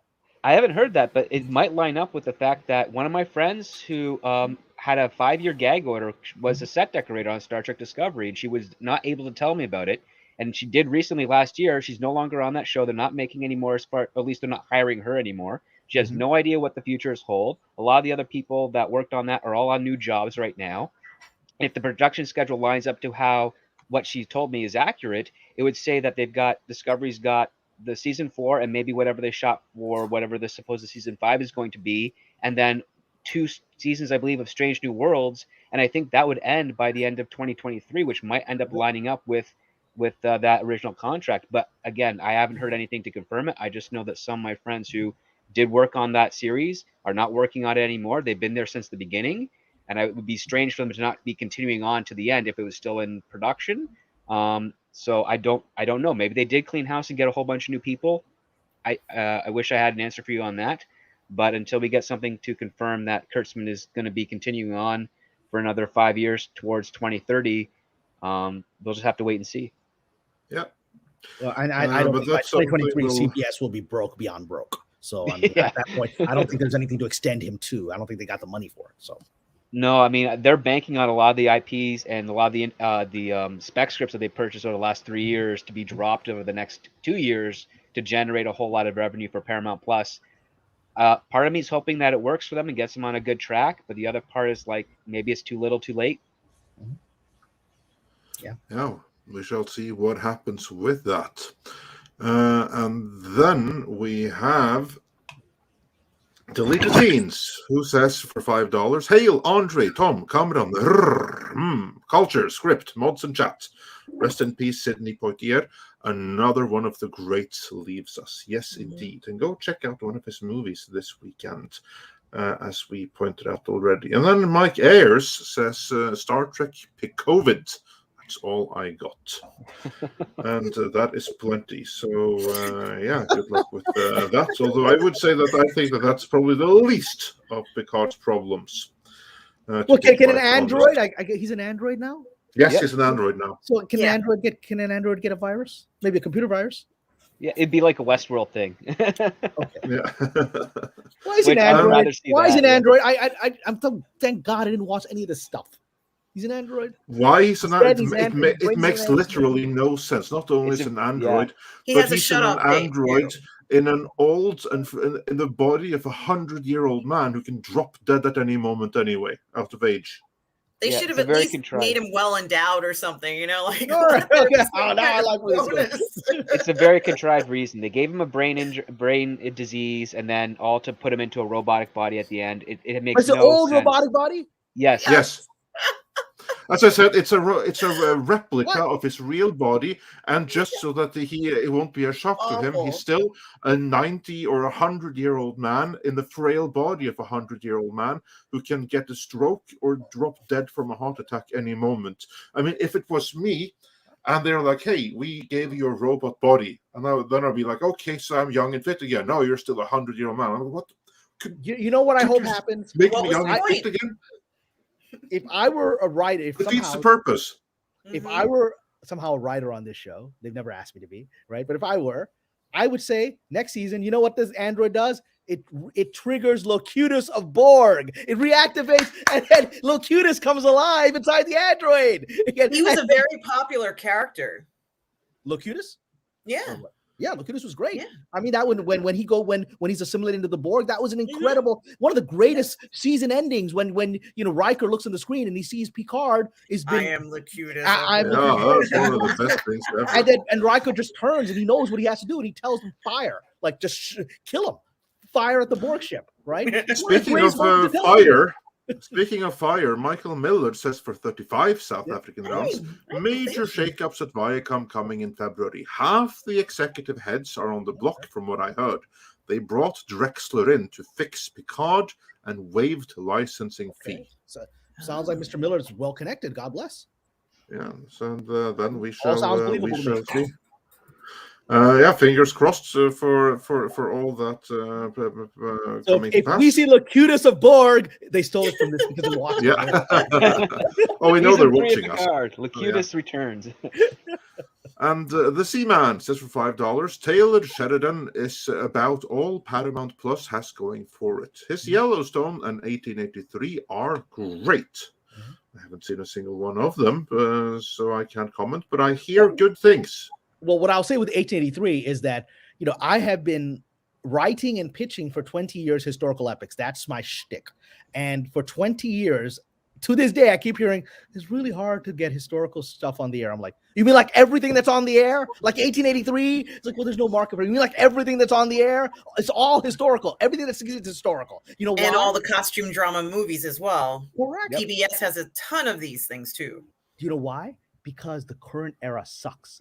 You can't tell a story in this current environment. It's too crazy. So you have to go back to history. Speaking of going back to history, there is no story I can tell in this world. I can't. Yeah. The only way you can tell the thing is like Cobra Kai, where somebody who doesn't fit in is like, what's his gender non-binary stuff? That's the only way you can do it. You have to have commentary how crazy the world is. Yeah. And then Hyperguyver 2 says for another $5, speaking of good old days, Hasbro just had a pre-order of over 20,000 proton packs at $400 each. Okay. Ghostbusters Mania is very much alive and well. Is that HasLab, perhaps? Yeah. Mhm. I hope those aren't defective. Yeah, I'm not familiar with them, but yeah, that's HasLab has awesome. some. Very- My nephews want my sister to pay $400. He's been screaming for us to get one of you. You know what? You could probably build one on your own from like a how to build site for probably less than $100, and it'd be more accurate and more functional. Yeah. And Michael Strelitz wonders for £5. Pasha, I know you have seen Mayor of Kingstown. Your thoughts? Me great normal. I'm sorry to disappoint you. I have not. Maybe in the alternative reality of the Locutus of Borg world, I have seen it. So I have not. If there's anyone else on the channel who's seen it, please comment on it. I have not seen it. I don't think I have. No, I haven't seen it yet, but I keep on hearing other people saying it's very good. So I'm trying to book some time to give it a shot. Jeremy Renner apparently is really, really good in this. So okay. Well, I'm certainly sure got a better chance to sign than he got in Hawkeye, which is the show I'm watching. Like, you got all these good actors. Why are these scripts so bad? I don't understand. How do you have Haley Steinfeld, who's going to win multiple Oscars in her career, reading this garbage? I mean, you're having these great actors delivering this crap. I'm like, what's happening here? Well, I think she'll get an award at least for Arcane, the anime series. They give out awards for that. Okay. But she was fantastic in that, and the writing was great in that. So that's one thing I saw that she starred in that was really just excellent. Well, I mean, to your point, Cameron, I think there's something to be there going back to the development process time. I don't think the streaming model that Disney is using right now puts a whole lot of front and requirements on the development process. I think they just try to get the scripts done as quickly as possible to get into the production period so that they can make the release dates. Because when you do comparisons to, say, The Mandalorian, WandaVision, Loki, Captain America and the Winter Soldier, they all have very fantastic production designs and quality, but the writing doesn't have the impact that you would expect from a show of that high presentation. And I think that's because they're spending less time on developing the scripts and breaking the story and getting it to where it should be, and more time on the special effects, the stunts, the costuming, and negotiating these new actors, this new talent coming in to, take up the mantles of various characters. Well, now, thank you for saying that, Script, because I actually have insight that I didn't have from I mentioned I had lunch with a friend of mine who's become very successful at CBS, and she's very well connected through several people at Marvel, right? And so she told me insights that I didn't have about what happened on Marvel shows, because several of her friends have left Marvel shows. They quit, right? And she shared this with me at lunch yesterday. So this is interesting. She said the reason they quit is that in Marvel, the as you know, television writers are still the dominant force for the most part, right? Mhm. But that's not how it works in Marvel shows. The writers are very much work for hire people who are brought in. And she said on Marvel shows, one of Feige's executives sits in every single meeting and tells them what they can and cannot do. So you literally have a cop sitting there as the writers are coming up with do that. No, can't do that. No, we're gonna have to do it this way. I've never in my career had an executive sitting. At one time, an executive came to visit. We were all very tense because we're like, we need to have the freedom to create in a writer's room. But that's apparently how Marvel rooms are structured. You have a Feige cop sitting in there telling them, no, you can't do that. Nope, take that off the board. That's not going to work. And that explains why the storytelling isn't what it should be. No, and I bet you there's probably a similar thing that's going on in Favreau's room with his stuff. I think that he's pushing the ideas, and someone is probably saying, well, we can't do that because it's going to conflict with this thing, with this other show that you're not involved with, or what have you. And that's why we have this weird contention of quality. Mm-hmm. And yeah, I could be in a writer's room like that, but I would be kicked out immediately because I'd ask a question, well, how can we make it work? And to be like, you don't get to make it work. It's like, well, I'm a writer. I'm supposed to make things work. And then you get into that argument, and then immediately you're ejected out of the room because, you're challenging the authority. I can see the problem because you have to do things that line up with other shows, but probably what happens in the other shows happen on a need-to-know basis. So you're basically just taking shots in the dark, hoping that something's going to fit. We're going to do one more super chat, and then we're going to get into Tom's story here. Valiant Renegade says for $4.99, the net to Sony on GBA box office, or Ghostbusters Afterlife box office, only currently stands about 95 to 100 million. They had big marketing partners like Walmart too. Yeah, I don't know if I'd go with that high of a net yet, but yeah, somewhere in that region-ish. And Tom, we are still have an hour's worth of super chats to catch up with. But before we carry on now, let's get into the article you wanted to cover here. Well, yeah, unfortunately, we're getting pressed for time now. But this is a great article that just came out in Forbes, and I really wanted to get Cameron's take on this too. But I got about 20 minutes. This is actually a pretty quick read anyway. So. This came out yesterday, I think it was. This comes from Ollie Barter of Forbes, who says fans aren't gatekeeping anything. They're just wary of would-be dictators trying to take over their hobbies. Oh, wow. Okay. One of the strangest phenomena that keeps popping up these days is the inaccurate accusation that fans are somehow gatekeeping their hobbies. Firstly, this is actually impossible to do. And secondly, there's more going on here than first appears. According to Merriam-Webster, a gatekeeper is either someone who tends or guards a gate, or a person who controls access to something. The accusation is in this instance obviously applies to the latter. Regardless, fans are incapable of controlling access to their hobbies. But before I get to that, here's a bit of fandom history lesson. Picking a specific example in the case of anime. Back in the day, many anime were not available outside of Japan. This meant if you wanted to watch something like Visions of Escaflowne, you joined an anime club, attended its meetings, and acquired fan sub versions of the anime on VHS tapes. This meant that the people in charge of said anime club could actually gatekeep when it came to a fan's access to anime. In the decades since, anime such as Escaflowne are now widely available on Blu-ray and also on various streaming services, not only in Japan, but also internationally as well. Put simply, if you're a current anime fan, then there is no one gatekeeping you from acquiring various anime works and enjoying them as a hobby. You don't need to befriend the higher-ups in an anime club. You can just buy it and watch it whenever you want.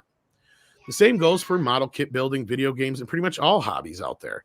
Unless there's somebody physically limiting access to the host media, gatekeeping is not taking place. So why are certain people claiming that fans are gatekeeping their hobbies? Well, this is a bit more involved and is not so much about the hobbies in question, but more about controlling various fandoms. Here we go. Going back to the anime example, when I originally got into anime all those decades ago, the size of the international fandom was relatively small. These days, though, anime is a global pop culture phenomenon. This means there are a lot of anime fans out there that, and the fandom itself is consequentially influential in an industrial and cultural sense. So the accusations of gatekeeping are being used as leverage to effectively run each fandom and acquire power as a result. This is why there is a great deal of pushback from fans on this. Not because they want to stop people from watching anime or enjoying other hobbies, but to make sure these hobbies remain open to all and not descend into some kind of dictatorship. The reality is that fans love having people they can talk to in depth about their hobby. This kind of involved and almost studied discussion of a hobby is actually what keeps various fandoms ticking along. This means it's not in the interest of the fans to limit access to what they care about. And if people are genuinely curious about a hobby, then fans almost always tend to offer their help and insight. However, when you see someone online or even in the real world accuse a fan of gatekeeping, it is more likely said that the accuser is not interested in the hobby at all, is actually a power-hungry would-be dictator who wants to rule said fandom with an iron fist. So there you go. I think that is pretty spot on. And coming from Forbes, I think this is a pretty hard-hitting article, and this is the same kind of thing that we've been saying for a while now. And like I said, I specifically wanted to get Cameron's feelings on this. So what do you think, Cameron, about Ollie's take here? Well, and coming from Forbes in particular. This is because when did I get my reputation on this channel as being the seer? It's when in February I said that Bob Chapek would utilize the media to retaliate after Gino Carano was fired and made him look stupid, right? And the first thing that happened was Forbes came out with this shocking thing talking about how, that whole Gino Carano thing was humiliating for Disney and showed a lack of leadership. And so it was exactly what was predicted and it happened. So Forbes seems to be one of the go-to places for those who are trying to save, which is the business people of the industry who want to make money, are trying to save the industry, are signaling where the future has to go. Like, why is this article coming out here? I don't know that somebody decided, I'm just going to write about this. Some editor said, we're going to talk about this topic. Why did the editor say that? Because someone told them to do it, which means that this is a message being put out there, which is very good sign that there are at least very powerful people who are attempting to realign the incentives of the industry towards profit, because that's what's this Forbes. It's a business magazine. So the idea is that if you have dictators taking over hobbies, that's bad for business. It's going to drive away the customer base, right? Yep. That's the implication of this entire thing. This is a strategic story, much like, in my opinion, the Atlantic story, which came out last year, which saying that Jon Favreau was Christian the King, the savior of Star Wars. What the hell is that doing in the Atlantic, right? That's a story that's been commissioned by powerful people. This is a story that's been commissioned by powerful people to tell them, hey, studio exec, just be aware that you need to get this stuff under control, because this is going to be the new narrative of those that want to make money. It's all part of the new cultural shift. That's going to make Paul Feig cry. They're also saying, stop trying to dictate over us as well, more or less. Stop trying to take our money away from us for some ideology. Well, and I think that's the bigger point, Cameron, you brought up too, is it's in a publication like Forbes, which we specifically looked up last night, and nowhere in their own what do you call it, description of their own website and paper do they put entertainment in there at all. Nowhere is it listed. That's not what they're about. But somebody who is very entertaining and is with us in the back room now has promised, Mr. Pauly of Latino Slant and Midnight Espanol. How you doing? Oh, what a nice intro. Thank you, Tom. Perfect timing. Just as I'm about to head out, but I'm going to stick around for another 10 minutes just for you, my friend. But yeah, so good, because we have a couple of super chats for you also coming on. Okay. Yeah, so we'll get to those super chats real quick here, but I'm glad you at least got to be here for this article. This is something I brought to Andre's attention. I think this is a very important article, and I think people should bring attention to it. Yeah. Real quick, those super chats. Terry Lowe, the Calgary Dreamer, says for $5 Canadian, based on what Kamran said, I can see the new show Kamran will now create for CBS. NCIS, The Crusades. Yeah, that would be fun. I would do that. I would like do a that. Cadfael kind of thing, right? It's all from the point of view of medics in the Crusader army and Saladin's army, right? As they did a crusade, these two investigators on both sides are looking at this murder of an ambassador. They're trying to end the war. Who's behind it? Turns out to be the Hashashin assassins. There's a story there. There's a story there. And then Stony D asks for $20. Happy Friday, my Beaches with double E wanted to ask Kamran and Script an off-topic question. What is your favorite genre to write for and why? Tom, get some sleep. Hail Midnight's Edge, and thank you for another great week. Have a good Sleep. weekend. What's this? Sleep. That's something you can have after we publish this huge video on Sunday. And Tom, just so you know, that this video has to be published on Sunday at 10 p.m. Central European time, so there's no sleep until then. Well, I got Tom's kind of sleep last night because the plumber was there from midnight to 4 a.m. in my house, where so I didn't get much sleep. So, a Script, you want to answer your genre thing? And then I'll yeah, mine is science fiction and mystery. Those are the two genres I love to write. Occasionally some comedy here and there, but mostly if I can get into science fiction or history, that's my jam. That's what I like doing. The two things that I love to write and I love to watch: historical epics, like I mentioned, and horror movies. I love horror. I love the horror genre. I love being scared out of my mind in a theater and screaming. I love it, and I love being able to give people that. Cameron, could I interest you in the music of the Lambs? Yeah. Or could I interest you, since we only have the comment for a very limited time here, in moving on to the final super chat question? And then we'll get to Polly. Yeah. Says for $5. Kamran, M.I., your thoughts on Cobra Kai / Terry Silver? Brilliant villain. I think Terry Silver is the greatest villain in television right now. Right. I think I love that. I watched Cobra Kai. I binge watched it over this past weekend, and what's the actor? The actor is so amazing. Thomas Ian Griffith. Yeah. Well, the actor. Tom knows the whole cast. The actor, he was so over the top in the original movie. Yeah. And then now we see him with such incredible depth and sophistication and layers as an actor. I mean, he's been a working actor for a few decades, and he's finally been given a role where you were so sympathetic with him for much of the journey, and then you're like, oh shit, this guy really is. This guy is the emperor of the whole franchise, right? Because this is without too many spoilers, this is the season where you actually begin to feel a little bit sorry for the other bad guy, right? And so because he's being outsmarted by the more devious. In the words of Liam Neeson in episode 1, there's always a bigger fish. And so I think it's brilliant writing. It's brilliant writing, and the acting is phenomenal. I think it's award-winning acting, and I hope he gets the recognition he deserves. Wow. So that's it. Cool. Oh yeah, I concur. Really? Yeah. Polly. Yes. You have something to say about Cobra Kai? No, actually, you had something more to say to our last article. Oh my God! Well, I mean, I didn't want to cut in on Cameron's time. I'm done. I'm shut up now. Okay. Script Doctor. Yes. You turned in a script to me, and I love it, and I want to hire you, but I can't because I got to give it to this Latino kid who's got a script. But we'll be on the lookout for you, okay? That happens all the time, and it's not just comic books. It's not just writers. That's why I'm always I'm a 100% advocate for the actor, because they, you can say they're pawns, but they dedicate, just like these gentlemen here, dedicate years to a craft. 90 this is a good ratio. This is being nice to them. 90% of rejection, right? Mm-hmm.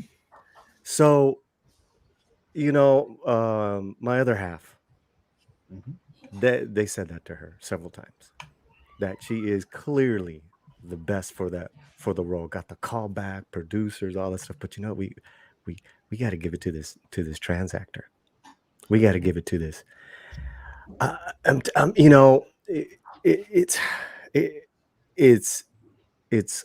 It angers me. It frustrates me. It's a disservice to both her and the other actor that they're looking at. Have to give it hits so many.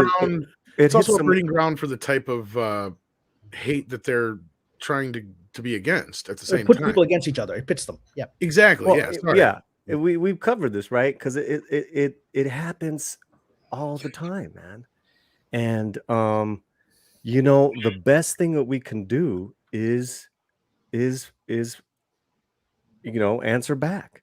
You know, director Kenneth Castillo was on my show the other night, right? He's like, people tell him, oh, you shouldn't speak out, man. They're not going to hire you, like Hollywood studios to direct television. This guy's directed 8 independent films, right? And he says, I might as well speak out because they're not hiring me anyways. Yep.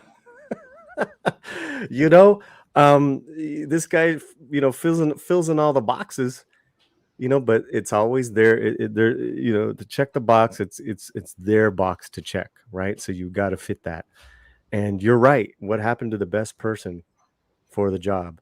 There used to be a thing, what Cameron said about being like the old school, kind of like proving yourself, battling discrimination. That's not even there anymore.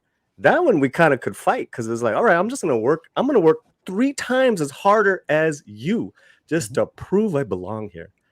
Right?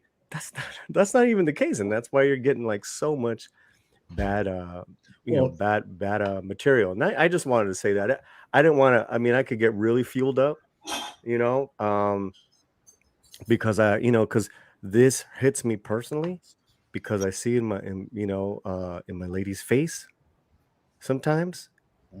And it's a very real thing, guys. We're dealing with a lot of lives, a lot of people's livelihoods, years of training. She's a master's education. That's another thing. A lot of actors are not trained properly. So I just wanted to say that. well, Paulie, thank you for sharing that. And I've met your lovely other, and she's an incredibly talented actress, and it breaks my heart to hear that. But it also is.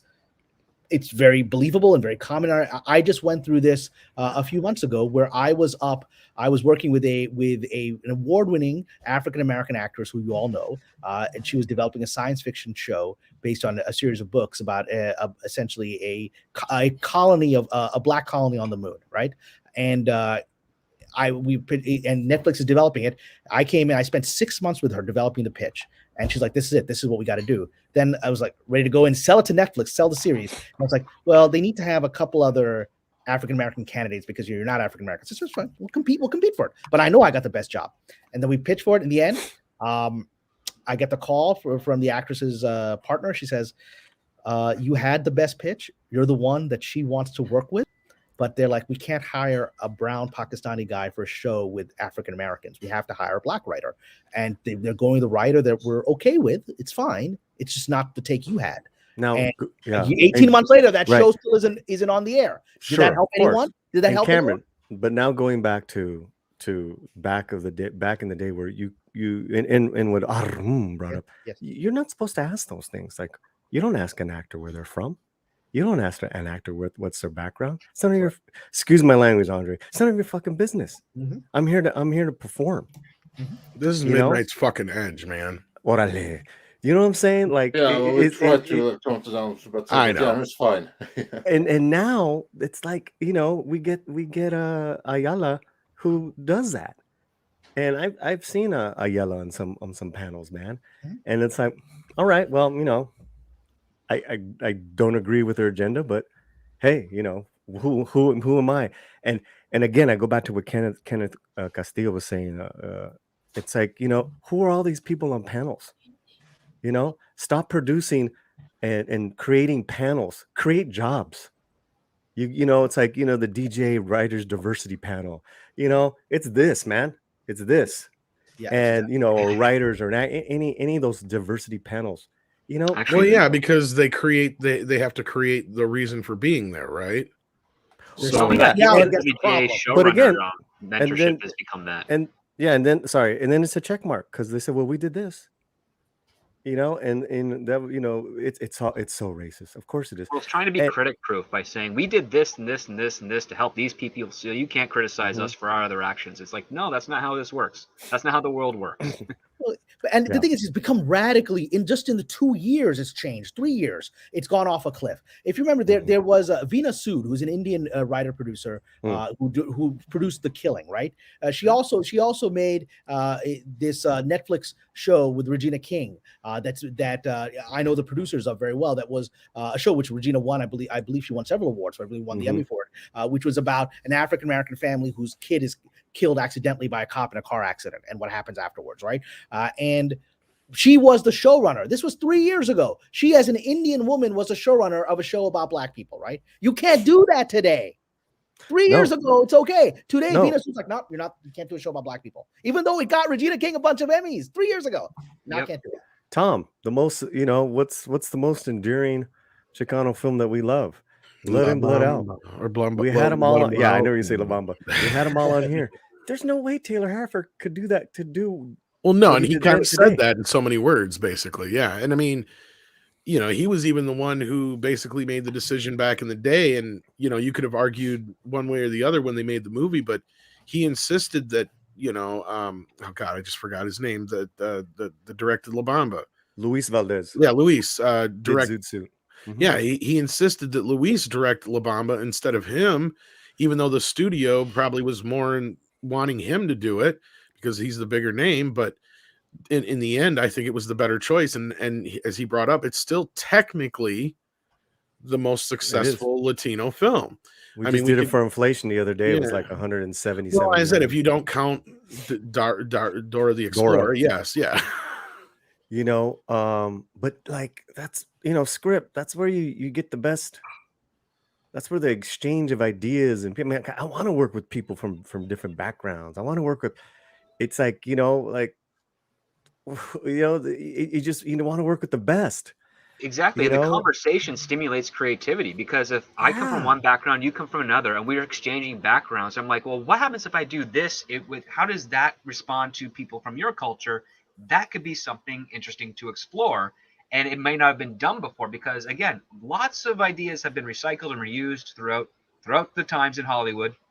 But when you have more of a conversation with people from different cultures, as the world's getting a bit more smaller, a bit more interconnected, you can then unlock different types, similar stories, but different types of interactions with those types of people from different cultures, different backgrounds, how similar they are, how different they are. All this thing that kind of celebrates ourselves as humanity with these dramatic stories. And you get that with basically different perspectives and different understandings and different backgrounds. But when you're doing it by exploring the person's soul, not so much their immutable traits and, what they advertise themselves to be with regards to certain check boxes or certain ideologies. And that's, I think, is the thing we have to try to, not so much avoid, but basically say, is there really as much valuable in that compared to the value that actually of having a conversation with someone else regarding ignoring those immutable traits is more important. Mm-hmm. And I know Cameron's got a split, but if you can, and if you do hit your identity in your story, double down and make sure that unique perspective that everyone can really get something out of your journey, right? Don't do what Ayala's doing. And then from what I hear, her writing's not even good. But who might have? I haven't read it. I apologize. I haven't read it. I usually shouldn't. I shouldn't do that. But I'm going off of the things that she proposes and all that stuff. It's just like, I don't know. That's disheartening, man. It's disheartening too, because you know what? I'm willing to go out on a limb and say that anybody who has that kind of mentality probably isn't all that talented, because that's just somebody who's got to make excuses. Well, they've benefited from this identity. Exactly. Got a job for an identity rather than their talent, and so they're gonna propagate what got them their job, right? Because they can't propagate talent because that's not the. But I just want to address one last thing, Paul, before I take off, which is what you said about bringing your authenticity. The reason that this particular project, where Pakistani guy is trying to get a showrunner job on a project about African American moon colony, right? The reason that the actress and the people loved it so much is that I brought my authenticity as a follower of Malcolm X, as someone who I've said very openly is my personal hero. And because I said, it's an element in the books that these moon colonists, some of them are motivated by Malcolm's, at least separatist ideology from early in his career. So I said, let's explore that. And so I threw my heart into examining that and did the analysis of, okay, these characters represent Malcolm at this stage of his journey, and these other characters represent Malcolm at the other stage, right? And the conflicts that exist between them on the moon as they're dealing with, do we want white people on here or not? Do we reconnect with Earth, right? And because I do that, and when I didn't get the job, and I got the call, they said, one of our frustrations with the other writer that we're going to work with is they don't really know the history. They didn't know the history the way you knew it. They didn't know Malcolm's journey. They didn't know any of it. And this is a younger generation person. I was like, yeah, well, good luck. I'm sure they'll research it if you tell them to, right? But I threw my heart into it. That's why you loved it, right? Pakistani dude who follows Malcolm X. That's not normal. And so that brought an authenticity to that pitch that someone who fit the boxes couldn't bring. Whatever. And a different perspective that probably wasn't really shared by anyone else. Something that could be more enlightening and explored. I know. It's about passion over appearance. All right. Thank you all. Thank you, Cameron, for being here. Check out Cameron's Patreon. Yeah, we've had people join Patreon on this stream, so keep doing that. I love it. When you coming over, man? That's what I want to know. Whenever you'd like, you've got the lovely lady, but whenever she's available. Come on over, man. He has a beautiful home, and we've done a jiu-jitsu session. I gotta say, hung out. How would you feel about teaching monkeys some jiu-jitsu? Oh God. Yeah. And it's great seeing you, Cameron. I was gonna bring something else up, but I'm like, don't dodge the question. I'm gonna save it for tomorrow's panel. Save it tomorrow. And thank you tomorrow. And congratulations. I understand you are now a regular. Is that the official thing? Are you a regular officially, or is that a thing? She's here every Friday. It appears to be. She's been one of our backups on Toxic Femme. Yeah. We even got a super chat from Jim Vatari. He sent us $50 to celebrate promotion to ME regular. So yeah, I guess that seals the deal. Thank you so much. I thought you already were. So yeah, I thought it was by default. Yeah. I mean, so it's like, look at this. That's great. We also got $49.99 from George saying, "All hail the movie masters at Midnight's Edge. An insightful council of courageous fighters, sage commentary and promising purpose, moving us forward in a positive light to create better days and brighter tomorrows. All hail the panel and Midnight's Edge." Thank you, George. Thank you. And here we have one from Jim Vatari, and we have more super chats. Yes, we do. But I will not be there for them. God bless all of you. Thank you for being here, Cameron. Cameron. We'll see you all soon. Thank you. Take care, Cameron.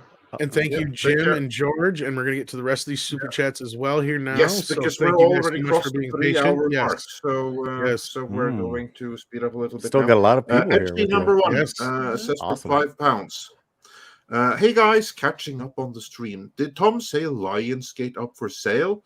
If only Sony and Columbia could buy this. I want more good Judge Dredd. Well, Lionsgate doesn't own Judge Dredd, do they? That's not going to matter because Lionsgate they only made that one Dredd movie. Actually, they didn't even make it; they distributed it. It was made by and that's all expired. So buying up Lionsgate isn't going to do anything for Judge Dredd. Well, the only thing you get out of Lionsgate, I think, would be John Wick, and that all depends on how the ownership falls between Lionsgate and the guys who created it. So. But no, it's been kind of I wouldn't call it like one of the worst kept secrets in Hollywood right now that Lionsgate and Sony, or not Sony, Lionsgate and Stars, which is part of Lionsgate, are kind of looking for buyers. They're most famously called Bombsgate, I think it is. Isn't that what you call them, Andre? No, Bomb Factory. Or Bomb Factory, that's what it is. Yes, Bomb Factory. Yeah, so because outside of John Wick and the whatchamacallit films, the Hunger Games movies, Lionsgate has not really had what you would call a success in the last 20 years. But this super chat was specifically about Judge Dredd, and just to very briefly get into that, the Judge Dredd rights are right now back with the owner. That would be Millennium. No, not Millennium, but Rebellion. Rebellion is the corporate owner of 2000 AD, and that's where the movie rights are. And they've been trying for years to set up a Judge Dredd series, not starring Judge Dredd, And it's failing for that very reason. I mean, they had Carl Urban and they lost him because he disagreed with the take on the series. As well, he should, because it's a disastrous to take. And until Completely the rights mismanaged, owner yeah. understands that they are messing this up, you're not going to get any more good Judge Dredd. Because the problem right now is that the rights are with the rights holder. The rights holder has the opportunity to make a series, but they're trying to make the wrong one. They're trying to make a woke series. They're basically trying to make a series about a diverse team of judges, guest starring Judge Dredd every once in a while in a mentor role. That's what they're trying to do. Yeah, that's Mega City 1. That's how they lost Carl Urban, and it's never going to get off ground until someone is able to kick Jason Kingsley's ass into understanding that this ain't working. You need to do what they did in the movie released by Lionsgate. Go back to that, and then you'll have Carl Urban back again too. And as far as the rest of your thing there, and I know you're more worried about Judge Dredd, but I wouldn't see Sony making a play. Right now, Paramount's been kind of like hovering around them like a vulture. And that's because, and the only reason I think Paramount's doing what they're doing is I think they see the writing on the wall, and CBS is not going to be able to support them forever. And they need to get Paramount Plus off the ground, so they need content. That's why they bought the Dimension Miramax catalog. So they're trying to bolster their catalog of films, and I think they're learning the hard way by not making a lot of shit exclusive early on, like Andre and a few of us others pointed out. Like up until recently, they just had Star Trek everywhere. And that was something that's like, nobody gives a shit about Star Trek Discovery. But if you were to tell me the only place I could watch the original series, TNG, Voyager, all that kind of stuff was on Paramount Plus, that's an incentive, right? As much of an incentive as South Park, as much of an incentive as the upcoming Beavis and Butthead movie and show, stuff like that. And I know we got a little sneak peek at that yesterday on Yellowstone and stuff like that. Yeah. And we got a sneak peek at Beavis and Butthead yesterday too, Andre. Did you take a look at that? I did not. You didn't? Nope. Oh my gosh! I'll look into that afterwards, but right now we have more super chats to go through. Super chats. Gabriel Knight said for $4.99, Boba Fett was so much better in the unaltered ESB. The dubbed Temuera Morrison lines are lazy and phoned in the special editions. Oh yeah, Don Franks was the voice of the original Boba Fett, the original Boba Fett. Yeah, it really did stand out, that redubbed part, although I do see why they would do it. And Master Clockwork says for $2, no, it would be rabbit chicken NFTs. Yeah, one thing does not have to rule out the other. There's so many things you can do with rabbit chickens, even eat them. Yeah. So hold your money, Master Clockwork. I have $10 in the company, and all I got was a rubber tortilla. So just and you like it, just hush. Okay, all right. See, it's in your contract. EVA Unit 4A says for $5. Former Wizards of the Coast president Chris Cox appointed CEO of Hasbro. I dread this because Hasbro kept its nose clean all this time of woke. Now, someone enlighten me. I'm not too familiar with Wizards of the Coasts. I believe, isn't that the company that owns like the D&D property and a few other things, if I'm not mistaken? I think they own some role-playing games, yeah. Yeah. Okay. Well, I mean, evidently but evidently this is one of the guys, and that's why I brought up D&D, because like he's one of the main reasons they've been having all these issues with like orcs are racist and shit like that. Oh, that's him. And he's now ahead of Hasbro. Okay, well, I can't wait for Optimus Prime to start. G.I. Joanne. That could work. No, here we go. Me and G.I. He, she, them's an American, not so much hero. Oh, he's an American hero. G.I. Carano. It's that's what hero. Oh, hero. She-bro. Sorry. She-ro. No, Tom is a she-bro. Hey, I learned from lesbians. I can't help it. Dude, you're such a lesbian. So am I. I know, but I'm good at it. Orale. But yeah, so that's the point of this, is this Chris Cox guy does not spell good things for Hasbro, but the toy industry is in a bit of a mess right now. Anyway, they were already in rough shape prior to the situation we're in now, and we're seeing a lot of delays and delivery issues going on. So like the toy industry is one of those things that's way on the end of the spectrum right now, especially when we get to the point where we're going to be killing each other over toilet paper in a few months, probably. So Again, and probably, well, you know, we're just starting to feel the brunt of, you know, shipment delays and all that kind of stuff. And like I said, toys are not important commodities. And, you know, like I said, a lot of things have been delayed, and they're going to be probably delayed even more.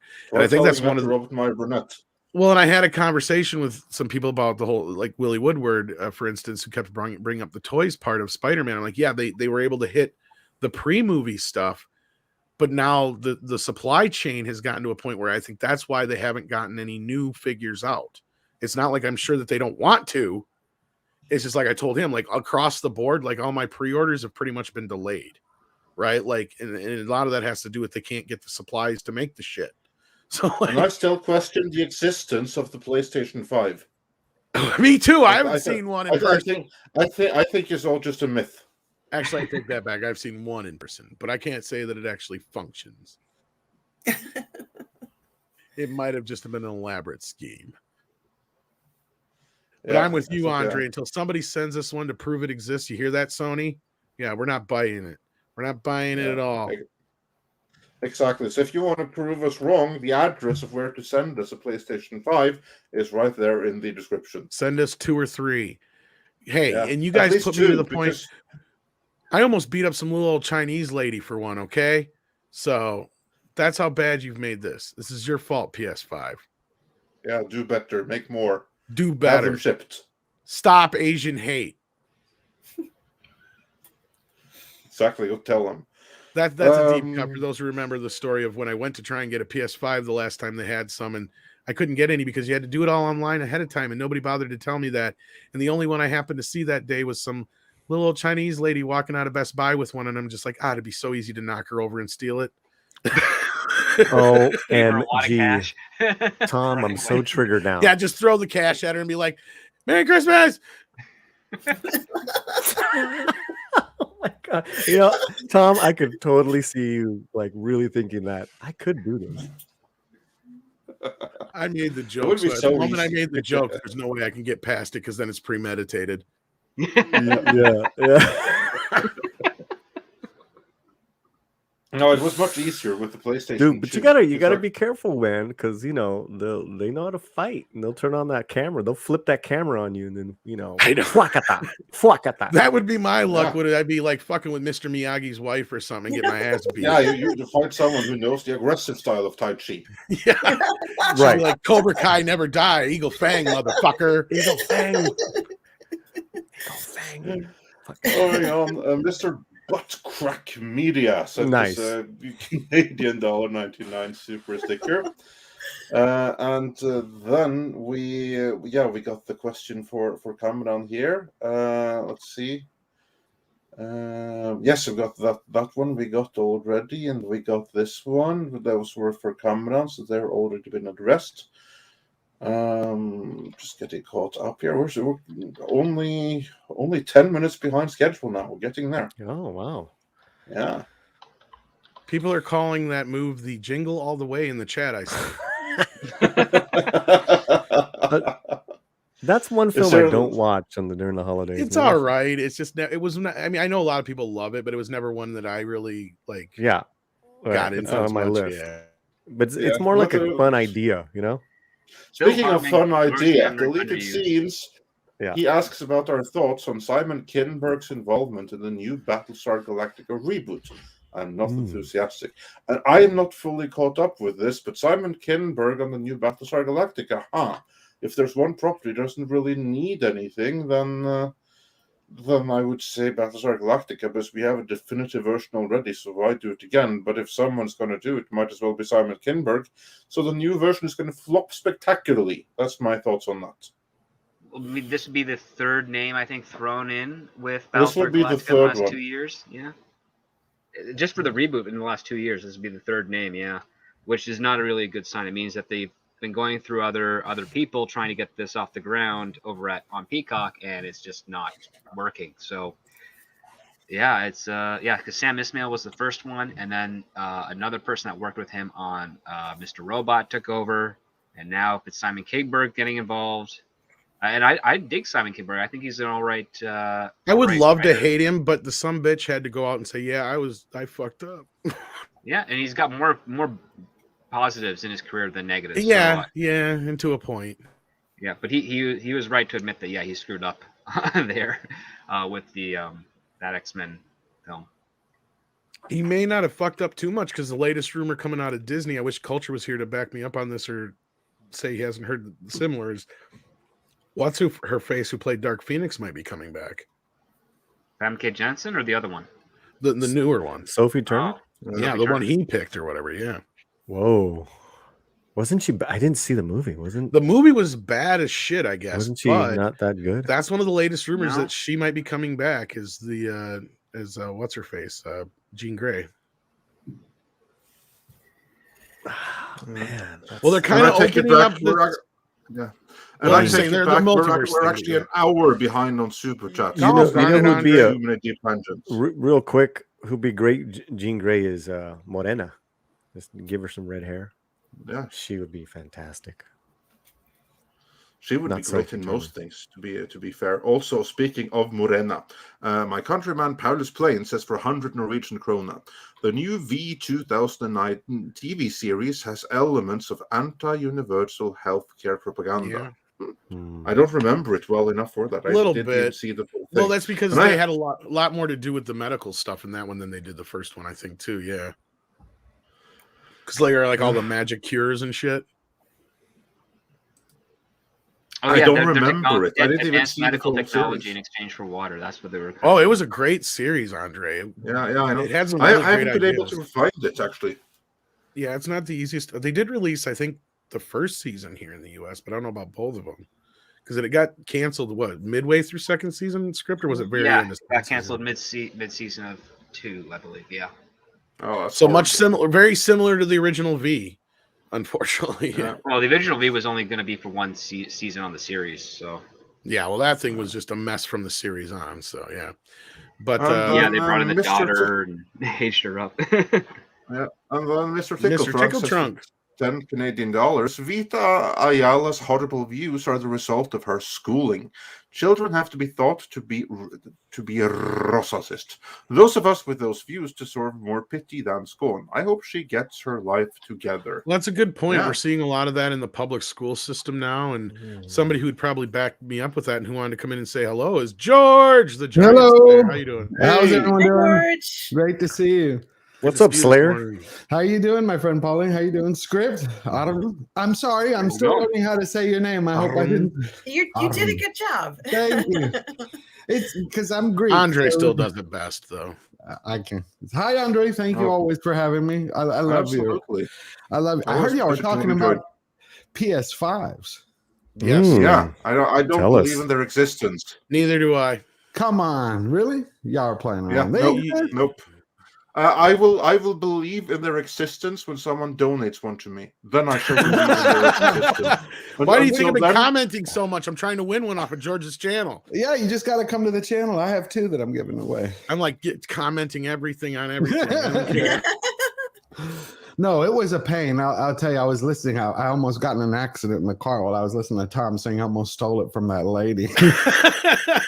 That's the closest I've gotten to one. Because when I was at Walmart, I like put my hands on one, and my sister's niece was with me. She's 6 years old. I'm like, never let go of my hand, So she's like, there's another one. Look, it's behind that box. Like someone had it hidden. And I'm like, oh. So this little old lady came up and she had her grandchildren. And she's like, that's, I put it there so no one could see it. I had to go to my car.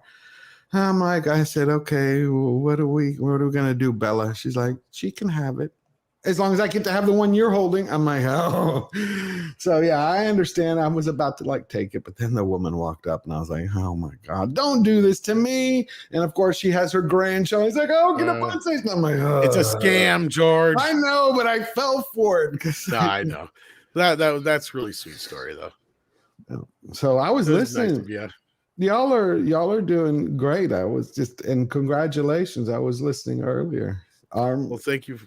Is that correct? I'm trying. I want to say it. I like getting it right. Yeah, you have to begin with rolling the R. Come on, you're Greek. You should be able to roll your R's. I can. You have to bring out the Jorge. German in you. See, the audience is with you, George. Karen's attacked you. Yeah, but I couldn't. I was looking at that kid, and it was just it got me. What are you gonna do? Yeah, Probably gonna flip it on eBay. Who knows? Well, it would have been better. At At least it's a little old lady though, not like some teenage guy or whatever. And you could knock the old lady with your side butt. like you're not even looking or not even with your hands on, and as you hit her with your side butt, you just grab the present, throw the money, and the thing is she walked right to it and started. I was putting my hand on it, and she's like, I put this right behind the box. So I'm like, she hadn't seen it because I was blocking the view, and I'm like, okay, she put it there because there was no way she could see it. But I was like, oh, all right. I said, why didn't you just take it to the front desk? Oh, I didn't think about that. I'm like, oh, whatever. But you know what I don't get is I don't understand how they're selling out so quickly. Someone told me that people are using bots to buy them online. Yes, there's that. Yeah, and then bots, and they make 10 of them every day. Yeah, it's getting very difficult. And they ship 5, and the ones that they arrived yesterday, they shipped 6 months ago. So yeah, it's like perfect storm. So yeah, anyway, what do we got left for super chats here? I know we have a few. Yeah, we have a couple of left, so we have some that's going to create some discussion and stuff like that. Also on that note, Akunin 1876 says for 2 Bulgarian levs, thank you so much. Great panel and discussion. Thank you all. Oh, wow. Absolutely, we do our best Thank here. you for listening in and Bulgaria. It's so easy when we have such a great panel, even joined by George and everything. Like, nothing is better than that. I love George. Then I just have to scroll a bit.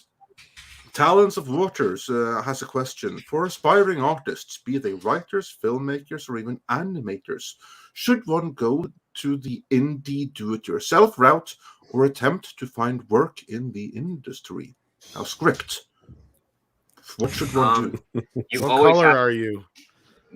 Well, technically, like in the traditional sense of things, you always should do something a little bit independent, a very low budget. Don't spend a whole lot of money. Get your work out there so that people have a reference point. You can't go in cold. Well, I mean, you couldn't go in cold. Some people, I guess, are going in cold and getting some positions, as we've been discussing today. But I would strongly recommend, if you want to write something, you can write a feature film. You can enter in some legitimate contests. Those are the ones that will show you the names of who the judges are, and then you can Google them and see how legit they actually are in the industry. That's usually your best bet. Don't usually spend anything more than $75 on any type of contest entry fee, because you're looking at something that's probably just a scam.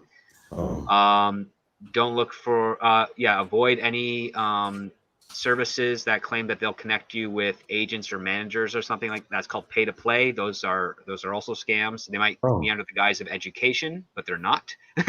They'll teach you something. They'll teach you how to lose your money. But yeah, just write your own thing.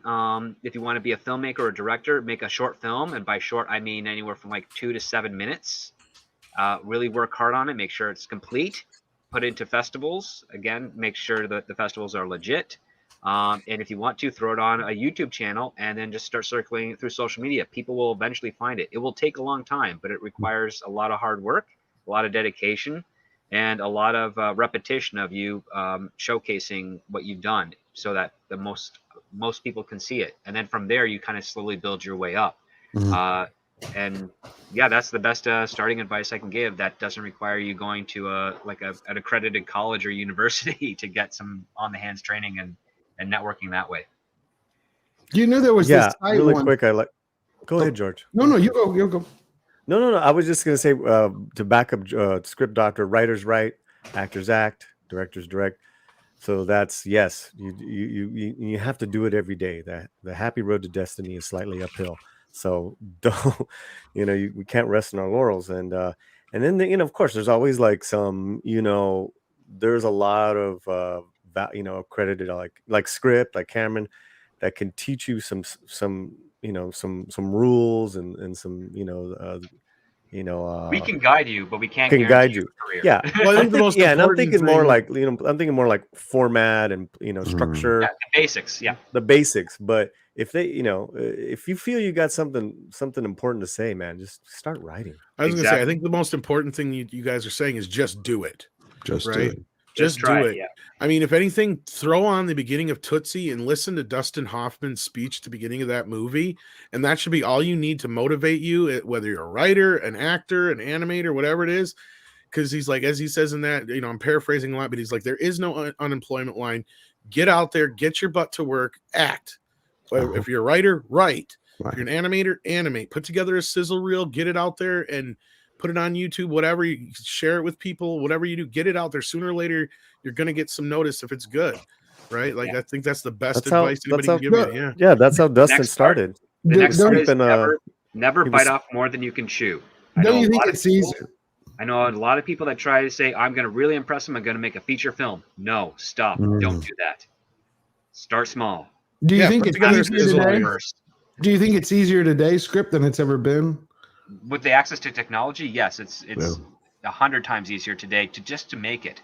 It's still just as difficult to finish it because, again, just shooting something, getting cast together, feeding them, doing that's kind of like the easy part to a degree with the technology and access we have.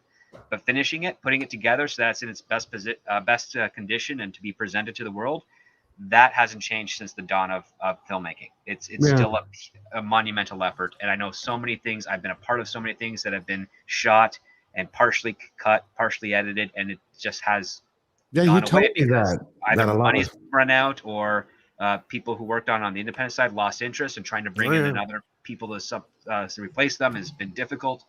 And this happens even in the studio system, and it really annoys them too when they get a third of a film done and like, nope, we got to shut up shop, close it down, we can't do it anymore. Rights issue, legal issue, actor did something stupid. Producer did something stupid. New regime comes in, they cancel all the projects. All that stuff happens. There's millions upon millions of hours of footage of various projects that were in the works that will ever be able. You told me that. You told me that, but you told me that a week ago, and I was stunned because I thought they would eventually finish everything. Like, you put all that effort into it, and money and investment and people. Oh, they no. don't. There's tons of unfinished films. One thing to go wrong to kill a movie. Yeah, there's a lot of powerful people that will will some stuff to completion, which is great for the people working on those projects. But there's a lot that also gets just tossed aside. I know at least a dozen writers who probably have like 2 or 3 IMDb credits, but have sold 20 screenplays in their life, and none of those screenplays have ever been produced or put to actual film, just because getting financing and getting people together, it's a stroke of luck. It's like catching lightning in a bottle. Every time we see something on screen, that's essentially lightning caught in a bottle, but with regards to how it performs with an audience, that's a completely different form of lightning. So Snyder Cut, I thought that was going to be like a new way revisiting. So that was just a freak coincidence then? Absolutely. The Snyder Cut? Yeah, if there was no pandemic, if there's no pandemic, if HBO Max wasn't desperate for content to supplement the lack of being able to go into productions normally that they had, I don't think it would have been the case. Because even though the Snyder Cut fans spent a lot of money pushing an ad campaign to get this thing released, and you can't fault them for that. Again, they're spending money on a project that they don't own, and Warner Brothers is not seeing any of that money themselves on that ad campaign. So they see it as like it's just nothing of note. But because production was shut down, because streaming services were taking off a little bit more, they're like, we need content and we need guaranteed subscribers. Well, all these places have magically just come into the best position possible to allow them to do that. In which case, they ended up spending, the equivalent of another feature film to finish the Snyder Cut and release it to the masses, and it did what was needed for HBO Max. There's no denying that. So it's not happening again, is what you're saying. That was a freak. So it wasn't. I thought it was always the fans, buying the billboards and the planes dragging the thing past the headquarters. Nope. That that was something that kind of kept it in the conversation. The only thing that did was that during one critical meeting, when it came up, then they had loads of things that they could look up at to see, like, oh yeah, there's loads of this like right here.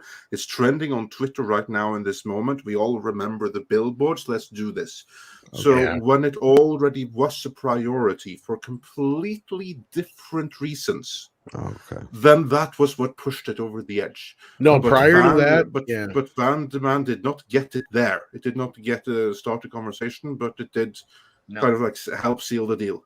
Prior to that, they basically wanted to bury it at Warner Brothers. In fact, it was confirmed by somebody on Twitter. It's the same thing I had heard. Want to bury it. At Warner. And that was that's not going to be a new model. Like they're going to say, let's relook at a film and recut it, or it all depends on how Zaslav decides to run things when he comes in, because that's kind of what it depends on which movie. Yeah. Not only that, there's new contracts that have to be renegotiated. There's new crew, post-production crew that has to be involved, and post-production costs are going up currently right now.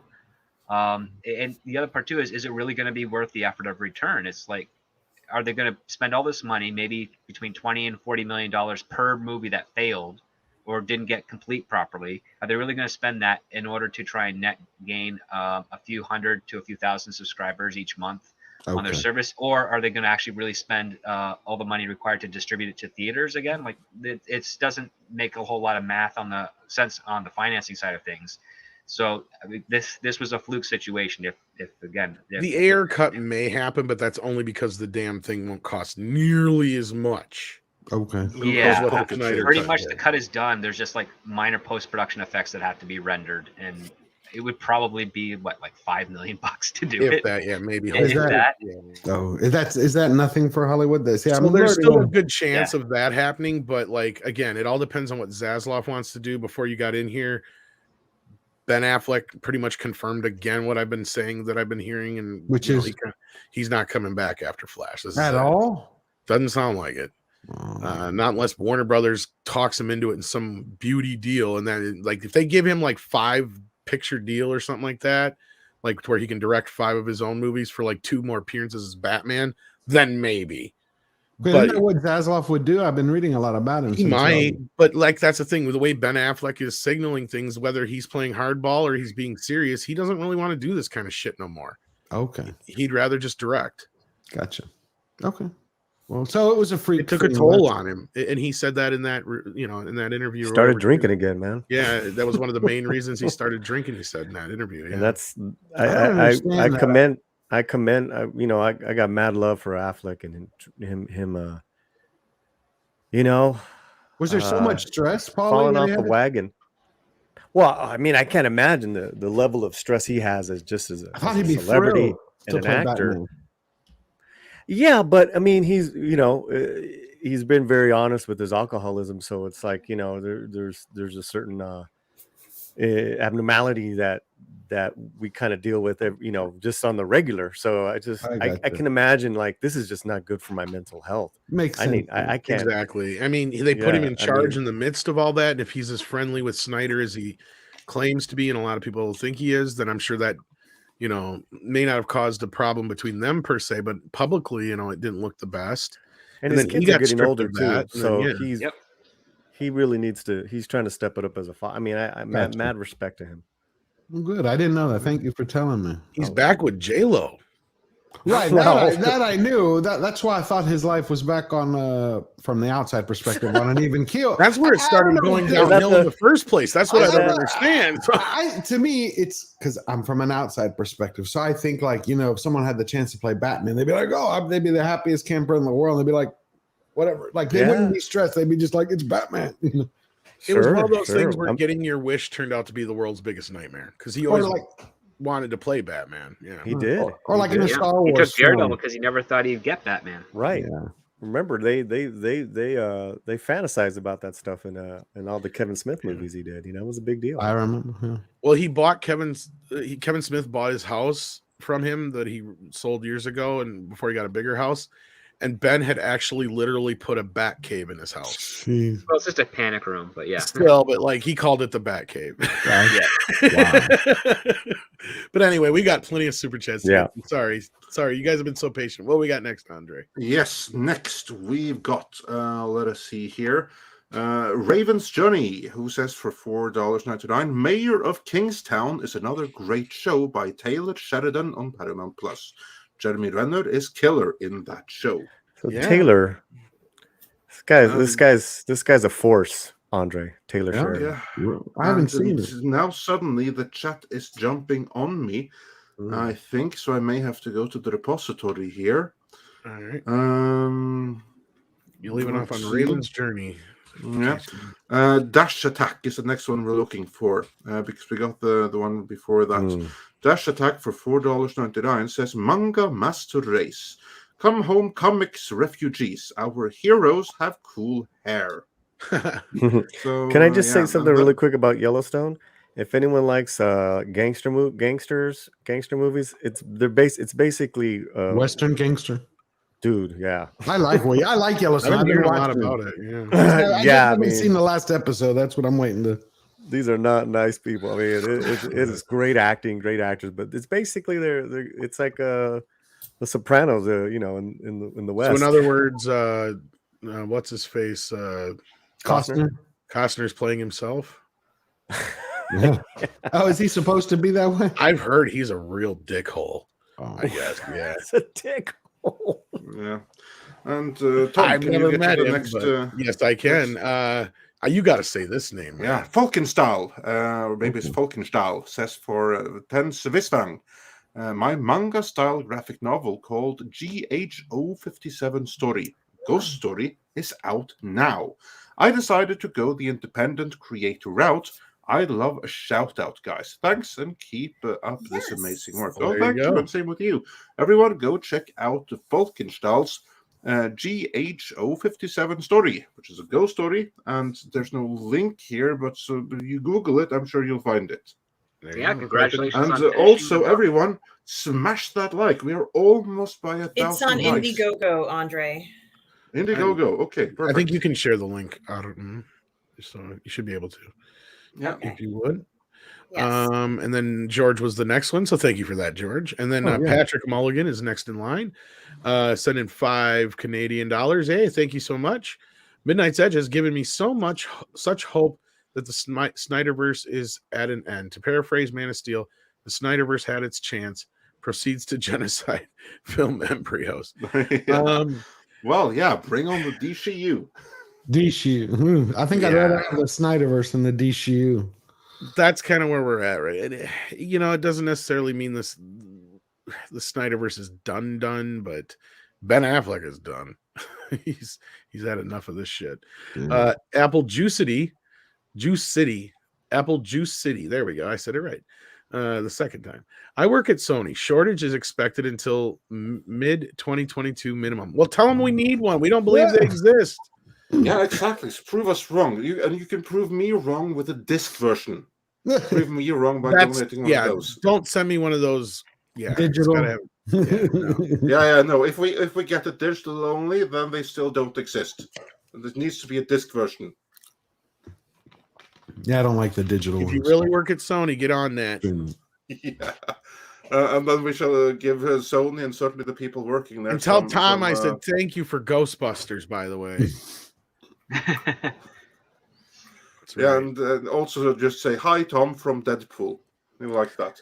And tell Tom we're sorry. We'd like to make amends. And Kanto was a better movie. We'll interview him every time, and we'll apologize in person for all the shit. I think we're almost willing to forgive him for Deadpool at this point.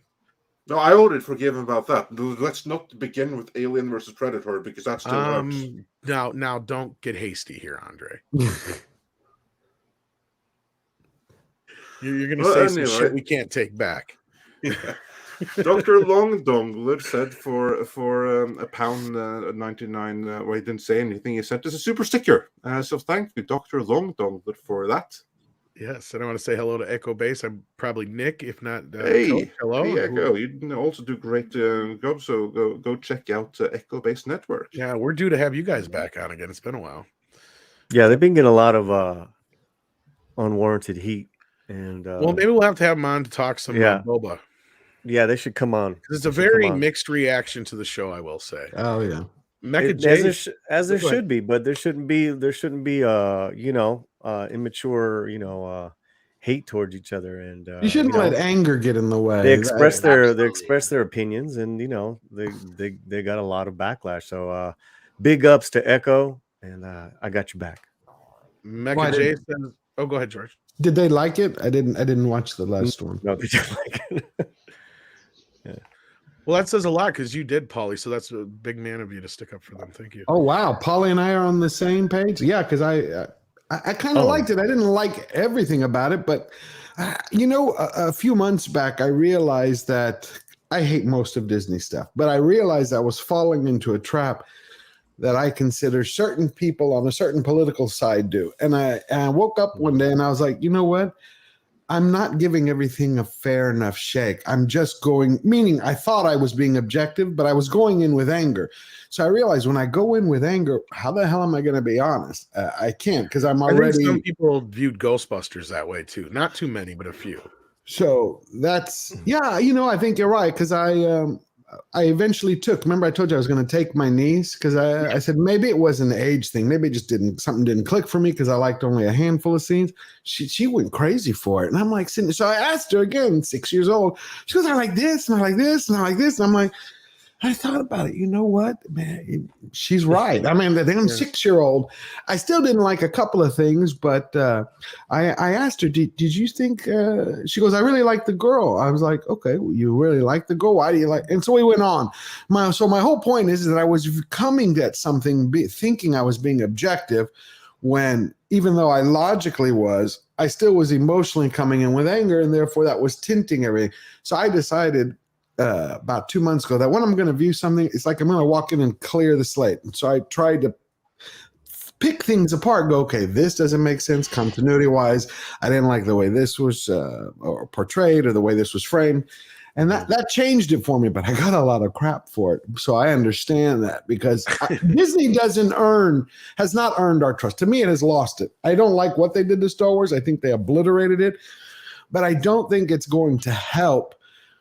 Like, are you going to listen to someone they want to turn around and go, look at all these people who hate us and who hate this? There are reasons. So I'm like, are they going to listen when you're going, I'm giving each thing a fair shot?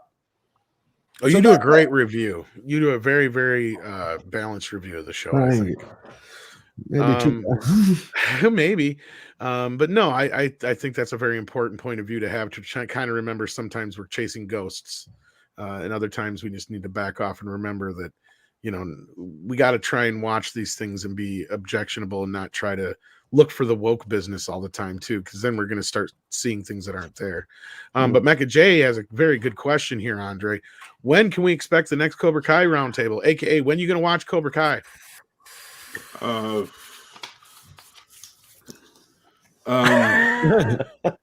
We're waiting. Within a week and a half. Okay, I'll tell you this much. If you want that damn video by this weekend, you better watch Cobra Kai this week. Let's get that roundtable, Tom. I better finish writing the script for it. I know. Right. Tom, I'm one of the few guys that is not a fan of this latest season, so I'd love to get on a table. What? Yeah, man. My man, what is? I have seen one episode of it though, so I haven't finished it myself, but so far I like it. Oh, I still like it. It's still very entertaining. I'm just, You know what? A man can't see, he can't fight. It's science. It's a scientific proof. You can't listen while you're talking. You know what I'm saying? Hey, George. Hey, Rocky. How you doing? You doing? You didn't like the Cobra Kai? Oh, don't we gotta. I can't even. I can't fathom why he wouldn't, other than Terry Silver, but we'll get into that, I suppose, at a later date. Quantrini Senpai, if I'm saying that right, Quantrini Senpai says Costner filmed 2 things near me, and he is great. Well, I'm glad to hear that. Glad to hear that, because I've heard a lot of horror stories about the guy, so I'm glad to hear good things. Warwolf says roundtables are the opposite of postmortems. Well, that depends on the roundtable. I was gonna say, yeah, and I don't know about that, but there's a Star Trek Discovery roundtable that was pretty much a postmortem. I was gonna say, I think he's equating that I think he's thinking that we don't do postmortems to things we like. We do roundtables and vice versa. But now you It just depends on the property. We just kind of quit doing Star Trek ones because nobody's watching them, and we're not the only ones. Yeah, but here's like the thing: if you mean like post-mortem, we're not doing one on Cobra Kai. Post-mortems are only for things that failed miserably and died. Well, that's what I'm saying. Werewolf is right in that respect, is what I was saying. Yes, yeah.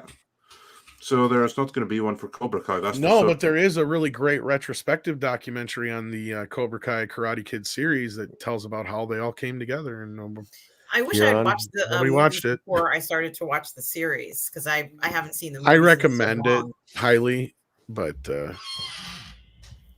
you can get into the series without them. Okay.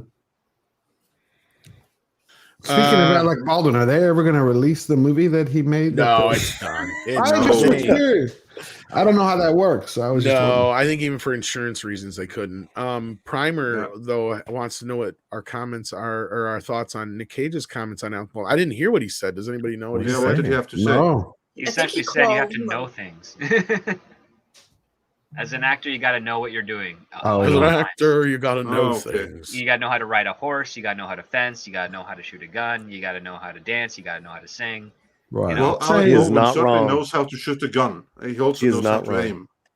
Oh, he's done how many 30 or 40 films with weapons? Pearl Harbor. I mean, tons of them. Many of them. Yeah. That was just last year. I had a buddy in 30 or 40 films. I had a buddy about 10, 15 years ago who. Or you mean Alec Baldwin? In Texas, he got a job, an acting job, because he said he could ride a horse.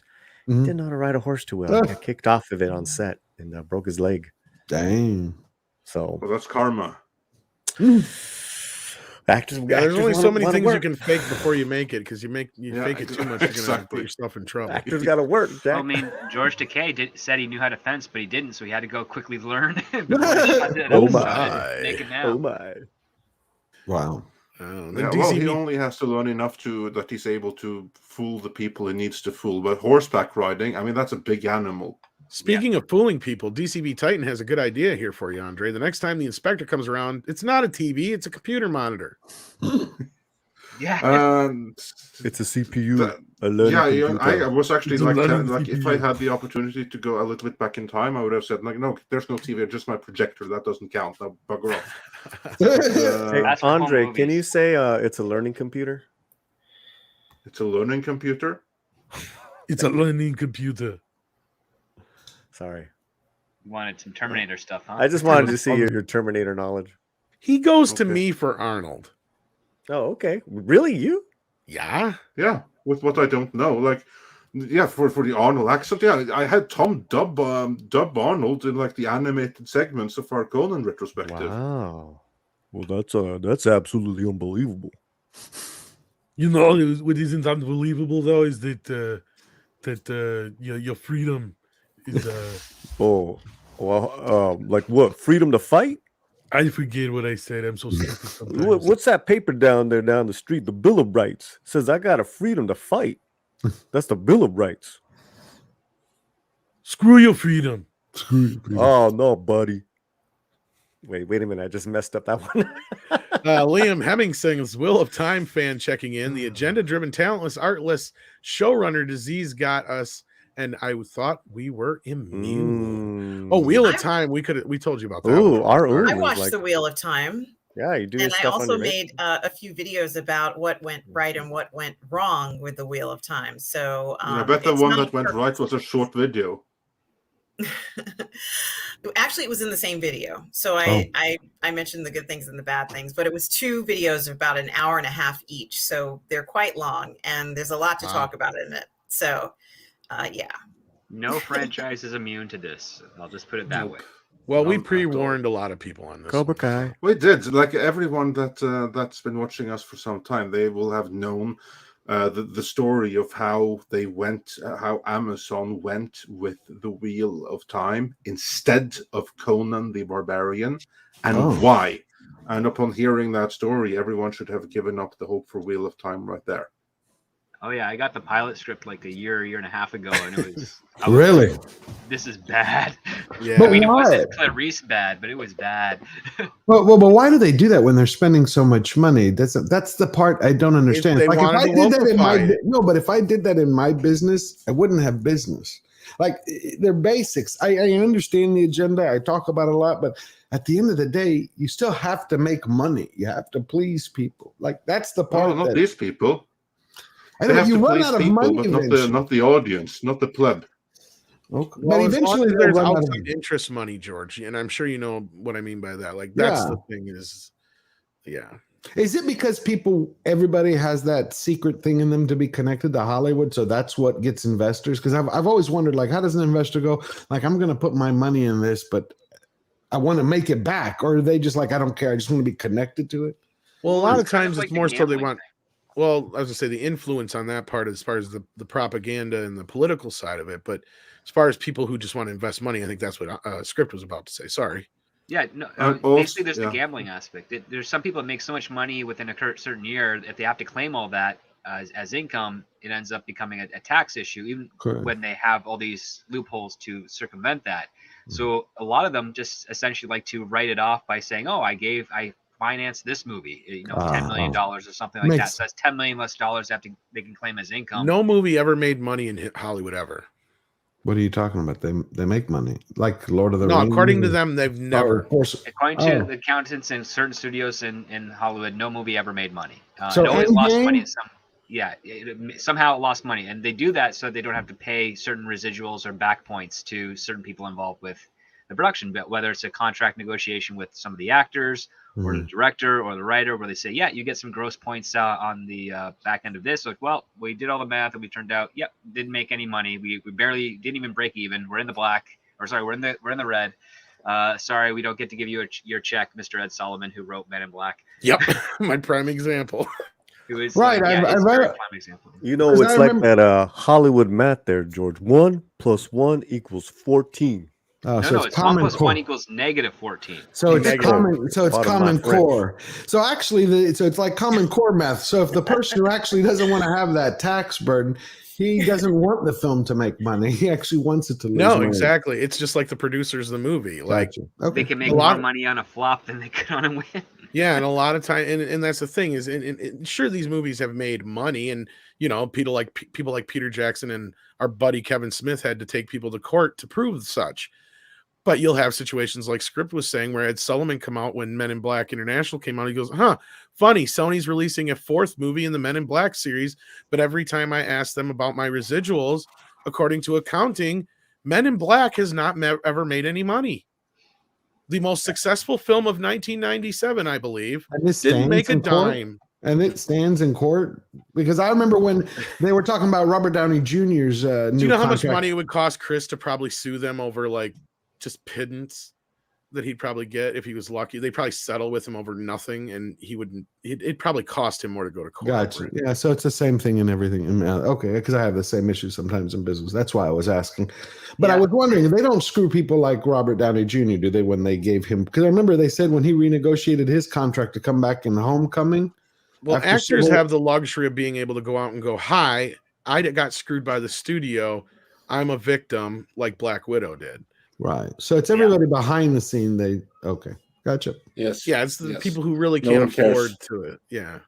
Okay. And most of the time, most of our Robert Downey Jr.'s deals are money up front with possibility of residuals, but the money up front is way bigger than usually what you'd get on residuals. So in most cases, in those situations, the actors don't even care at that point. Because I remember they said he was going to get points, because he was going to get points, but they never said if it was gross or net. Or it's always should be gross. Never want to do net, because that's when you never get any money. For sure.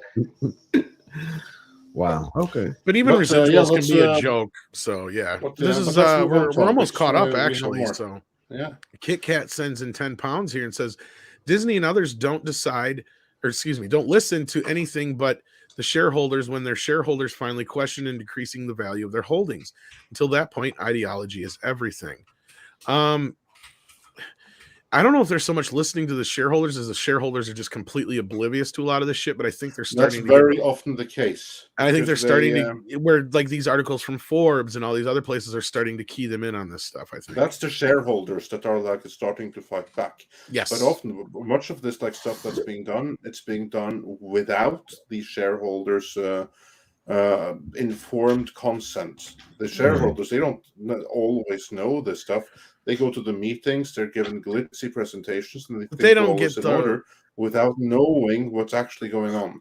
Well, this is a how common badly misconception. their money is being mismanaged. And I'm not saying that you think this way, Kit Kat. I'm just saying this is a common misconception among, the general public, is that, the shareholders have all the say and shit. Well, they must be able to go in and say, well, stop this nonsense. No, they don't really get a chance to do that. You have to gain enough of a that way. quorum. Yeah, you have to get a quorum because, I get the Disney stock updates. What the shareholders can do is that and- they can have the CEO fired and have a new CEO that's going to bow to their will. And there are some that claim that that's kind of what happened with Bob Iger. Right. Yeah, And but also, these things take time. But yeah, go ahead. If memory serves me correctly, haven't shareholders stopped receiving dividends temporarily? Yes. I guess. Yes. I mean, for me, I would be a very upset shareholder if I had stock with them with that reality, even if it's just a year or 2 years. That's.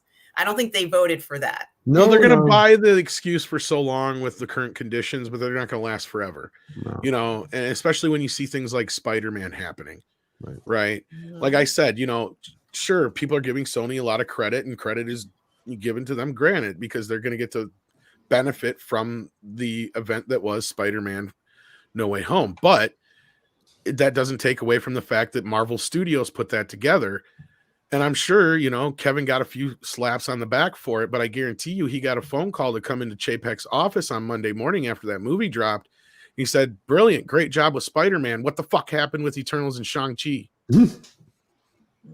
Did that balance out their books? Sorry, I was well, I don't think so.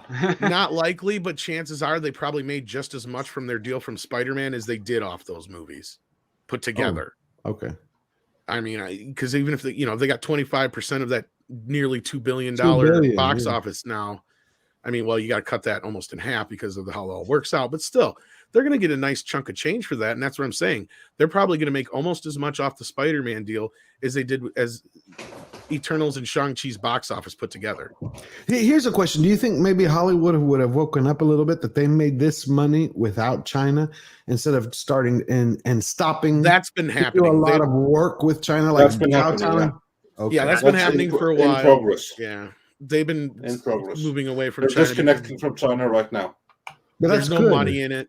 The investments ain't there. They ain't getting no payback on the box office.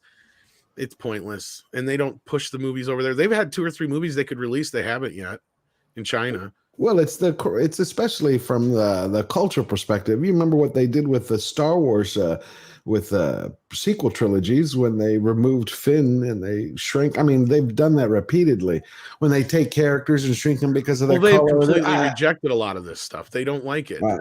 They call it Baizu. They say that that a lot of our actors are ugly. They want people like Angelina Jolie, Tom Cruise, Will Smith. Wow. People like that. They want movie stars. They go to see American movies to see American movie stars. Like the big story that I know Andre likes to tell is the one with Matt Damon in the Great Wall.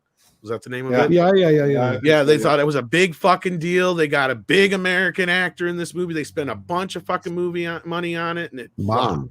Yeah, it had the guy from Game of Thrones with them. So they were like desperate. Like they were like, "Why are you not seeing this movie, Americans? Like we even hired Matt Damon." I tried to watch it. They were like, "No, it's racist. Like it needs to be Chinese people." And they were like, "No, they did not appreciate that at all." Mm. So yeah, they're rejecting. No one is asking for representation boring, man. And stuff like that. Yeah, they're rejecting us, and we're rejecting starting to reject them. So yeah, outside of certain things. So yeah, well, Liam, the people maybe. The people that really matter, not so much just yet. That's what I'm saying. Yeah. I was thinking, do you think that will have an impact on lessening the woke in films because of less of China's political influence without their money? That's what I was. That's right. The woke doesn't come from. Here's like the thing that if a movie really, really is woke, then China doesn't want it, right? Okay. So that's actually not going to influence the wokeness in movies one way or the other. Like no movie has ever been woked up to appeal to the Chinese market. On the contrary, they take a movie that is plenty woke and they have to try to woke it down for the Chinese release. Like, for instance, with the Black Panther, you know how the many of the Chinese posters, they took Chadwick Boseman and they put a mask on him for the posters, so the audience wouldn't be offended by the blackness of his skin. But now the opposite side of that is, you know, Shang-Chi is one of those that's trying to appeal. They did a lot of that to try to appeal to the Asian community, and it didn't work out so well. So, but they commented that they didn't like the way the lead in Shang-Chi looked. They felt he was not attractive. I mean, it was, you know, calling. I was trying to be nice about it. But Wow. By Chinese beauty standards, Simu Liu is butt ugly.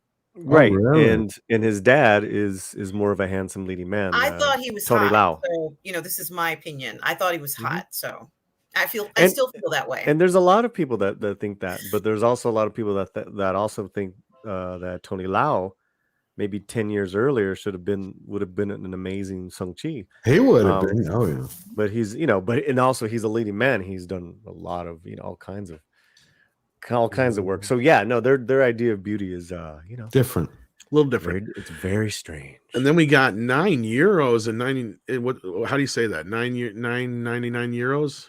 How do you say that, Andre? Mm-hmm. Okay. Yes. Liam Henning. €9, so 99 cents. Oh, is it a cents? Okay.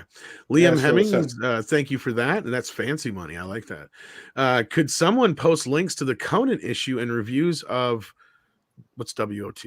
Wheel of Time. Wheel of Time, perhaps.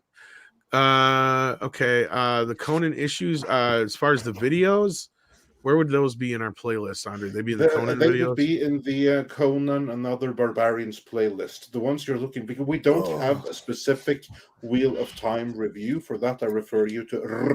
I was going to say, and then... Positive fandom. And then I was just going to say, Arun can share the links to her reviews, so you can check those out, though. Yeah. So there you go. Thank you. But for us... I liked the Wheel of Time series. I should mention that, but it was not perfect. And Robert Jordan is a master when it comes to anything he writes. And I'm curious if any of you have read his Conan books. I was unaware that I have not. I didn't know. Yeah, he's written 2 of them, I think. Yeah. Oh, I've got to read them. After reading his Wheel of Time books, the Conan books must be incredible. Yeah, I've heard that he was one of the better pastiche writers. But let me finish reading it, I guess, so people know what we're talking about. Yeah. No. I stopped, and it's my fault. Quigley, Robert Jordan wrote Conan books too, and that's what you guys are talking about. As a tax lawyer, losses are a wonderful thing. You can sell them. Yes. Yeah. But as for the Conan issues, I think that the absolute best video that we have for that, just on my recollection, we mentioned it in 2 or 3 things. But what you want to do is you want to go to the playlist that's Conan and the Other Barbarians. And there you find the one video where the Netflix series was first announced. And that's, I think, where we do the most detailed breakdown of why Amazon rejected it. Otherwise, check out our interview with Frederick Momberg as well, because I think he gets into a little bit of it, but yeah. Yeah, he basically just confirms our reporting from there. Yeah. And so it's not a question that anyone asked, but I would recommend also that you check out Tom and Andre's review of sort of like Conan, I guess, in a way. Yeah, the ultimate retrospective on Conan the Barbarian and Conan the Destroyer. That's really good. Video. As well as their, was it Iconoline? You did Iconicon. Iconicon. I really liked that presentation you did. Oh yeah, that was Michael and Melinda over at Retro Blasting that put that together, and I watched that like from time to time. I think we also have that one in that playlist. Mm-hmm. It's fantastic. That to me, I mean, they're all good, but that's my favorite one. And Michael said that was one of the favorite ones of the ones that we did that. So I was glad to hear that from him. So yeah, that was really nice. Mm-hmm. And then Kit Kat comes in again with another Mike, 5. You mean Mexican Iron Taco? No. Sorry, Mike of Retro Blasting. Mike. Oh, sorry. Michael. Yeah, sorry. There's a lot of mics.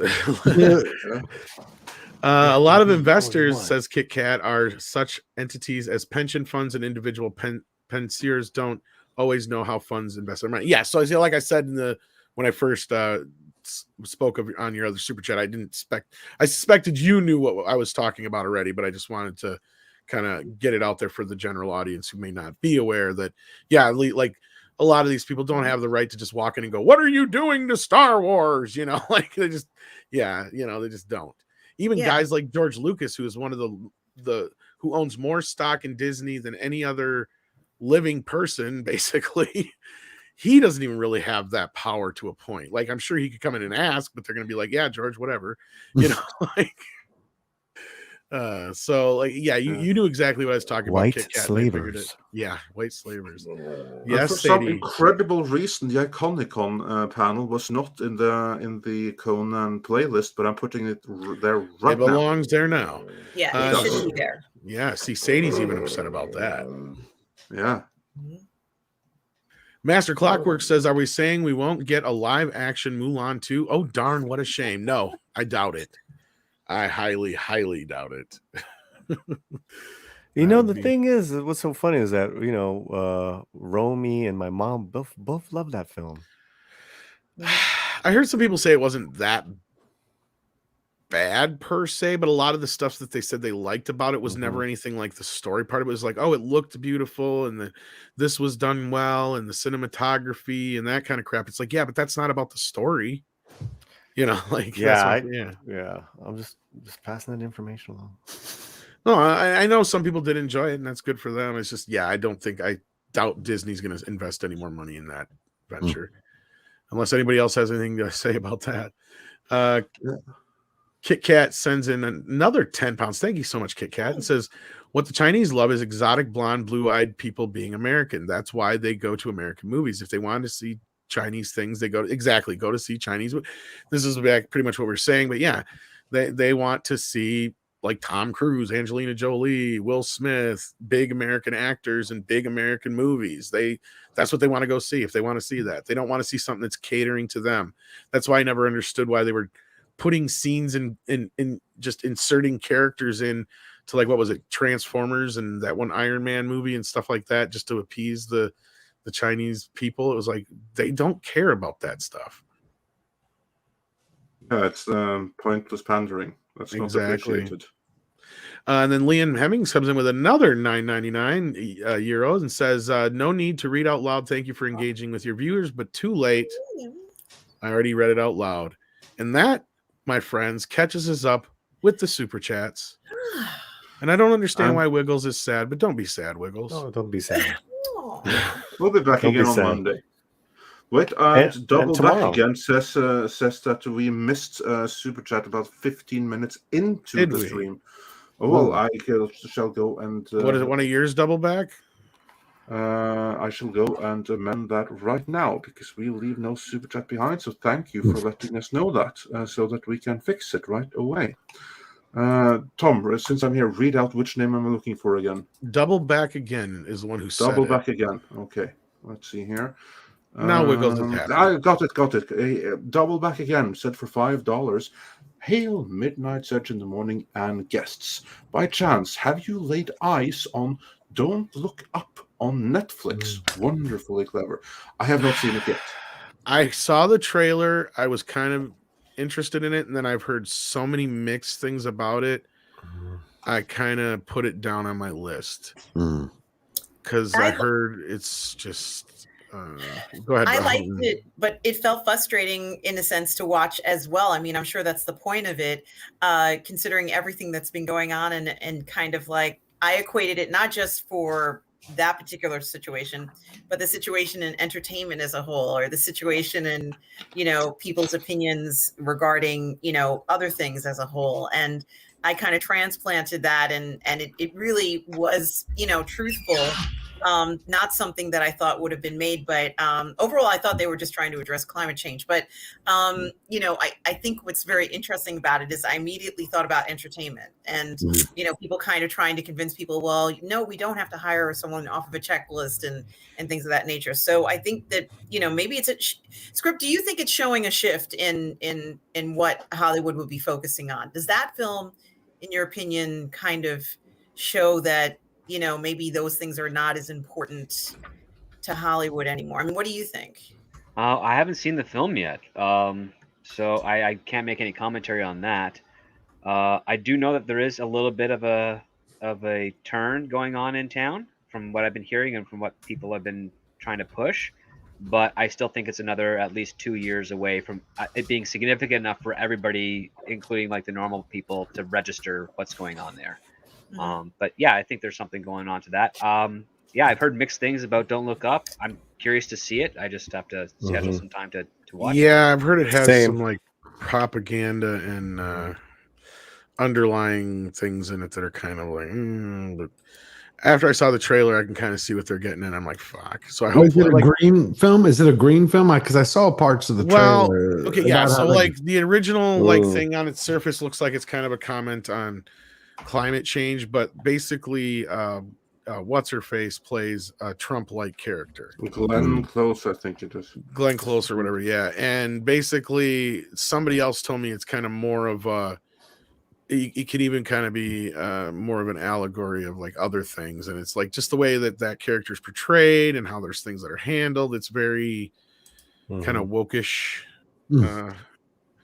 But I don't want to get. I want to see it before I comment on it. That's why I'm kind of being dodgy. Exactly. Does anyone? This was shocking actually because when I Meryl saw the Streep, trailer, not Glenn Close. Yeah, I was surprised. Okay, that Meryl, too. why would I don't know why, but it still takes me back when I see someone like Meryl Streep or DiCaprio in a trailer for a movie on Netflix. Does that say? Because they don't get too many other options, and they're happy to be working. Okay, because I thought those were like movie stars. Well, no, I think no. Here's the thing: they are very highly respected. Everyone knows their name. They have tons and tons of awards. Everyone knows their name. Yeah, but that doesn't mean that they're going to get any kind of regular gig or offers when they're not hot and they're not considered to be able to sell things. Like, how many movies do you see with Meryl Streep or Glenn Close in a year? Exactly. Right. Okay. Exactly. Gotcha. Leo can be choosy, but I guess I thought they would never be in something that streams. That's where my point was. No, like that door opened up when Scorsese dropped The Irishman on Netflix. So so I that think was that kind of changed. Okay. That changed the whole thing because then what Lynch did, Mank and a few other ones now that have been, basically Oscar bait pictures and stuff that have been coming on there. Even Amazon's been in the game, like Paulie, who's been talking about the Lucy movie. What's it called again, Paulie? Yeah, that's with the Desi being the Ricardos. Being the Ricardos, yeah. Yeah. That's another one that I know has been getting kind of a little bit of buzz. And Disney's been pushing for the Eternals, speaking of Wow. Yeah, that was off topic, but Cinema Journal seems to think we may have missed a super chat here, and he actually sent Cinema in one. Journal too. Okay. So sorry about that, Cinema Journal. I don't think we did. I don't remember Cinema Journal coming up, so I think we did accidentally miss it. So in that region, it could be that it jumped on us there. Yeah. So I'm going to say double check that region of those super chats there. I'm checking. Cinema Journal said for $4.99. In my view, the fight needs to be pushed back to the beginning in academia.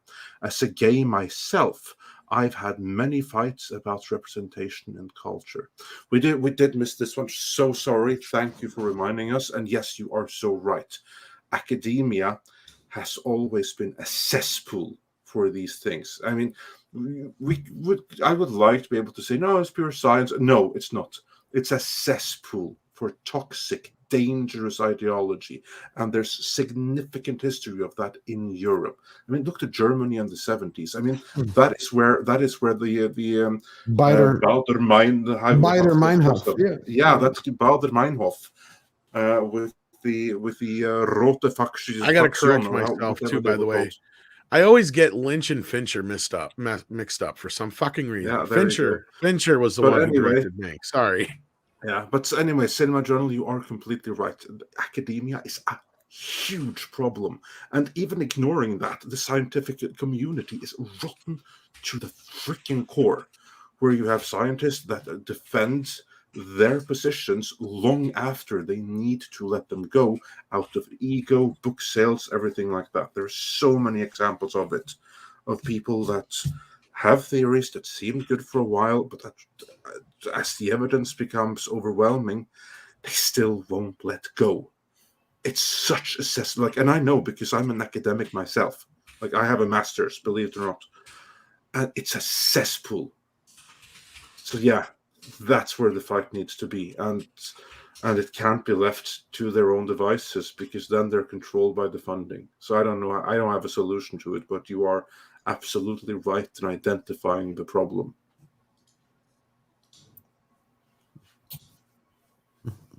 Then, did we miss anything else, or are there now no super chats I just said in the chat, if you think we missed one of your super chats, add us now, please, and we'll try to make sure we catch it. So I just want to make sure we didn't miss any more. Yeah. Sorry about that.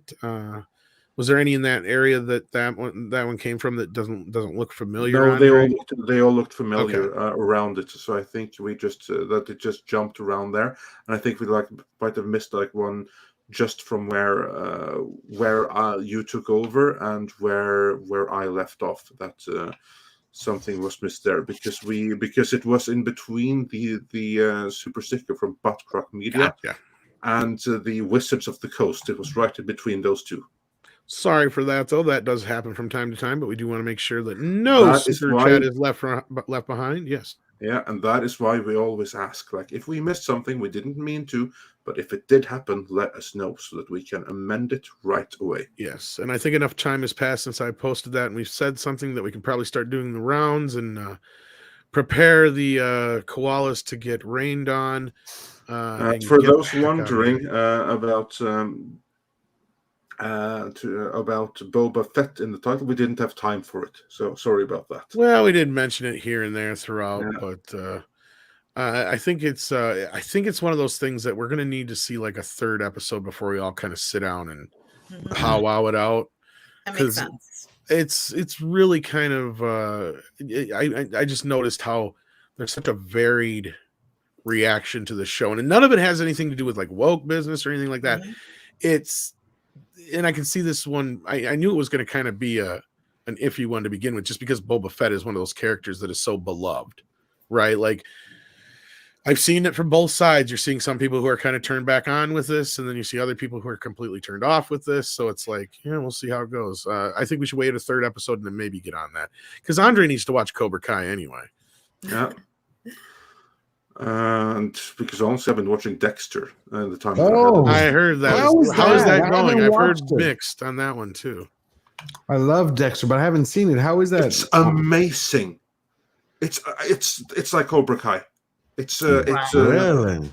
Yeah. Well, that's good. It's amazing. I love it. If you've been hearing mixed, then I don't know who dislikes it. I mean that. It could be people from the other side of the aisle too. I don't know. It must be, but Dexter New Blood is amazing. You should get Romy on the panel, because she is the huge Dexter fan, and she's a huge crime thriller. What does she think about New Blood?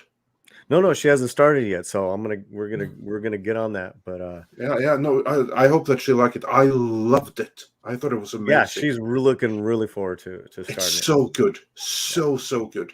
It completely fixes how badly they messed up the last few seasons. David Zayas back in that show, or did he get killed off in the? No. He's back. He's back. Okay, we can get him.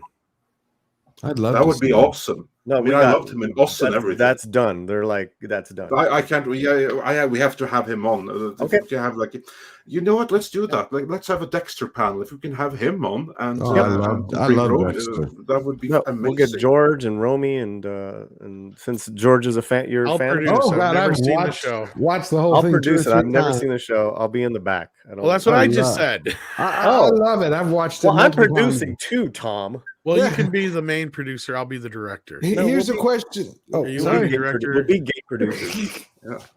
Hey, have two producers. No, Andre, does it fix the ending? Remember how horrible that is? Yes, it fixes it. Okay, that's the amazing. I mean, because it completely fixes the ending. That was a horrible ending.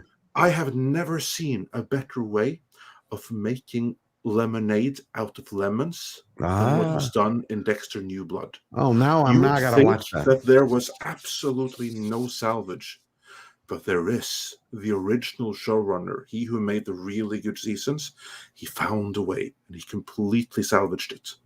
What about his sister? I know she's dead, but I saw a trailer where I swear I saw her. But is she okay? back? I can say this, and without it being spoiled, because it was genius and it's a way to make it work. You know how, like in the original episodes, the original series, the model conscious and model compass. Oh, the Dark Stranger. Yeah. No, not the Dark Stranger. It was or the Dark father. Messenger. The father figure was his moral compass. He was the one who gave him advice and stuff like that. The one, his Sister? confidant. Oh. Yes. Oh, I'm That's gonna what go she watch does. that now. The father no longer appears because he's now completely guilt-ridden over the sister. So now she is his moral compass and the one that judges everything he does in his imagination. That's exciting. Now I'm gonna watch. You think they'll bring it back? Will they bring it back after this season? I hope so. God, I hope so. The final episode is on Sunday. It's a carefully guarded secret, so I don't know what's going to happen. I can't wait for it. Seriously, it's the best time I've had watching TV since the first season of Cobra Kai.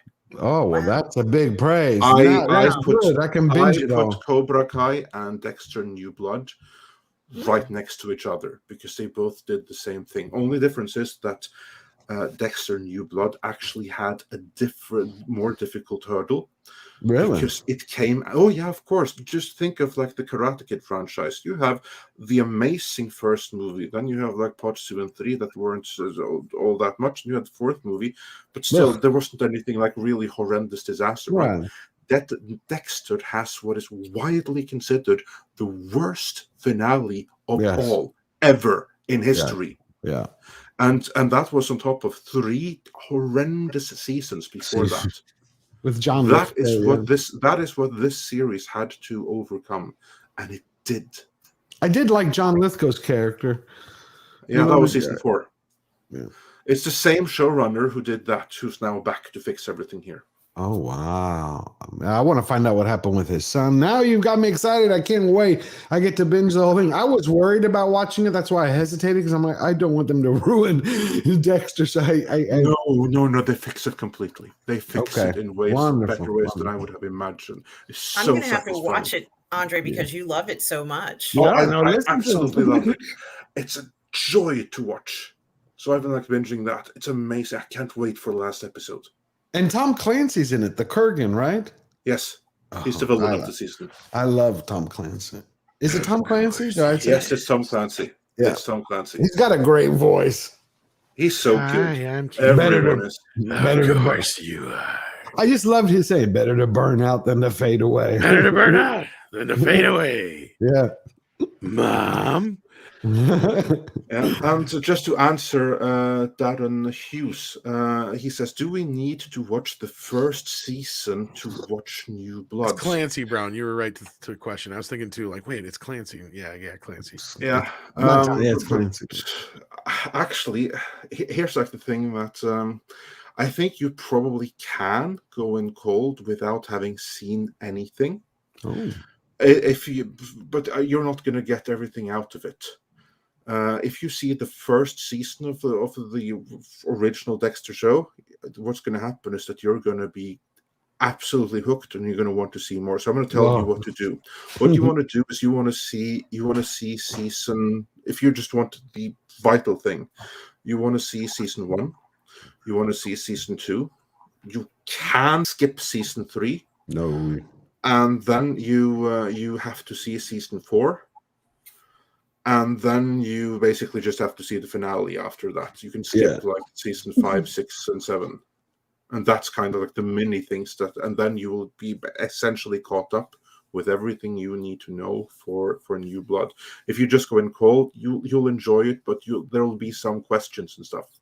Things that you're just assumed to know. And there's a million different callbacks to the original series. Do they bring back the mayor? You remember the mayor not the mayor, the district attorney? I can't remember what season it was.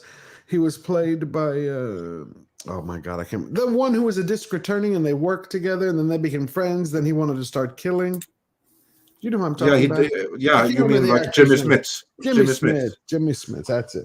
No, because he died in season 3. No, I thought they'd bring him as a shadow or a ghost or No. Okay, Cool.